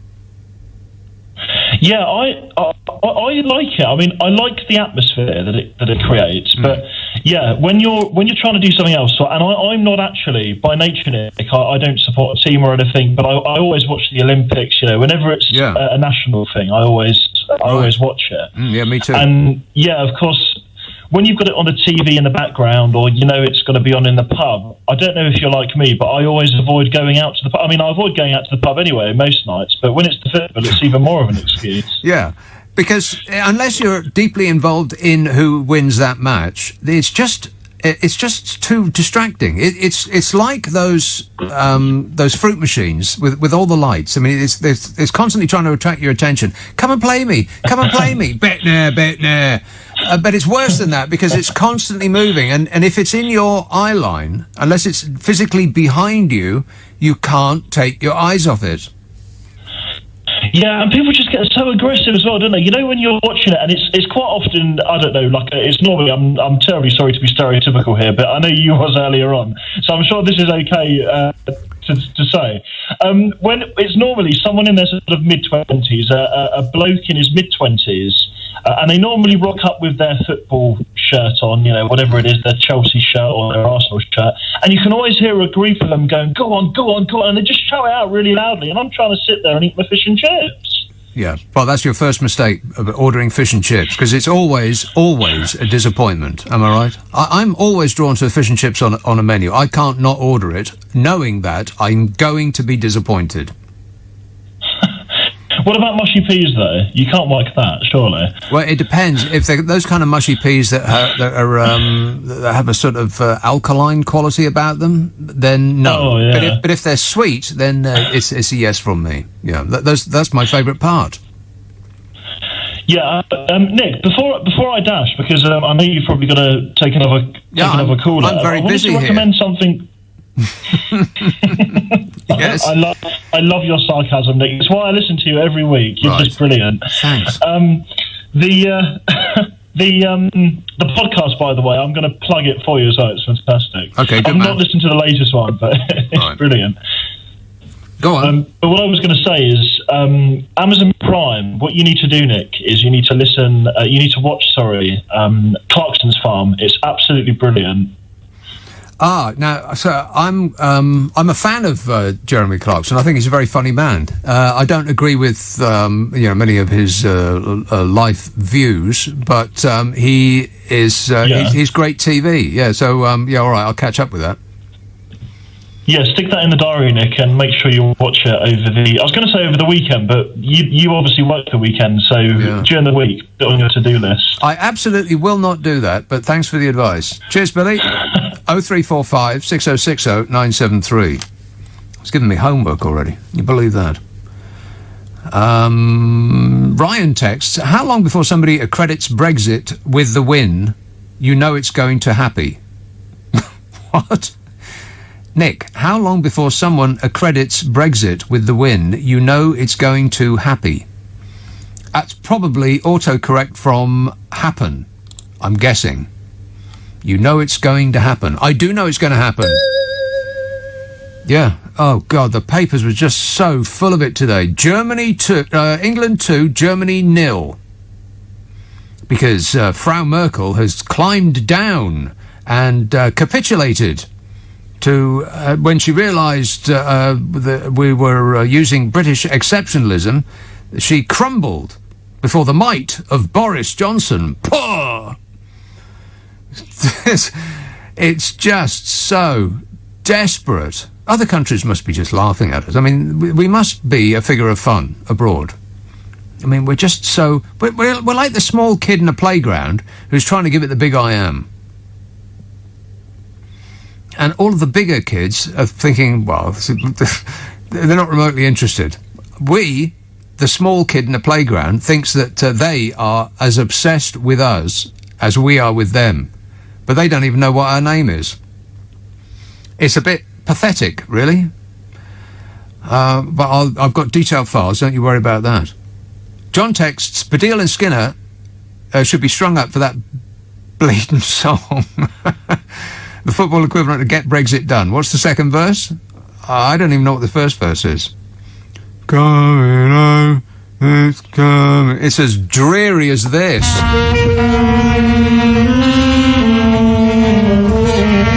Football is coming home. Football's coming home. In fact, it is the same song. Sorry about that, Your Majesty. I have detailed files on Hazard as well. Oh, blimey, the paper, singular, was, I don't know why they're piling in on him today. I think maybe to distract the eye from what's going on in the Parliament. You know, certain individuals are doing you-know-what with certain other individuals they shouldn't oughta. Disgusting. Awful. So they wanted to take our eye off that. You know, just as they want to take our eye off the mountain of dead bodies and the economic catastrophe and the disaster that is Brexit and the increasingly empty shelves, and we ain't got no jelly beans no more. What? Did you hear about that? So they're all in, like, maximum distraction mode. And fortunately for them, along came Hazard and Sparkles. You know Hazard and Sparkles? No! Yes, that's them. And for some reason that I can't fathom, they decided that today was the day to pile in on Hazard. You know, because of his wokeness. And then also they were doing a woke thing about the National Trust. Neither of which were actually relevant to what's happened in the news today. So you have to think that they've been instructed to do that in order for us to be distracted. Distraction bombs, just chucking them out left, right and centre. It reminds you of a certain orange Trumple Thin-Skin. Oh, shut up! That's what the current regime are guided by. It's the principle, what would Donald Trump do? Everything that I've done is 100% proper. That's what I do, is I do things proper. Guilty, I think. I think guilty. And stupid. People are laughing at us all over the world. They think we're stupid, and we are. I mean, we're being led by stupid people. We're being led by people that don't have a clue, they're incompetent. He said while he was leading the country. Kennington, hello, Margaret. Oh, hold on, Nick. Hold on. Let me take you off the, hello, I'm on a landline. A landline! You're coming through loud and clear. And what's more, I'm one of 16 million. I don't have a mobile phone. What? How do I communicate? How do you communicate? Well, I have one child. He's ultra successful at 28. He doesn't need me. Nobody needs to know where I am. And when I'm home, I return a call quicker than those on a mobile phone. Right. Now, but what if you need to make a phone call when you're out? When I'm out? Yeah. Why would I need to do that? Well, you might want to tell somebody, oh, hello, you know, like that. Hi. You mean when I'm in Aldi tonight, I'm sort of photographing something and saying to some stupid person on the phone, right. Oh, do you like the look of this? What is this? Yeah. Do you want this? Say you're in a restaurant and you're eating. If you don't have a mobile phone, how do you take pictures of your food and squirt them up the internet? I don't see why I would.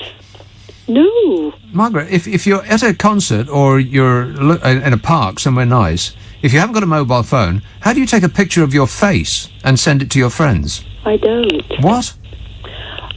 Well, my friends abroad, they ring me to ask me about current affairs in this country because they can't rely on the newspapers. Of course. You see? But what I wanted to tell you was this. Now, I sent off my squaddy of beautiful young men to go and play their football. And I arranged so that the British fans would not be able to follow them because I knew they'd be on the world stage. And they're not self-entitled young men. They're a beautiful generation. And they were going to go and do their thing. And we wouldn't have any baying crowds with enlarged tonsils booing them, beer bellies flopping about, embarrassing us on the world stage. Can I ask you a question about this? Yes. What are you talking about? Well, you know the fans that didn't get to go because it wasn't up Wembley Way, or Yes. better still, because whether COVID or not arrived, we Brexit, so we wouldn't have been able just to go off and watch what we like when we like. Right. We've given up that right. It's Doesn't anyone against notice that? the law. Yeah. You see? They're beginning to find out now. Do they actually know what they've done? Do who know what who've done? That in future, something like this football match, they wouldn't have been able just to get up and go off to Europe anyway and watch a damn thing, even without COVID, because the rules have changed. Yeah. Because we've excused ourselves, we've separated. Right. But we've excused ourselves and separated. We've left the club, but weirdly, we still want all of the benefits of being in the club. And we think that they're being mean by not giving us those because we're British, damn it. All right. Well, what I absolutely love about this group of young men, this young squad, is... Are you talking about the England footballers? The English... Oh, my God. This generation here, because I'm 66 now. Right. 66 years old. Yes. And the people that Brexit, what they've done is they've shot themselves in the foot and they've taken off my little toe at the same time. But I actually don't care too much what they do anymore because I've actually got a wonderful private pension, final salary as well. Do you remember those, final salary pension? Well, I've heard of them. Oh, yes. In November, oh, my heavens. I'm going to be on to the strawberries and the smoked salmon for the rest of my life. Margaret, I bet you bought your home when it was when it cost like £3,000. Well, I did until Chancellor Lamont and Leon Britton put interest rates up to 16-point-something%, and I promptly lost it. Oh. You know, and ended up on Lambert Council. You see? Well, so you landed on your feet then. You found a council house. See, kids aren't going to have any idea what we're talking about. I know, but I was on the list. I put myself on the list. Yeah. And I was on the list for about 20 years. Because when I came to London, I thought, let me put my name down. But wow, that was some forward thinking on your part. But what happened is this. I've got a son who's a senior analyst. And I heard great things about your son. I heard that he was tremendously successful. Yeah, but what's happened, I persuaded this young man that he had to vote. Which one? Listen, he had to vote for a system that would provide some of the structures that he had growing up, which was schooling. Right. Now, when you said this young man, are you still talking about your son, or is it we're talking about somebody else? My son, because this conversation is all over the place. I've got no idea. I know. Like I feel untethered from reality now. A top taxpayer to vote for Labour on the grounds that if he didn't want to come out his front door and step over people on the street, he needed to look around and decide what sort of society he wanted. Right. You see? And I convinced him, and to spend your money locally as well. Support the local dry cleaner. Yeah. Employ the local I got a better idea. Buy clothes that don't need dry cleaning. How does that sound? But honestly, Nick, about the football, you know, Sterling, after he scored that first goal that allowed us to get through, do you know he had hundreds of racist tweets afterwards? Of course. It's Britain. What do you expect? But listen, can you imagine how I would feel, you would feel, if you went out there, did something for your country, psychologically? I mean, and these useless people sitting down with the large tonsil and the beer bellies, useless bunch of creatures they are. Because if you could do anything useful in your life, you wouldn't find time to boo. Yeah, well, you wouldn't be on the internet all day long trying to make other people feel bad so you could feel better about your own miserable life. Yeah, so this is why I was so pleased when I found out that they would be playing away from here, because I thought these young men are going to take themselves onto the world stage and they're going to do their thing. Right. So I told everybody they're going to score. They have to score. And so it was you. It was you that won it. Oh. Well, we appreciate it. Thank you. No, it wasn't. Listen, it wasn't the football. To me, it is like a consignment going off somewhere, and they have something to do, and they didn't have any distraction from these booing, baying, idiotic people. Imagine if they had all the beer bellies running around out there with this self-entitlement. We're British, we're English, and oh, come on. Well, you've obviously given this a lot of thought, Margaret. No, I'm old enough, and I've been watching our nonsense for 60-odd years. I've been sensible since I was about 5. Right, well, you want to let loose. Now's the time. Oh, and by the way, Yeah. you know you said you didn't see any flags? Right. I went through Clapham, as I normally do, all the way down to Balham tonight, Yeah. and came out. Now, Balham was heaving. Well, they've closed Balham off. You can't drive through it anymore. You've got to go around it. Yeah, I know the one way, but you came up too early, you see, for me. Right. And so I was down there with them, and they were rather good tonight. But there were some flags out later, and the girls... Oh, a lot see, of the girls later. were wearing- Later's no good. That's not patriotic. That's I just know. climbing on the bandwagon later. But what some of the girls were doing down there tonight, they painted the British flag on their midriff. Right. So they're wearing like crop tops, Mm-hmm. and they had the British flag around their stomach. Right. I'm seriously considering doing that myself. Won't that look fantastic? No. Not really. Oh, and Nick, the other thing is, I need to bottle you. You need to do- you are such good medicine, but then you're already bottled. You're on a podcast, aren't you? Yes. Take twice a day. But a message from my American friends, all right? They listen in, and they say, please, don't stop. They need it. Right. They need it, because you know the Orange Nightmare, he hasn't gone. He hasn't gone away. No, that's right. He's still circling like the shark from Jaws. We're going to need a bigger boat. Yeah. Yeah. And before I go, because, you know, we And might not finally, speak again. yes. The only other thing is, about 7 years ago, I wrote an article because I thought this was Germany in the late 20s, what was happening here. And I looked at this group of people, and I'm well acquainted with all of them. And I thought, all the grown-ups have left. Let me see what these guys are really up to. And I wrote an article, recorded it all, told everybody, watch out. They're restructuring the class system because the edges have become too blur. I told my son, you're one of the lucky ones. You weren't supposed to rise to the top. Watch and see what happened now. They're going to reappropriate. They're going to take all the land away. They're going to build back better, No, which is no, a phrase that I hear suspiciously often from all corners of the earth. All the rights that we've won for ordinary people, and I know that people don't vote. Yeah. I'm just thinking, I'm not going to be baton charged anymore. I'm too old for it to win rights for you guys. If you can't sit and look to your future and look to your children's future, my job is done by way of my son.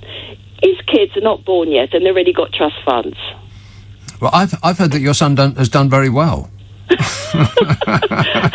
Listen, All credits to the parent. Councillor State boy that was special needs, they're chucking out of school every day.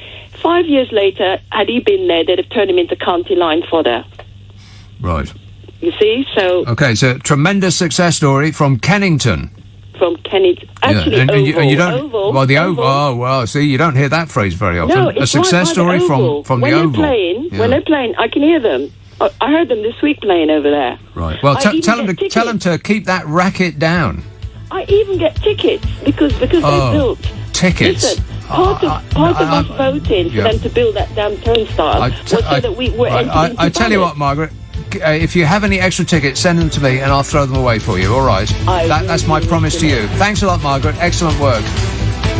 Andrew says, I'm a delivery driver on the west coast of Scotland and I've seen at least 2 Ukrainian flags flying out of windows on my rounds tonight. Well, maybe that's where Ukrainians live. It's possible. Edward says, did you hear the interview earlier on the David Lammy show regarding the statues of Queen Elizabeth, Victoria? One of their heads were severed in the toppling, and they were dumped in the river. This was in Canada. The woman that David interviewed dived in and retrieved it. Yeah, it's not. You're not going to save it. It's dead already. You dived in and retrieved it. Is that a good idea? No. No. It's not even a good idea if it's a dog. I mean, the amount of stories that you read when some poor bloke dives in to get... It might not even be his own dog. I've read a story about this just the other day. Some bloke dived in to get somebody's stupid dog that had gone in chasing ducks or something. And he risked his own life to get somebody else's dog. Don't do that. Big mistake, huge. I mean, I'm not for dogs drowning. I'm just for people drowning less. Did that come out right? You know what I mean. I don't want people to drown. I don't want dogs to drown, but I don't want people to drown more. You know, depending on who it might be. I mean, some people I would give an exception to. Some people would say, oh, you know what, never mind. Not mentioning any names. You're better informed than I am. I don't know anything. You know, not him, for instance, but you know, somebody perhaps like him. Is there anybody actually like him? No. No. Not outside a cartoon, that's for sure. Yeah, don't dive in to a river and fish out a bit of a statue. The statue's dead already. What, you're angling for a gong? You ain't going to get one. Paul says, what's the chicken news? Well, I'll come to that in a minute, but you're not going to like it. Yorkshire. Hello, Mike. Hello. Mike. Yeah. Right. Oh, we're on. Great.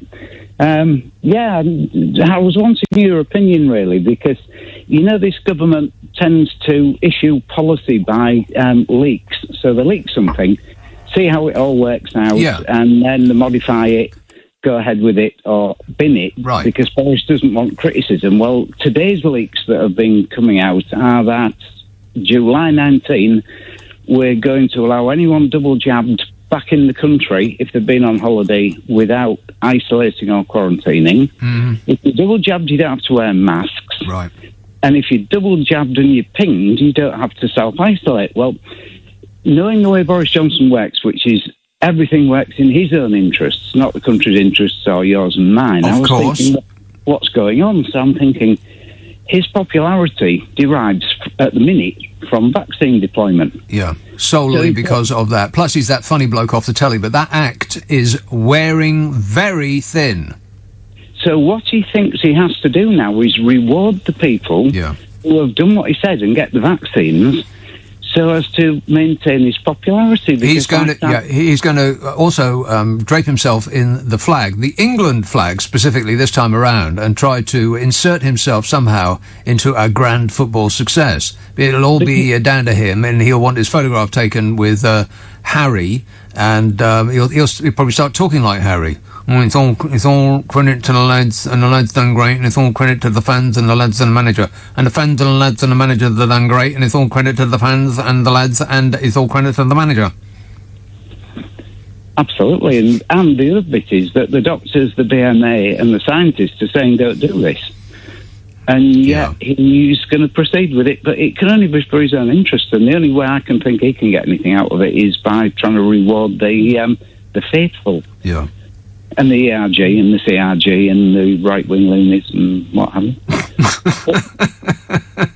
Not making a value judgment, but right-wing loonies, you say? Yes. Jacob, etc. But no, what do you think? Do you think that's a viable possibility? I believe the worst of absolutely everything that man does. He's not the cuddly teddy bear that he pretends to be. I think he's a wobbling bag of insidious jelly. And we shouldn't trust him any further. We could chuck him. No, I'd rather have Margaret as PM, to be honest. Wow. Call. Yeah. Okay. Oh, not that Margaret. The one that I've just been speaking to. Right. Oh, okay. I was thinking that Margaret. That's not an option still, is it? All right. Thanks a lot, Mike. 0345 6060 973. Priti Patel's just tweeted, by the way. She says, "What a performance! What a team! I can't wait to deport them. I'm going to stick them all in a dinghy and push them out to sea, let them drown," is what Priti Patel said, which is pretty offensive to me. People were replying to this tweet saying she was a hypocrite. What, Priti Patel, a hypocrite? Correct. Yeah, sounds about right. Have you got that story that was in the news? I only half heard it because I was out getting my own coffee. You see, unlike Steve Allen, somebody like that who just sits around like a blooming emperor having a cloud of assistants do his bidding. Oh, my God, it must be marvellous being Steve Allen. He just sits there and he's got this retinue of minions who just go around and do his bidding for him. They feed him chocolates and they go and get him tasty beverages. Got no end of requirements and requests. Every single one is met immediately, if not sooner. Me, I have to go and get my own blooming coffee. I'm a good boy, I am. But anyway, I was out there getting my coffee and I didn't hear that Priti Patel news. Hey, there's hot news from Priti Patel. Run away! And I bet, without reading it, it's one of these, we're going to beef up the law. We're going to make murder illegal. Because it's not illegal enough. And that will solve the crime rates. They always do stuff like this. Like authoritarian regimes, like the one we got now. They ignore the laws that they have, and they bring in new laws to replicate the laws that they've already got that they're not using. And people always think, oh, thank goodness that murder is now illegal. All hail the bodge. Whereas what they could have done is just use the laws that they've already got, but that would be too much effort. So what they do instead, in order to glean headlines and make it appear as though they're doing something, is they bring in new laws that replicate the laws that we've already got. Like there's this a movement to make attacking people in shops illegal. Hello? It's already illegal. I might get to that in a minute as well. Anyway, here's this story. Those entering the UK, migrants could be threatened with tougher sentences to try to stop them crossing the channel. Right, you're going to send them to an island on Mars for processing. Those entering the UK illegally, often on small boats or concealed in lorries, could face a maximum sentence of 4 years in prison, rising from the current 6 months. People smugglers would risk life behind bars, up from 14 years. If it's 14 years and it's not a deterrent, then life's not going to be a deterrent either, is it? It's like the people like Priti Patel who want the death penalty. Oh, that's going to be a great deterrent. Yeah, no, it isn't. They got the death penalty in America. How many people get shot in America? Well, approximately all of them, all of the time. People have to run in a crouched position from their bedroom to their kitchens, dodging bullets in America. The death penalty is not a deterrent because people don't think they're going to get caught. With justification these days. Because after 10 years of the Labour government, under the disastrous premiership of Jeremy Corbyn, this country is a catastrophe. Jeremy Corbyn defunded the courts, closed them down. He's defunded the police. He lost 22,000 police persons and about 23,000 police support staff, for a start. That's what Jeremy Corbyn did. Oh, no, that's right. It wasn't him, was it? It was, it was that lot. A bodge. I can't comment on that. Please ignore all of that. It must be somebody else's fault. That's the actual article for the immigrants story. What does that mean? That's the article in full, not just the bulletin. Oh, underneath where it says that. If you want to read it out. Right, okay. I'll read it and then I'll think about reading it out. How does that sound? Matt emails, the attack on woke is not an attack on empathy, it's an attack on collectivism. They know collectivism can change things, and they can't have that. Things have to stay just as they are. I don't think the two are connected. I'm going to look up the word collectivism to see if I actually understand what that means. I think I do, and I'm not sure that I agree that the two are in some way connected. I agree that they do not want to have a change. They do not want the people to be united. If the kids are united, they will never be divided. Rock and roll! No! Get Jimmy Percy on the phone. He's going to sing that for us straight away. I mean it. But anyway, leave that with me, Matt, and I'll cogitate over it at length later. Paul texts, what's the chicken news, Nick? Well, wait a minute. I'll give it to you in a minute, but you're not going to like it. But I'll give it to you in a minute, but you're not going to like it. Q, hello, Lily. Hello, Nick. How are you? I'm great, mate. What a lovely place to live, Q. It is, isn't it? It's very nice, very nice. I know you're quite fond of coming down here. I go to Kew Gardens about once a week. That's brilliant. Actually, I had something to tell you, that you know the Palm House? Yes. That was created at the time when they were doing a lot of shipbuilding, and if you look at it, it actually looks like an upside-down boat or ship. So yeah. I thought, that's right. Don't tell Pretty Patel, because she'll push it back out to sea. That's a good idea. I'll make sure I won't. Yeah. Okay, so what I really rang about was Uri Geller. Well, you know he's got form on this, on telling porky pies, because 2 years ago, in March 2019, and it was in The Guardian, so it must be true, he said that he was telepathically going to stop Brexit. Right. And he'd warned Theresa May about it. Right. So yeah, I just wanted to let you know, I don't think he's a very reliable source. Yuri Spoonbender does it again. But there was one other thing I had, was I was going down Kew Road and the 65 bus passed by and it had a big advert on the sign for LBC. And it had all of the usual suspects, but it didn't have you on it, which I was really disappointed. And it didn't have Clive Bull. I mean, really, what's going on? Well, we put the marquee names, the big acts on the side of a bus. Well, no offence, and I hate to disagree, but clearly not, because you weren't on it and neither was Clive Bull. Well, Lily, if it was a number 65, I might have been actually on the bus, but not on, not on the outside of it. Oh, I should have looked up, and then you'd have been looking out the window. The thing with the 65 is, and I always have to try to remember this whenever I get on it, but unlike other buses, the seats are really, really hard. Like I don't know about you, but when I sit down, and this is it's a function of age, but also laziness. You sort of bend your knees a little bit, and then you just let go, and you free fall to the seat rather than you lower yourself. In a controlled manner, you just free fall.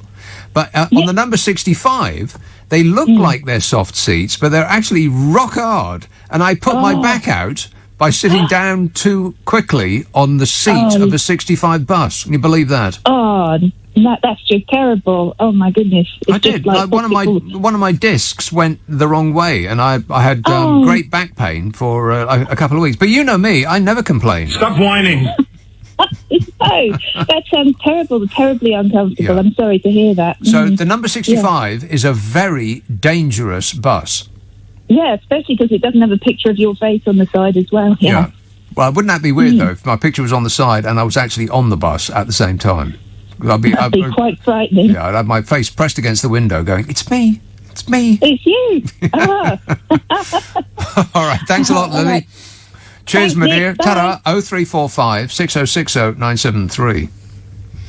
Daniela says, Hounslow was, maybe not dead, but definitely quiet. I couldn't get my head around it, so to say. Right. Okay. Lynn says, I heard Yuri Spoonbender on LBC this morning. He said he would be rooting for England. Looks like it worked. Thanks a lot, Yuri. You've done it again. He used to own most of Sonning, which is Theresa May's patch. He had this giant complex, this massive place down right by the river in Sonning, which is, just the very thing. It's beautiful down there, so he must be made of money, that guy. I don't know how you can make bending spoons into a fortune, but he seems to have managed it somehow. Excellent work, Mr. Spoonbender. Let's have Hull. Hello, Charles. Hello, Nick. Hope you're well, yes. Considering half of London is exhaling after a certain football result. Yeah. The people will be outside there disassembling all of the centre of London. There'll be, oh my God, it'll be vomit hopscotch leaving this place this evening. It'll be the bubbles in Trafalgar Square again. Oh, yeah, they'll be throwing up in the fountains, creating bubbles, yeah. It's actually about Michael Gove. I might be being a little cynical about him just happening to sort of say that he's splitting up with his wife at this moment. Right. But just supposing he saw what happened to Matt Hancock, and then just suppose he wonders whether a picture of him in a, shall we say, similar semi-compromising position with a good friend might be out there. Yeah, might be out there somewhere. Right. Yeah. But then also, just supposing in 18 months' time, the Govemeister decides to make his move on a leadership bid for the Conservative Party. Right, tries to slither his way into number 10. You'll see a flurry of Govemeister smears and subtle campaigning through the newspaper. Like a slime trail behind him, yeah. Right. Okay, well, here's the news, Michael Gove.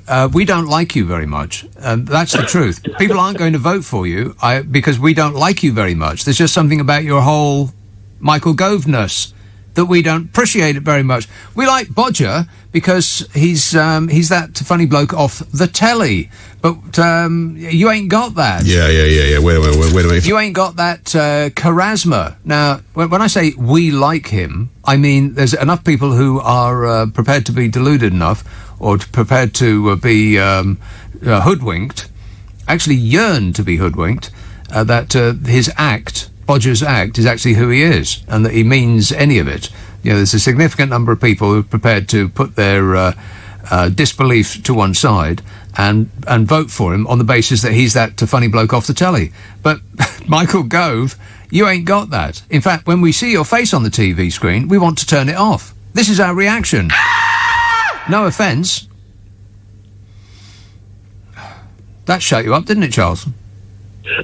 Just about. Great success. All right, good work. Thanks a lot, mate. 0345 6060 973. Well, the Mail in particular was in great distraction mode today, and they regurgitated some woke, almost did a semi-swear. Not a full swear, but a semi one. Some woke nonsense. I'll put it like that. Some woke nonsense. And boy, were they making an effort to try to spin it out. It was almost like they were trying to fill up the entire internet just so that nobody had any room to put anything about Michael Gove in there. But I'll get to that in a minute. Daniela texts. Oh no, I've read that. And I've read Lynn's thing about Yuri Spoonbender, who was on LBC this morning. I'm surprised that this entire building isn't bent.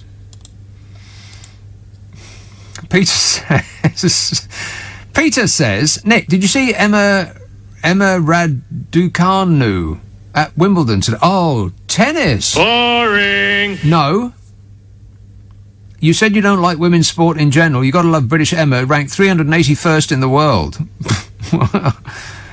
Well, see, now, that doesn't sound very good, but it actually is. I mean, if you're the 381st best person at doing something in the world, there being 6 billion people on Earth, that's actually pretty good going.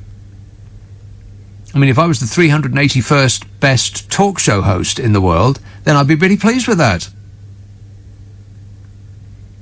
But no, I did not see that. No, and it's not a sexist thing about women's sport. I don't like. You see, there's only so many minutes in the day. You've got only so many years in your life. If I'm going to watch sport, I want to watch the absolute epitome, the very best, because I don't have an emotional attachment to Emma Raducanu. I never heard of her before, but I'm sure she's excellent in every regard. And neither do I have an emotional attachment to any of the teams that are in anything below the Premiership. I don't care.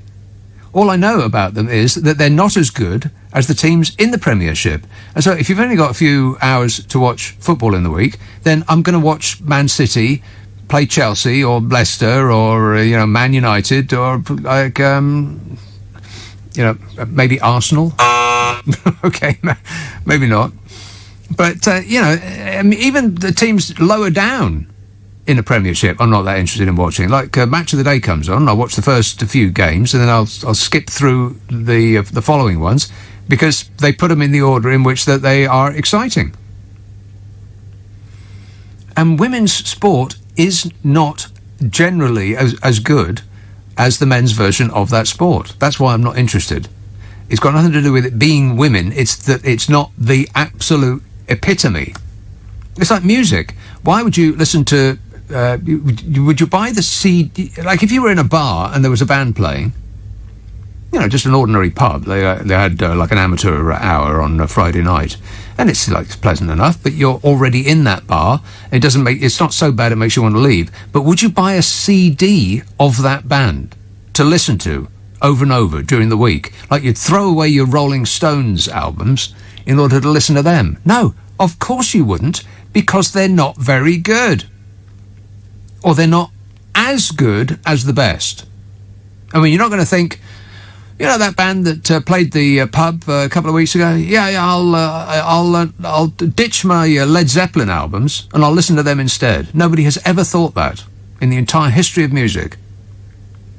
That's my thing with the women's sport. It's just, it's not the best of its type, so why... and I don't have an emotional attachment with any of those teams, so why bother? Now, I know it's a controversial thing to say, and you're not supposed to say it. And some people might think that I need to be executed for even thinking it. But that is my opinion about that. Unless it has the Olympic rings appended to it, and then I'll watch anything, except tennis. Tennis is still boring, even if it's at the Olympics. In fact, I don't think that tennis should be at the Olympics any more than football should be at the Olympics. And the Olympics should be about fighting sports. That's what the Olympics is all about. Can you kill a member of your opposition? Can you run, swim, chuck a spear, or a big heavy stone, fight? Stuff like that. That's what the Olympics should be all about. Killing skills. And tennis is not a killing skill. I might die of boredom watching it, but apart from that, that was really spooky. I was absolutely convinced that somebody had just come in here. And I turned around and no one was there. Yeah, that was just really weird. I thought that's absolutely definitely somebody has just come into this room. But no.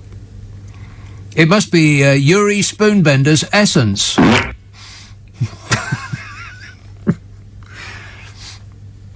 I had no idea I was going to say that. Emma says, you sound extra energetic tonight. Is it because you recovered last night's lost material and we're getting 2 shows for 1? Yeah, something like that. No, that computer chewed my work up and spat it out. The computer ate my homework. It's not my fault, mister. Red Hill, hello, Scott. Nick, nice to speak to you. Scott. Can you hear me? Yes, Scott. Nick, listen, so I moved from this country. I moved from South Africa, right?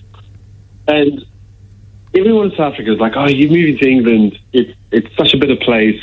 There's no corruption. It's unbelievable. Exactly. Who said that? Everyone in South Africa. That's the thing. Everything is paved in gold in this country. Wow. And don't get me wrong, I love where I live. My wife is English.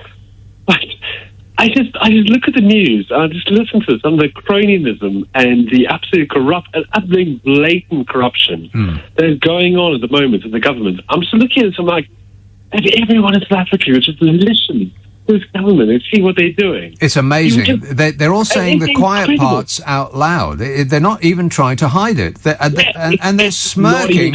They're smirking while they're doing it. Absolutely. And that's the problem. The problem was, right, is before, I'd be like, contracts are awarded in this country. And this minister was, like Theresa May's husband was G4S and everything like that. He was an investor.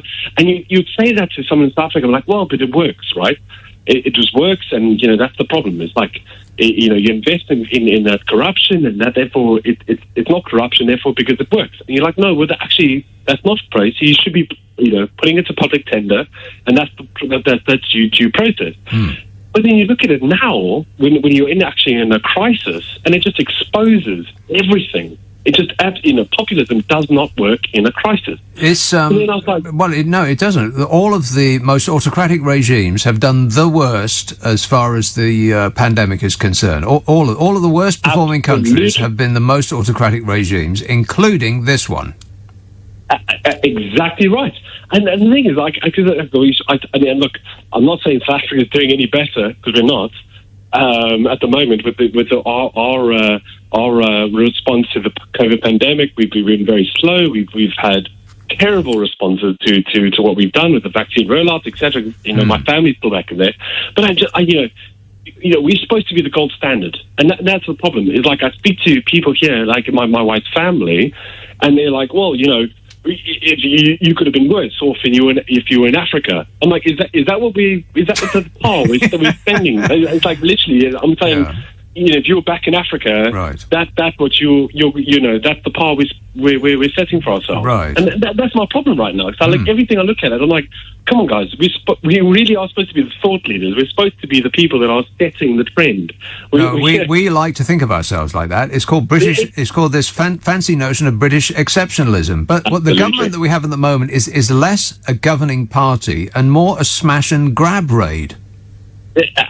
Exactly, and that's the point. Like, the fact is, like, I was explaining to someone back home, right? It's like, right, so if someone spaffed up money against the wall and they got a contract, and you think of, someone's husband who wants to complain about a corruption or money that's misspent. That's the husband of the person that you're trying to complain against. I know. It sounds like a ridiculous fantasy, like you couldn't make a film of that and anybody would believe it. But that's real life. But the thing is, that exists in Africa, right? The thing is, I just think in South Africa, we just are so immature about it. Like, I genuinely think, like, we're so beyond UK. But like now, like, I think about it. Like, I say, okay, so if I want to say that this person is corrupt because they've literally misspent public funds on X whatever amount, and they've got this connection to this public fund, you'd be like, yeah, you're making that up. Like, literally, check the facts. Actual billions of pounds have just vanished. We've got no idea where they went. And what the people who have organised that disappearance have done is organised it on their personal private emails. And I imagine that many of them will have been up all night, 24 hours a day for a good long while now, bulk deleting all of their emails and making absolutely certain that they smash them into tiny little bits and that no computer expert will ever be able to retrieve them. What's going on in this country is astonishing. And our reaction mostly is to shrug our shoulders and go, oh, well, never mind. They're doing their best. Yeah, Scott, I've got to go, but thanks for that. Hey, well, one thing just before we go. What do you miss about South Africa? Oh, what do I miss about it? Well, the weather, obviously. Yeah. But what do I miss about it? I miss the fact that I can get a really good bottle of wine. See, I knew you were going to say that. I knew you were going to say that. For about £3. Yeah. I mean, over here, it's £3. It's not a very good bottle of wine. Yeah, exactly. Yeah. Yeah, you wouldn't want to clean your car with a bottle of wine that costs £3. No. Yeah. No, when I went to South Africa, it's one of the most beautiful places I've ever been. I felt petrified almost all of the time that I was there because, every time you left your hotel, they'd say, well, don't get out of your car. And I stayed in a hotel right in the centre of town, and they had there was a restaurant at the back, just at the back of the hotel, which was in a sort of a compound, or like a walled compound, like a prison, but with the hotel in the middle. Nick, that's also, I must be honest, that is also part of like the whole thing about South Africa. Like, don't get me wrong, I'm not trying to put the wool over your eyes and say no, South Africa's a safe place. But it's not that bad. It's not a war zone. I wasn't dodging bullets when I grew up there. Right. You know what I mean? Like, the thing is, South Africa is a beautiful place. It's the most beautiful. Honestly, it's the most beautiful country in the world. It's lovely. Yeah. It is really good, but like, you know, of course there's crime, but like, you know, I always say, like, you can't judge it on what you read in the press. You know, well, see, I was taking the word of locals, and the people that run the hotel. I mean, I was going to a restaurant at the back, and it was literally over the alley, right at the back of the hotel. You go out the back door of the wall around the hotel, and you'd cross the alley about 20 yards, and go and eat your meal and come back again. But they wouldn't let me do that. They had to send me with a guard to the restaurant, and then when I was finished, I had to call the hotel to get a guard to walk me back again. Yeah, we're over paranoid, and that's probably our fault. To be fair, I mean, we are over paranoid. I guess also perhaps I hadn't paid my bill yet, so they wanted to be absolutely sure I didn't die. Well, to be fair, that's probably it. Okay, thanks a lot, Scott. 0345 6060 973. Now, I don't know what the currency like there is at the moment. When I was there in South Africa, you go to the best restaurants. You just pick the best restaurant, just ask the hotel to send you to the most expensive restaurant that they can find, and you go there. And when I was there, one of the places overlooking the sea, it was absolutely fantastic. Gary Lineker showed up with that Scots guy, that bloke. He used to be on Match of the Day. He's not anymore. What's his name? Anyway, him. And like a whole... they went on holiday with each other, which I found was really weird. It wasn't just the two of them. There was about 10 of them, all being, raucous and football-y. But they went on the posh table right at the front of the restaurant, and I was, around the back with the poor people. And it was beautiful, absolutely stunning place. It would look not out of place in the poshest areas of the most expensive cities in the world. And you'd look at the menu and you think, I'll have the most expensive meal, dish that they've got, which would be the mixed fish grill. And it would come with prawns, the size of clowns' shoes, and lobster, and it would be grouper, and all the rest of it. This massive plate of mixed fish grill. And you'd go to the most expensive wine that they got on the list, and I'll have a bottle of that. And we'll be wanting a couple of bottles of that. And so you'd rack up the most expensive meal with the most expensive wine, and it'd be 20 quid. They're just giving it away. So worth going just for that, I think. And then Table Mountain and the botanical gardens and the lookout point at the edge there. Where it comes to a point, Cape. What's it? Can't remember what it's called now. But anyway, down there. Oh, if you go down there, don't leave your car alone. Because they got monkeys down there, which doesn't seem very safe, because they got teeth like dinosaurs, those monkeys, and they're just wandering around, doing whatever it is that they want to do. And you just let them get on with it, because in a fight, you'd lose instantly. Well, I mean, as doughy human beings, we'd lose to a squirrel in a fight. Be honest. Like if a squirrel attacked you, you'd run away screaming, wouldn't you? You wouldn't put up a fight. That sort of thing only happens in the movies. Arnold Schwarzenegger could be a squirrel. Affirmative. But only in a movie. You and I, on the other hand, would be running away screaming if it was a squirrel that decided to attack us. But think of a monkey who's got like 3-inch teeth. And they just let them wander about. Couldn't believe it. And you've had pigeon poop on your car. Well, you ain't seen nothing until you've seen monkey poop on your car. We came back and some unfortunate person had been left a present by a monkey. It was the biggest pile you've ever seen in your life. I'm talking enormous. Try getting that off with a tissue. Keith tweets, Nick, is the huge flag in Downing Street wallpaper measure? What does that mean? It must be a typo, Keith. Your phone is fighting you, and it appears to be winning. Check your tweets before you send them. Martin texts, how about this prediction? I think Boris will join England as centre-forward for the semi-final. Just a ludicrous... Just a ludicrous fat oaf in a Union Jack kit barrelling around like a disoriented bull. I don't know, Boris. Is that rude? A little bit. Yes, the wine is good tonight. D incorrectly from flat refurb. Detail passes Boris by. See, that doesn't make any sense either. You didn't check it before you sent it, did you, Martin? And Roger texts, it was Harry who done it. Actually, it was the two Harrys, Kane and Maguire, that scored for England. Kane and Maguire keep getting higher. Everybody sing. Basingstoke. Hello, Peter. Oh, Peter. Have I done it right? I think I have. Peter! Hey. There you are. Yes, Peter. You. Last chance. I was just yeah. How's it going? Tonight, actually. It's going okay. Too late. I don't know what that was. And I'm not keen to find out. Marion tweets, I can't stand football, Nick, because it's very frustrating. You watch a load of people playing towards the goal, and then just when you think something is going to happen, they all start running towards the other end again, and nothing much happens. Boring.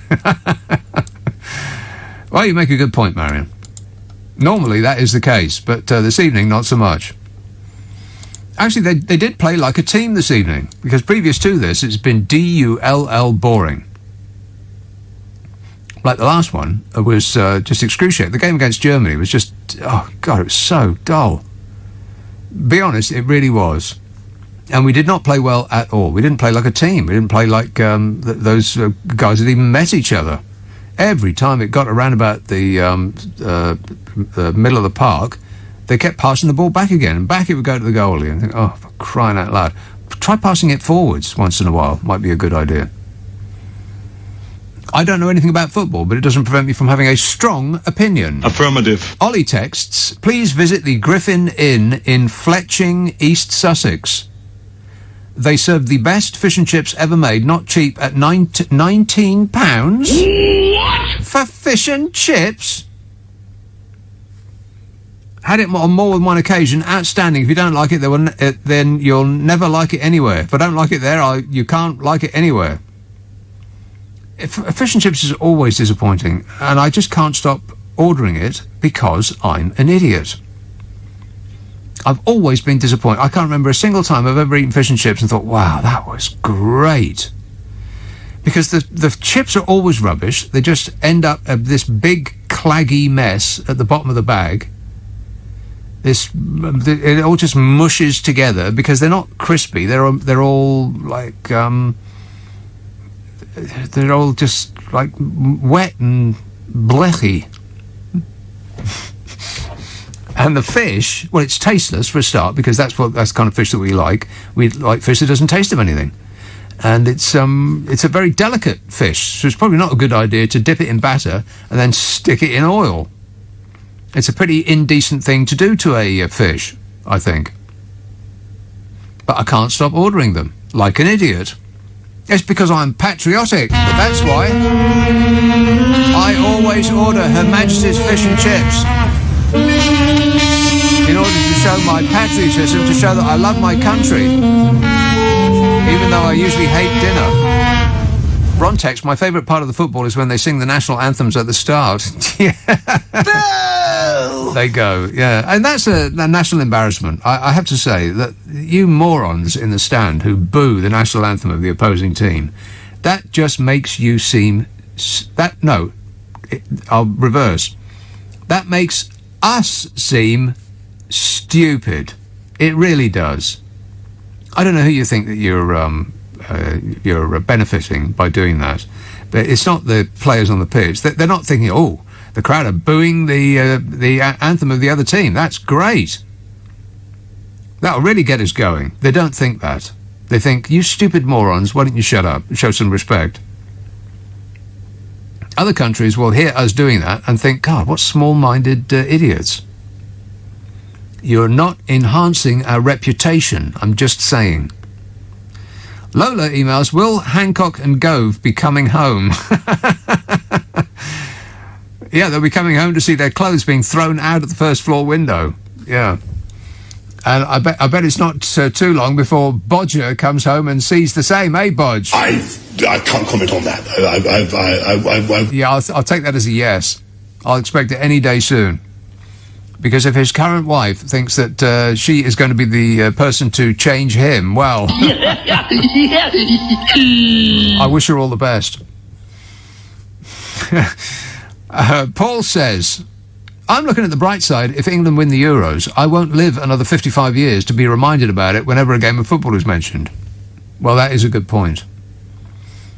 On and on and on they go. 1966, like it's the only time we ever won anything. Don't forget the war. Oh, you didn't. Mary texts, Dido Harding has been ruled out as the new CEO NHS job. A bit of good news for us, Nick. Has she? Is that true?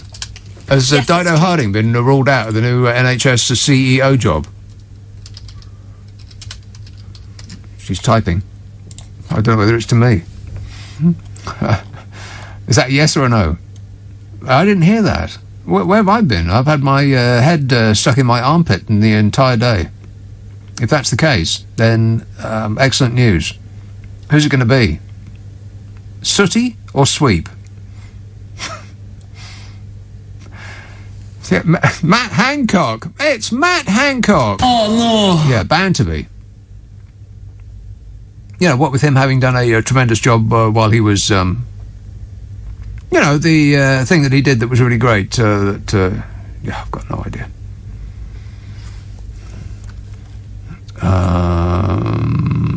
I don't have a car. Where should I sit?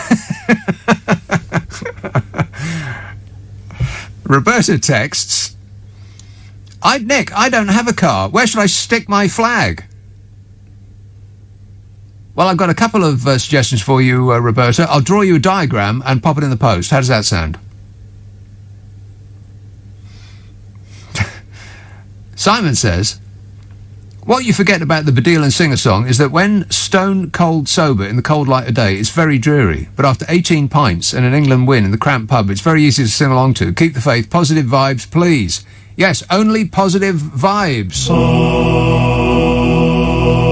Only positive vibes. Groovy. We only want vibes that are positive. That's right.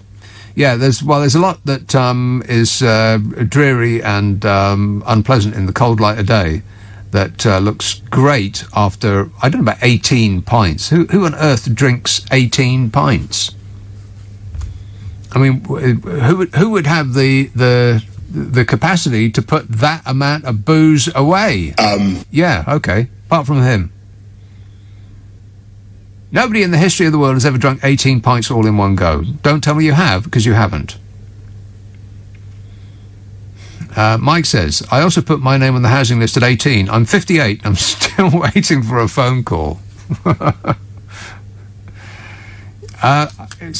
Maybe your phone's broken, Mike. You want to call your phone to see if it's broken. See if the line's gone. Assuming it's a landline phone. But when you call your phone to see if it's still working, then that might be the point at which the person that you're waiting to call you is calling you. And they'll receive a busy signal and not bother calling you again. So if that's any help. Paul says, don't you just know for a fact that if England win Euro 2020, it'll be called a benefit of Brexit? I bet I'm not wrong. I bet you're not the first person to have actually texted that this evening. I bet I'm not wrong. Kay says, I can imagine Pritty's family, Pritty as in Prissy Patel. I can imagine Prissy's family here in the UK are scared to let her into their homes these days. Well, I'd be petrified in case she ever paid a visit, for any reason. Sajid Javid, this is the new news. Sajid Javid has ruled out Baroness Harding of Winscombe as the next chief executive of NHS England, it's understood. Well, what's it got to do with him? He's only just got his foot in the door. The Saj man has ruled her out. He said it while executing one of his famous power stances. Honestly, how can anybody take that seriously? There's somebody would. I mean, you must have seen the picture of him doing his the Sag Man power stance, where his feet are about 4 foot apart. What was that about? Superman. Dido Harding, 53, the Conservative peer and former head of Test and Trace. You know the contact tasting thing, don't you? Contact tasting, testing, tracing. Forgive me. Contact tracing. Oh, give it up, Bodge. You're never going to get it any more than she is. Dido Harding lost a key ally when Matt Hancock resigned as health secretary last week. So it looks like we've got a twofer. Time to celebrate. Yowza. Yeah. Put out the flags. Oh no, that's right. You've done that already. So she's going to go and run the Bank of England instead. What could possibly go wrong? Buy gold immediately. Let's have Isleworth. Hello, Ravi. Hi, yes. How are you, Mike? You okay? Who? Yes. Nick, how are you? Nick, are you okay? Yeah, I'm fine, thanks. How are you? God, it's been so excited. Today Isn't it? was probably, Tremendous. You know what it is, Nick? My wife, she probably never watched a match in her life, but today, this is fantastic news. She watched it, and I think up and down the country we'll be rooting for on Wednesday.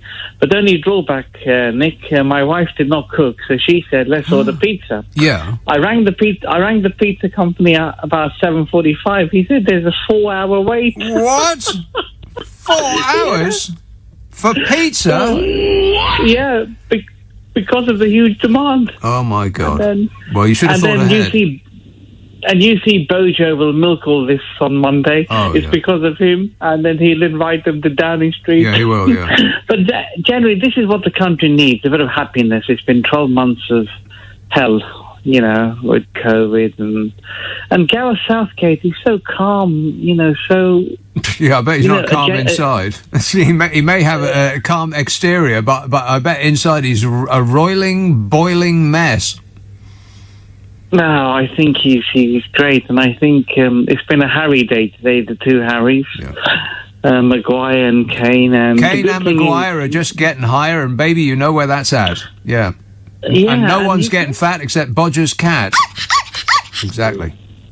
Well, Bojo will invite them all on Monday. Yeah, well, and they should all say no. No, and furthermore, they should say no. Yeah, don't let him insert himself into that photograph. Anyway, what did your wife think of the match then? Football in general. Just football, she didn't. Well, she was being Indian. She loves cricket, but I think boring. But the excitement about when it's England and they actually played quite good. Yeah, we did. Yeah, that's right. And I need a ticket for Wednesday, but I can't pay £5,000. How much? Maybe. Yeah, the going rate, Nick. If you look now, people are willing to pay $5,000 for a seat for Wednesday. Oh, that's insane! £5,000. I wonder if David Beckham will take me or Prince William. Yeah, that's right. They'll get freebies, of course. Won't cost them a bean. Very expensive to those that can't afford it. Free to those that can. All right, thanks a lot, Ravi. 0345 6060 973. Jeanette texts, "Hi Nick, it's coming home." Oh, we've got to stop that. Yeah, and apart from anything else, I know that the nation needs a fillip, a little bit of a tickle, but so does every nation on earth.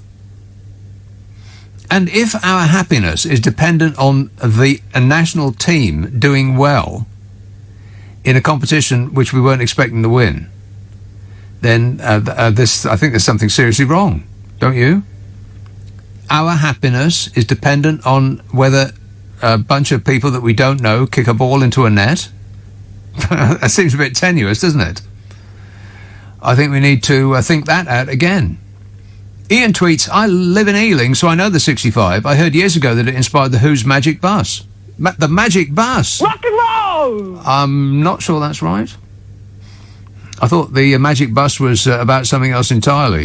Want to score some pot? Well, not that exactly, but something a bit heavier than that. I think that's the Who doing a Rolling Stones, isn't it? The Magic Bus. Brian emails, it's not just the 65 buses which have rock-hard seats. I left London in 2019, but remember the seats on the 141 also had seats like concrete. They look nice with the soft and inviting-looking velvety upholstery, but sit down too quickly and you remember it, as I do many years later. I rest my face, but not on a bus seat. Oof, no, you don't want to do that. You don't want to get your face anywhere near a bus seat. Can you imagine what's living in that? Disgusting. Awful. I mean, at least we've got upholstery on our seats. That most countries you go to, they're just hard plastic seats, which you think is perhaps more.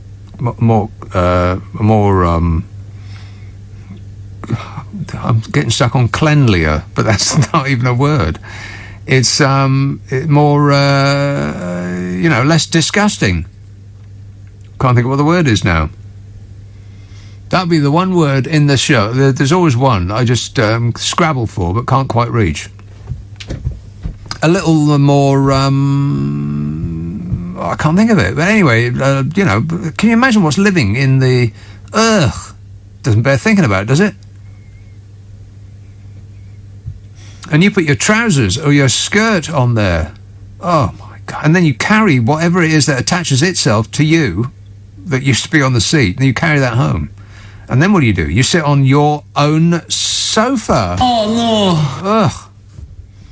But anyway, here's Humberside, Bruff. Hi, Nick. How you doing? What a fantastic result tonight, wasn't it? Marvellous. Dido Harding being dropped from the team. Sorry, that's absolutely fantastic. Yeah. I was dreading that woman. Do you remember Toto? They only lost £60 million, didn't they? Well, yeah, I don't remember the specifics about it, but I know that it wasn't a tremendous success, and so she failed upwards, which seems to be the way. And then £37 billion on test and trace. Yeah. Another failure. So why would we want to give her £150 billion to play with at the NHS? I mean... Well, we wouldn't, but a certain individual would. Yeah. Wait a minute. Yeah, for reasons best known to himself. Yeah, and Mr. Hancock, he would definitely have given her the job. But I don't see what it's got to do. But I don't see what it's got to do with the Sag man. He seems to be inserting himself into the process here by dint of his power stance. Yeah, I agree. On this one, Nick, I'm backing it. Right. You know what I mean? Because all dependent on who is actually going to get the job. I mean, I would imagine that they'll do a Trump. Everything this government does is guided by the principle, what would Donald Trump do? And Donald Trump would put somebody in charge of the NHS who is ideologically opposed to that very organisation, who has a history of saying that they want to rip it up. Oh, my God, it's probably going to be Dominic Raab. It could possibly get worse, Derek. Prepare yourself. Yeah, but don't get me wrong. I want these out of power as soon as possible. I spoke to you a couple of times before. Johnson's useless, and I hope he goes the same way as Matt Hancock.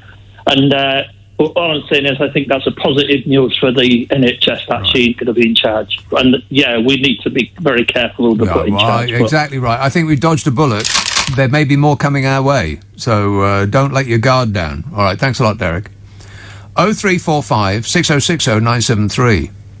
Kath texts, Yuri Spoonbender said that he caused that pipe to burst above the House of Commons a few years back. He failed to stop Brexit. Maybe his spoon-bending woo-woo misfired and stopped poor Mrs M's career. Oh, poor Mrs M. Still, never mind, Mrs M. Kick your comedy clown shoes off, put your feet up, relax, you deserve it. Flora texts that Larry the Cat's flag prediction was right then. Oh, that's right. It's the cat what won it. See, I thought that it was only octopuses. Octopuses that could predict the outcome of a football match successfully, but apparently cats can too. Who knew? Harry says, I used to watch Andy Shepherd in the pub, and he's one of the greatest jazz players, and I don't even really like jazz. I bought an album, though. Yeah, I've got Andy Shepherd albums. One of them's called, like, Pack Up Your Kit Bag, or something like that. Pack Up Your Bags, or something like that. Anyway, it's pretty good, Andy Shepherd. He used to play in a pub. Jake texts, I heard the interview with Yuri Spoonbender, and I really don't think that he had anything to do with the football result. He's one strange cookie. full of fruit and nuts. A big sack of monkey nuts. Is that what you're saying? Not succulent nor moist like Michael Gove. Oh my God! Now I really feel dirty. I need a shower, or maybe just a wipe down with a moist towelette. Emma texts, are you seriously telling me you'd rather watch stale Novak Djokovic over the goddess that is Serena Williams? No, I am not saying that, Emma. What I'm saying is that I don't ever want to watch tennis regardless of who is playing it. It couldn't be more dull. Although, I think tennis is one of those, maybe it's the only game that is actually, the enjoyment of which is impeded by the players being excellent. Because, like I said, I saw that Djokovic, I can't remember the guy's name, but he's British, so I thought I'll do my duty, my patriotic duty to this country, and I'll sit there and suffer through an entire game of tennis, despite the fact I actually hated every single second of it, but it was what Her Majesty would expect, so I sat there and I did it anyway. And I just was bored out of my mind, because there's no rallies in that game anymore. I don't know whether they became illegal or the people who are serving are just too good. The other guy can't get the serve back. So it's just ace after ace after ace after ace. That's game. And then the other guy does the exact same thing. So boring. So I suppose if there's a level down from that, at which players can't just pull an ace out every time they serve a ball, and by extension, the other player would actually be able to hit the ball back. God, what a concept! Then that might actually be more interesting if they're less good. But other than that, no. Lou tweets, have you changed your mind about watching horse dancing at the at the Olympics? Lou, I think you'll find it's horse mincing. That's not dancing, that is mincing. It's a fact. Have you changed your mind about watching horse mincing at the Olympics? No, I most certainly have not. Although I'll sit and pretty much watch anything at all, as long as it's got the Olympic rings appended to it. How tremendously exciting. What a summer of sport this is going to be. Talk about HAPPY-ness. It's going to be all over the television. When does it start? It must be imminent. It must be almost immediately. What month is it now? July.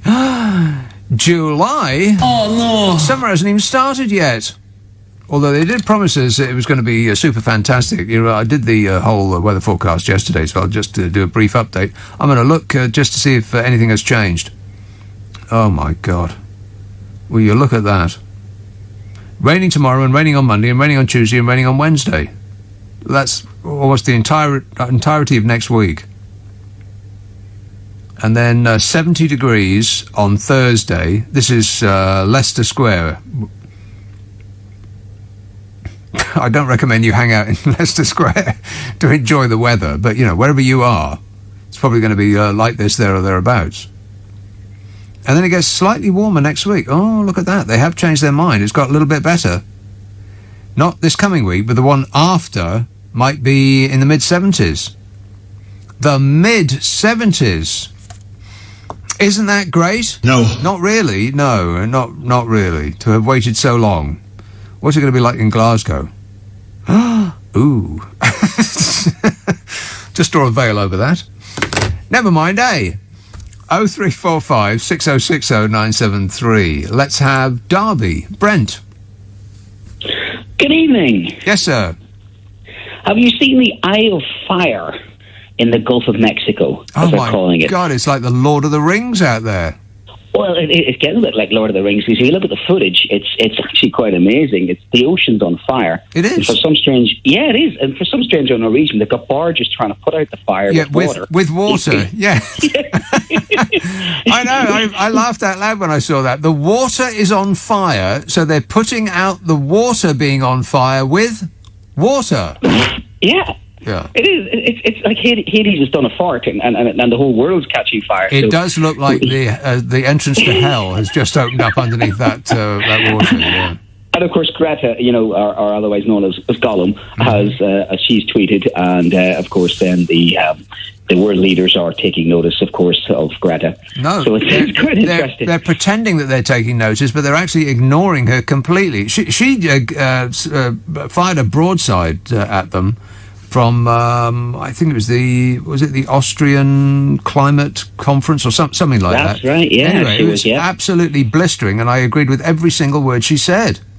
It's pretty cool, actually. Yeah, I mean, it's Mexico's state oil company called Pemex as well. There's a new one for the books. Yeah, and apparently, yes, it's a pretty serious thing. I mean, that's where the dinosaurs got extinct as well. That Gulf of Mexico, so it's always had a few issues that area of the world.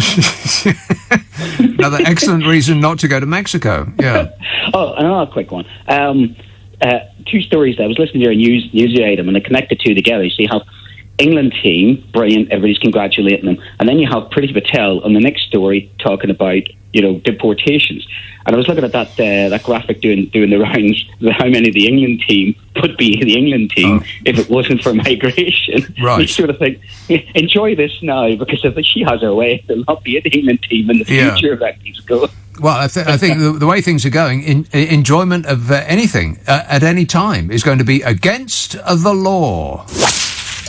So, well, did you see the school? There's a school where they have to permanently smile now. Apparently, it's like North Korea. Yeah, they say they have to have a smile on their face, or they get punished. Right. Yeah, so that's all very good. I'm a school teacher. I don't get the kids to smile.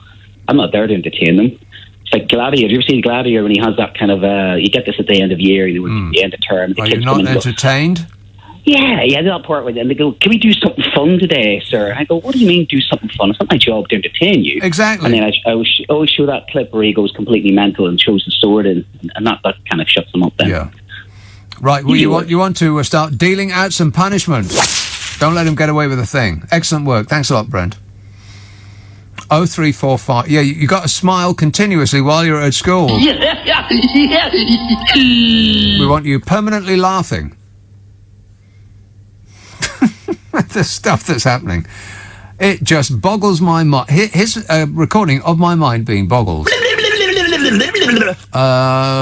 tweets, I must tell you, Nick, that women's football might not quite as good as men. See, people, you must check your tweets before you send them. Keith tweets, I must tell you, Nick, that women's football might not quite as good as men's, but it has really improved. The girls really should not be ignored, as it is often as entertaining as men's football. No. It has to be a no from me. Do I need to repeat myself? No. Okay, then. But I'm going to anyway. It's not a sexist thing. It's got nothing to do with that. It's just you've only got so many minutes allotted to you on this earth. At some point, you're going to fall off the end of the conveyor belt. And so if you're going to watch a sport or any endeavour, then you might as well watch the absolute very best. Like if you want to go and see art, for instance, do you want to go and see the art that somebody has chalked on a pavement outside the National Gallery, or do you want to go inside the National Gallery and see some Rubens? The latter, right? Right. By the way, I don't know what's going on outside the National Gallery in Trafalgar Square, but it's a scene every night. Every night I go by, there's a scene happening. It's like a club. By which I mean some people actually arrive there and chalk out a dance floor and start playing the disco dancing music. And you got kids, like hundreds of kids, just all milling about, doing their thing. Nobody appears to be remotely bothered by it. It's remarkable. Police persons sit in vans and just watch them doing it. What they should be doing is beating to the floor people that make a loud noise in public. Get Prissy Patel on the phone. I've got a new project for her. Because people set up rock and roll bands and just take over the entire area. I don't know why they're allowed to do it. Why are they allowed to do it? Because if you set up a rock and roll band or your own club, then you are... It's not a visual thing anymore. You have laid claim to the entire area. People do that outside of restaurants as well. Like this time of year, people will be sitting outside restaurants, and buskers will just show up and start serenading you with something dreadful. Now, do you want them to do that? No. No, but they're going to do it anyway. The sound of silence, highly underestimated. Iona texts, heavier penalties for migrants crossing the channel. We're picking them up. Do they mean extra luxury treatment? Come on in, the water's fine.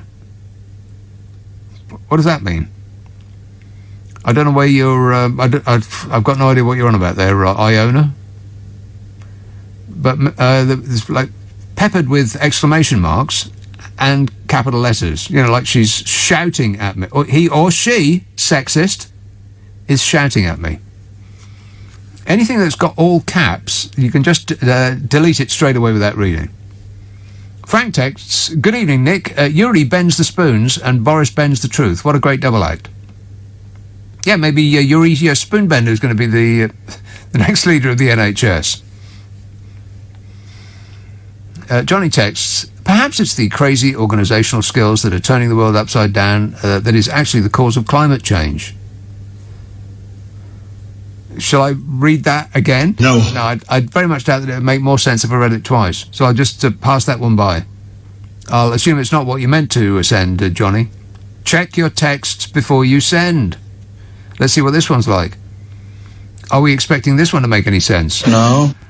Josh texts, I lived through the Thatcher years and they were both bad. Oh, no, wait. No, see, that's my mistake. I lived through the Thatcher years and they were bad. But that lot were idealistically wrong. This lot are both idealistically and morally and possibly criminally wrong. Your smash and grab analogy is spot blooming on. Yeah, this is not a government, it's a smash and grab raid.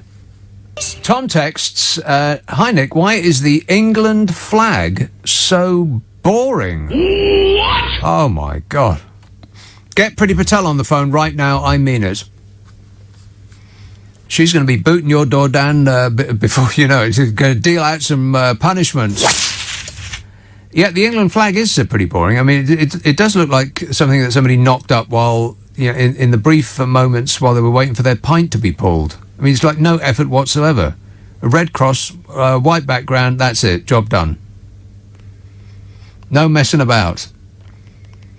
John texts, sounds like you went to Cape Town. I loved it and I want to live there. My partner originates from there. It's beautiful, says John. Yeah, it is. It's an amazing place. I'd quite like to go there again. What's great about it is that it's straight down, so you get no jet lag. It's like a 5-hour flight. It's plenty warm when you get there, but you don't have that, feeling of being like pulling yourself back from death from, the jet lag, because there ain't no jet lag, because it's pretty much the same time down there as it is here. It's the miracle of travel. And, Cape Town is exactly what it was. Very, very frightening, though. Now, by reputation, because you don't... Here's a tip. Warning, warning. Don't read the local paper if you go to Cape Town. Just stay away from the news and the and anything to do with that, because it's absolutely terrifying. I mean, some of the things that are going on down there, I don't know if it's the same now as it was when I went, which is a good long while ago, but it was, it was appalling, some of the stuff that was happening there.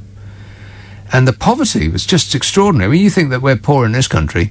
I was driving from Cape Town up to, I guess, the wine area. And you go down, like, dual carriageways.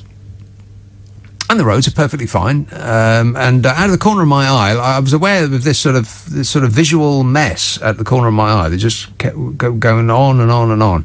But my eyes were on the road because I'm a good boy. I am.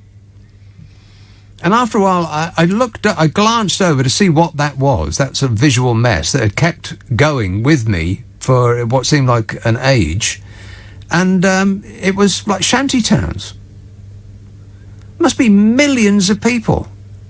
And there didn't appear to be any shops. It was just corrugated iron shacks for as far as the eye could see, like to the horizon. And they just, and as I was driving at 50 mile an hour, they just were on and like mile after mile after mile. I couldn't believe it. Do not break down in that area. Just don't. Get a reliable car. Make sure you get like a German or a Japanese car. And thank me no, wait. I've changed my mind. You can thank me now. Thank you. But it is alarming. I was staying in a hotel and they said, whatever you do, don't walk around on your own. And if you leave the hotel, do so under armed guard. And whatever you do, don't dilly-dally on the way. And I went out to what I thought was like a late-night restaurant in a cab from the hotel.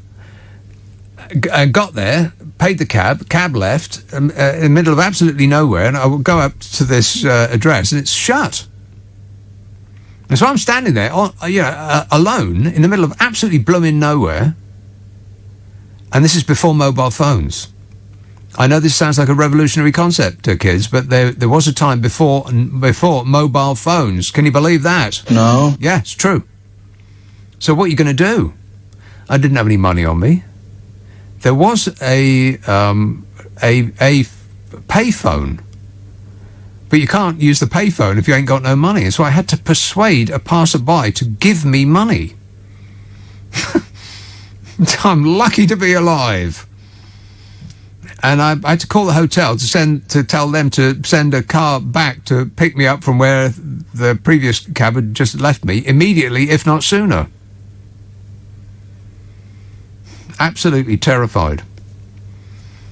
This says, did you see the... Oh, I guess it's the same one. Did you see the penguins at Simonstown Beach? They're incredible. Well, let's not get carried away. He says, who would have thought penguins in a hot climate? Yeah, it is quite hot. But they're still just penguins. I mean, I've seen penguins on TV. On that David Attenborough show. In fact, when the David Attenborough show does penguins, I think... Boring! Oh, for crying out loud. Ain't you got other animals to show us? Because we've seen the penguins, like, up to my eyeballs in penguins.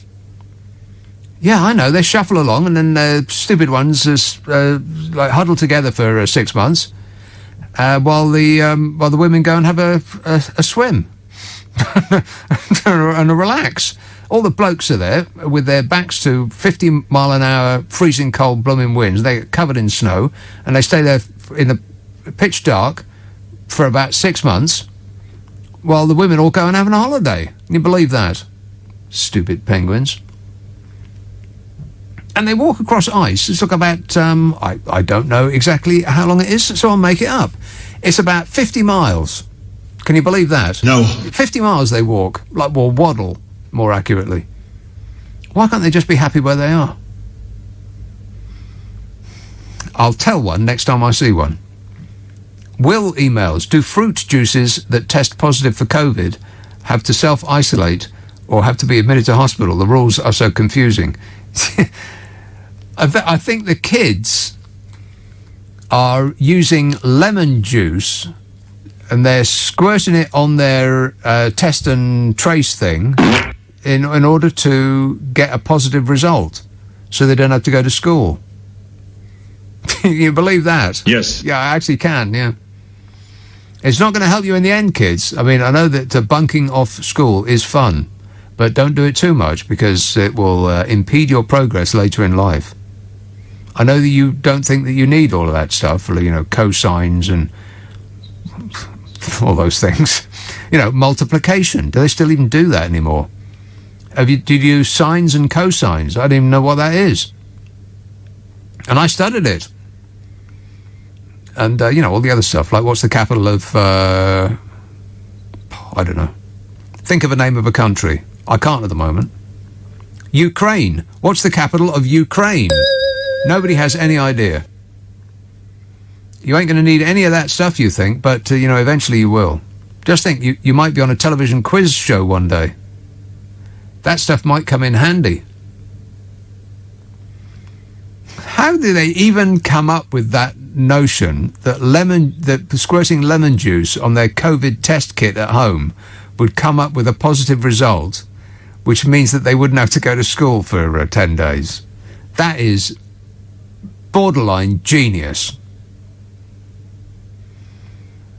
I mean, you got a future in politics ahead of you. Either that or robbing a bank. One of the two. Will emails to fruit juice. No, just did that at length. Joe texts. England won because of the world-beating vaccine rollout. Boris said so, which is about the 10th time somebody has tweeted in with that. I get it. Boris Johnson's going to try to make this win about him. We know that he will. He's going to try to get his face into a picture with any of those footballists. You know he will. I mean, he's going to have some sort of a badge. I mean, if they win, oh my God, it's like some texter earlier on said they're going to be spraying around the OBEs and the MBEs like there's no tomorrow. They're going to be throwing them around so much, you'll probably get some on you. Claire says, you should ask for your fish and chips wrapped separately. You might enjoy it better.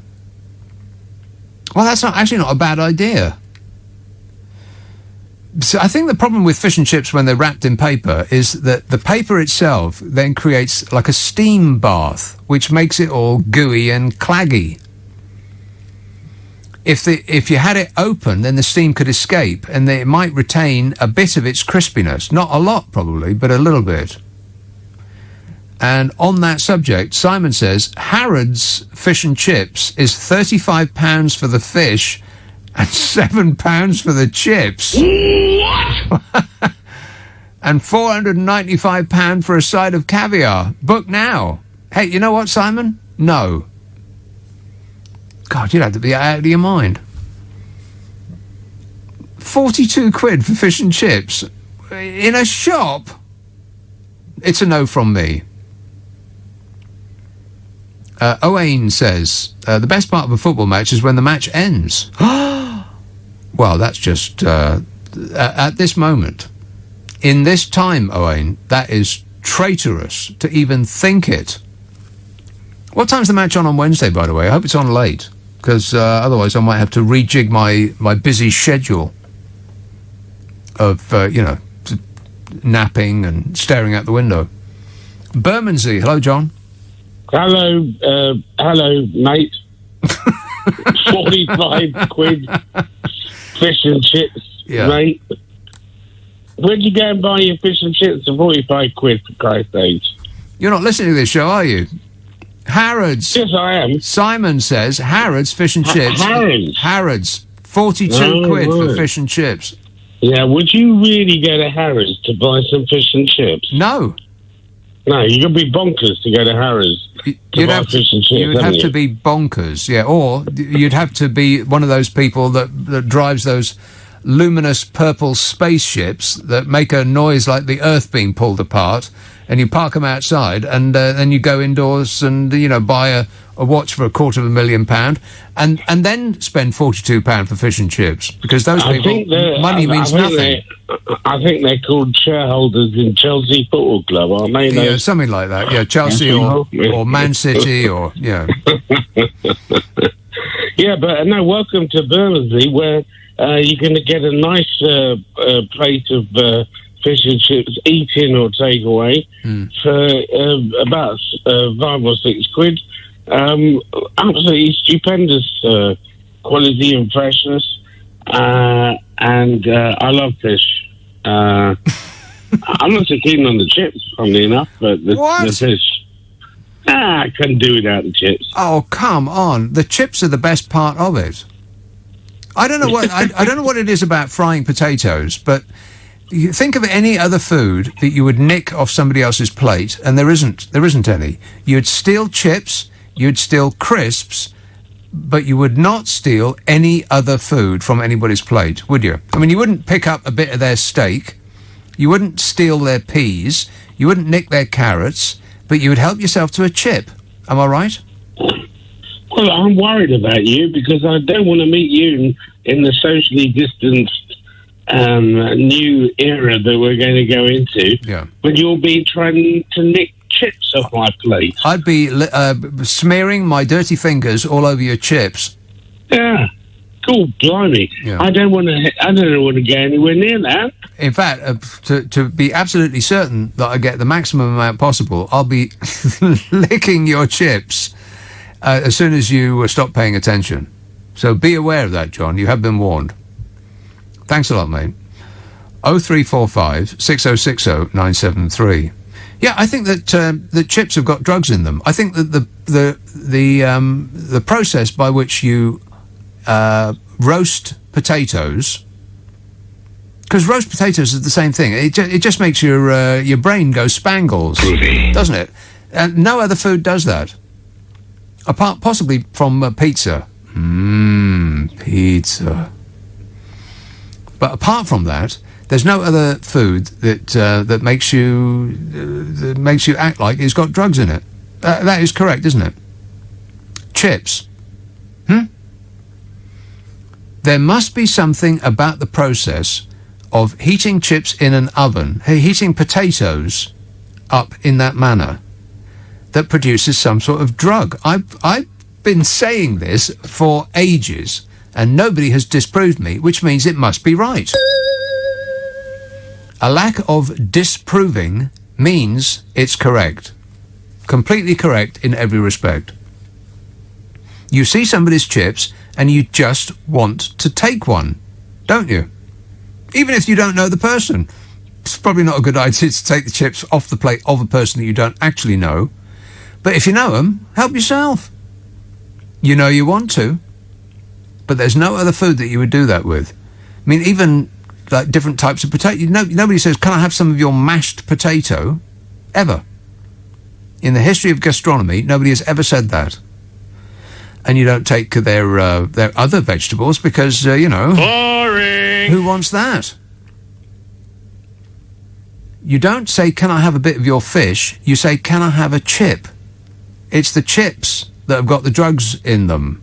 Want to score some pot? Just say no.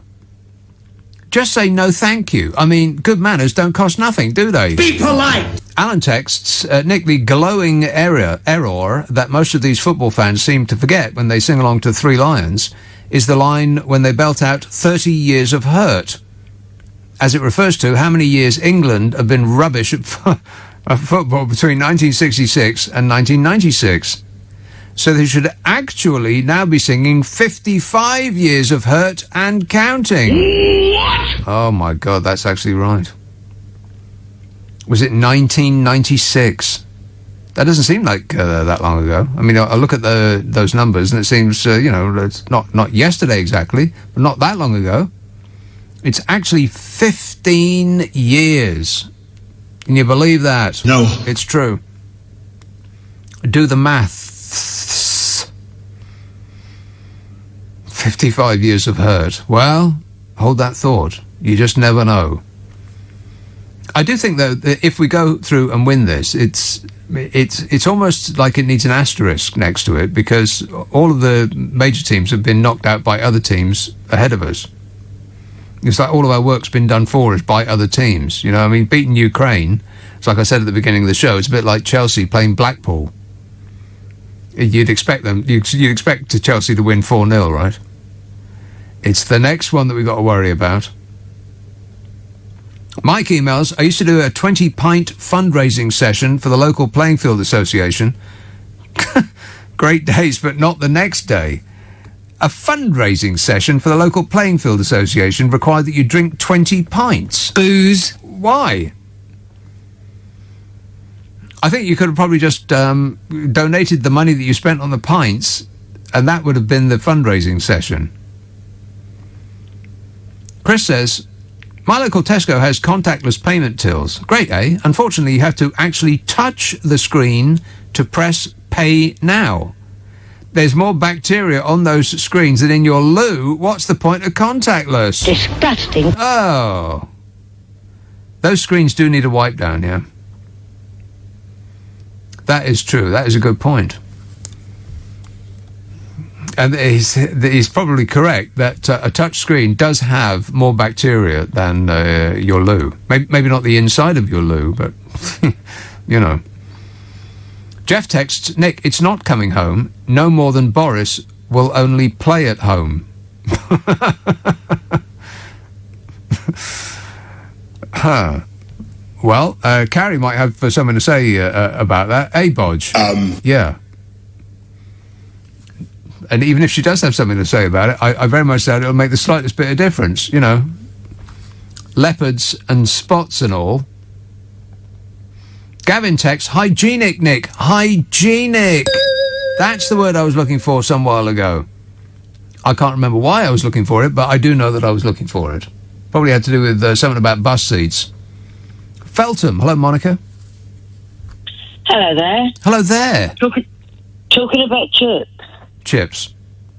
Yes, I have a fish and chip shop across the road, and there's nothing like a bag of chips that you eat on the walk home. Because once they're wrapped up, yeah, they're just not the same. And I've actually, when somebody has come out of the fish and chip shop with a bag of chips and I could smell the heat and the salt and vinegar, I've actually put my hand in and taken one and said, I'm really sorry, but I couldn't resist. Wow, you are lucky to be alive, Monica. No, I don't care. Hygiene goes out the window if you see somebody with a bag of fresh fish and English chips. Yeah, it sounds like you're addicted to me. I think so. I think we're thinking the same sort of thing. But Monica, when you said two conflicting things, can I just delve a little bit deeper? Conflicting? I don't do conflicting. I think you do. Yeah, you said you got one over the road, and they're best eaten on the way home. How long does it take you to walk over the road? Oh, about 6 minutes. Wow, that's a very wide road. But I mean, about 5 or 6 minutes. If you're eating the chips, you walk slower. Oh, you walk slowly, right? Okay. Well, always pay attention to the conditions of the road. But once they're wrapped up in that paper, they're all soggy and they're not the same. Right. It's a steam bath, exactly. But the smell of somebody with a bag of chips along the road, it just gets me, and I have to put my hand in and take one, COVID or not. I'm sorry. And if they've actually run out of chips, Monica, just help yourself to their fingers. Just lick the juice off their fingers, and they'll thank you later. Thanks for that. Heathrow. Hello, Sam. Hi. How are you? Great, mate. Good. So basically, I want to pick up on a point that you said. So, in terms of the Harrods being so expensive about the fish and chips, I'm actually in the food industry, and I own a restaurant. And a hell of a lot of people actually don't realize the costs that are involved, the amount of rents, the big businesses such as Harrods, the amount of rates and the amount of staff that they have to pay. Right. So it may seem to a lot of people that it's a bit diabolical, 40, 50, 80 pounds for a fish and chip. But do they actually realize how many people they've actually got in the kitchen? Yeah, how many people it takes? I'm not remotely interested in that. I just see the actual bill part, £42 for fish and chips, and I'd be running for the exit, fleeing, because I realise that I am in the wrong place, and I don't want to get found out. Besides which, the people who own Harrods are trillionaires. They got all the money in the world that Bill Gates ain't got. That's A and B. And C is, it's a shop. I mean, okay, it's a very fancy shop, but I ain't going to eat in no shop. I'm just not. And those are my strict rules.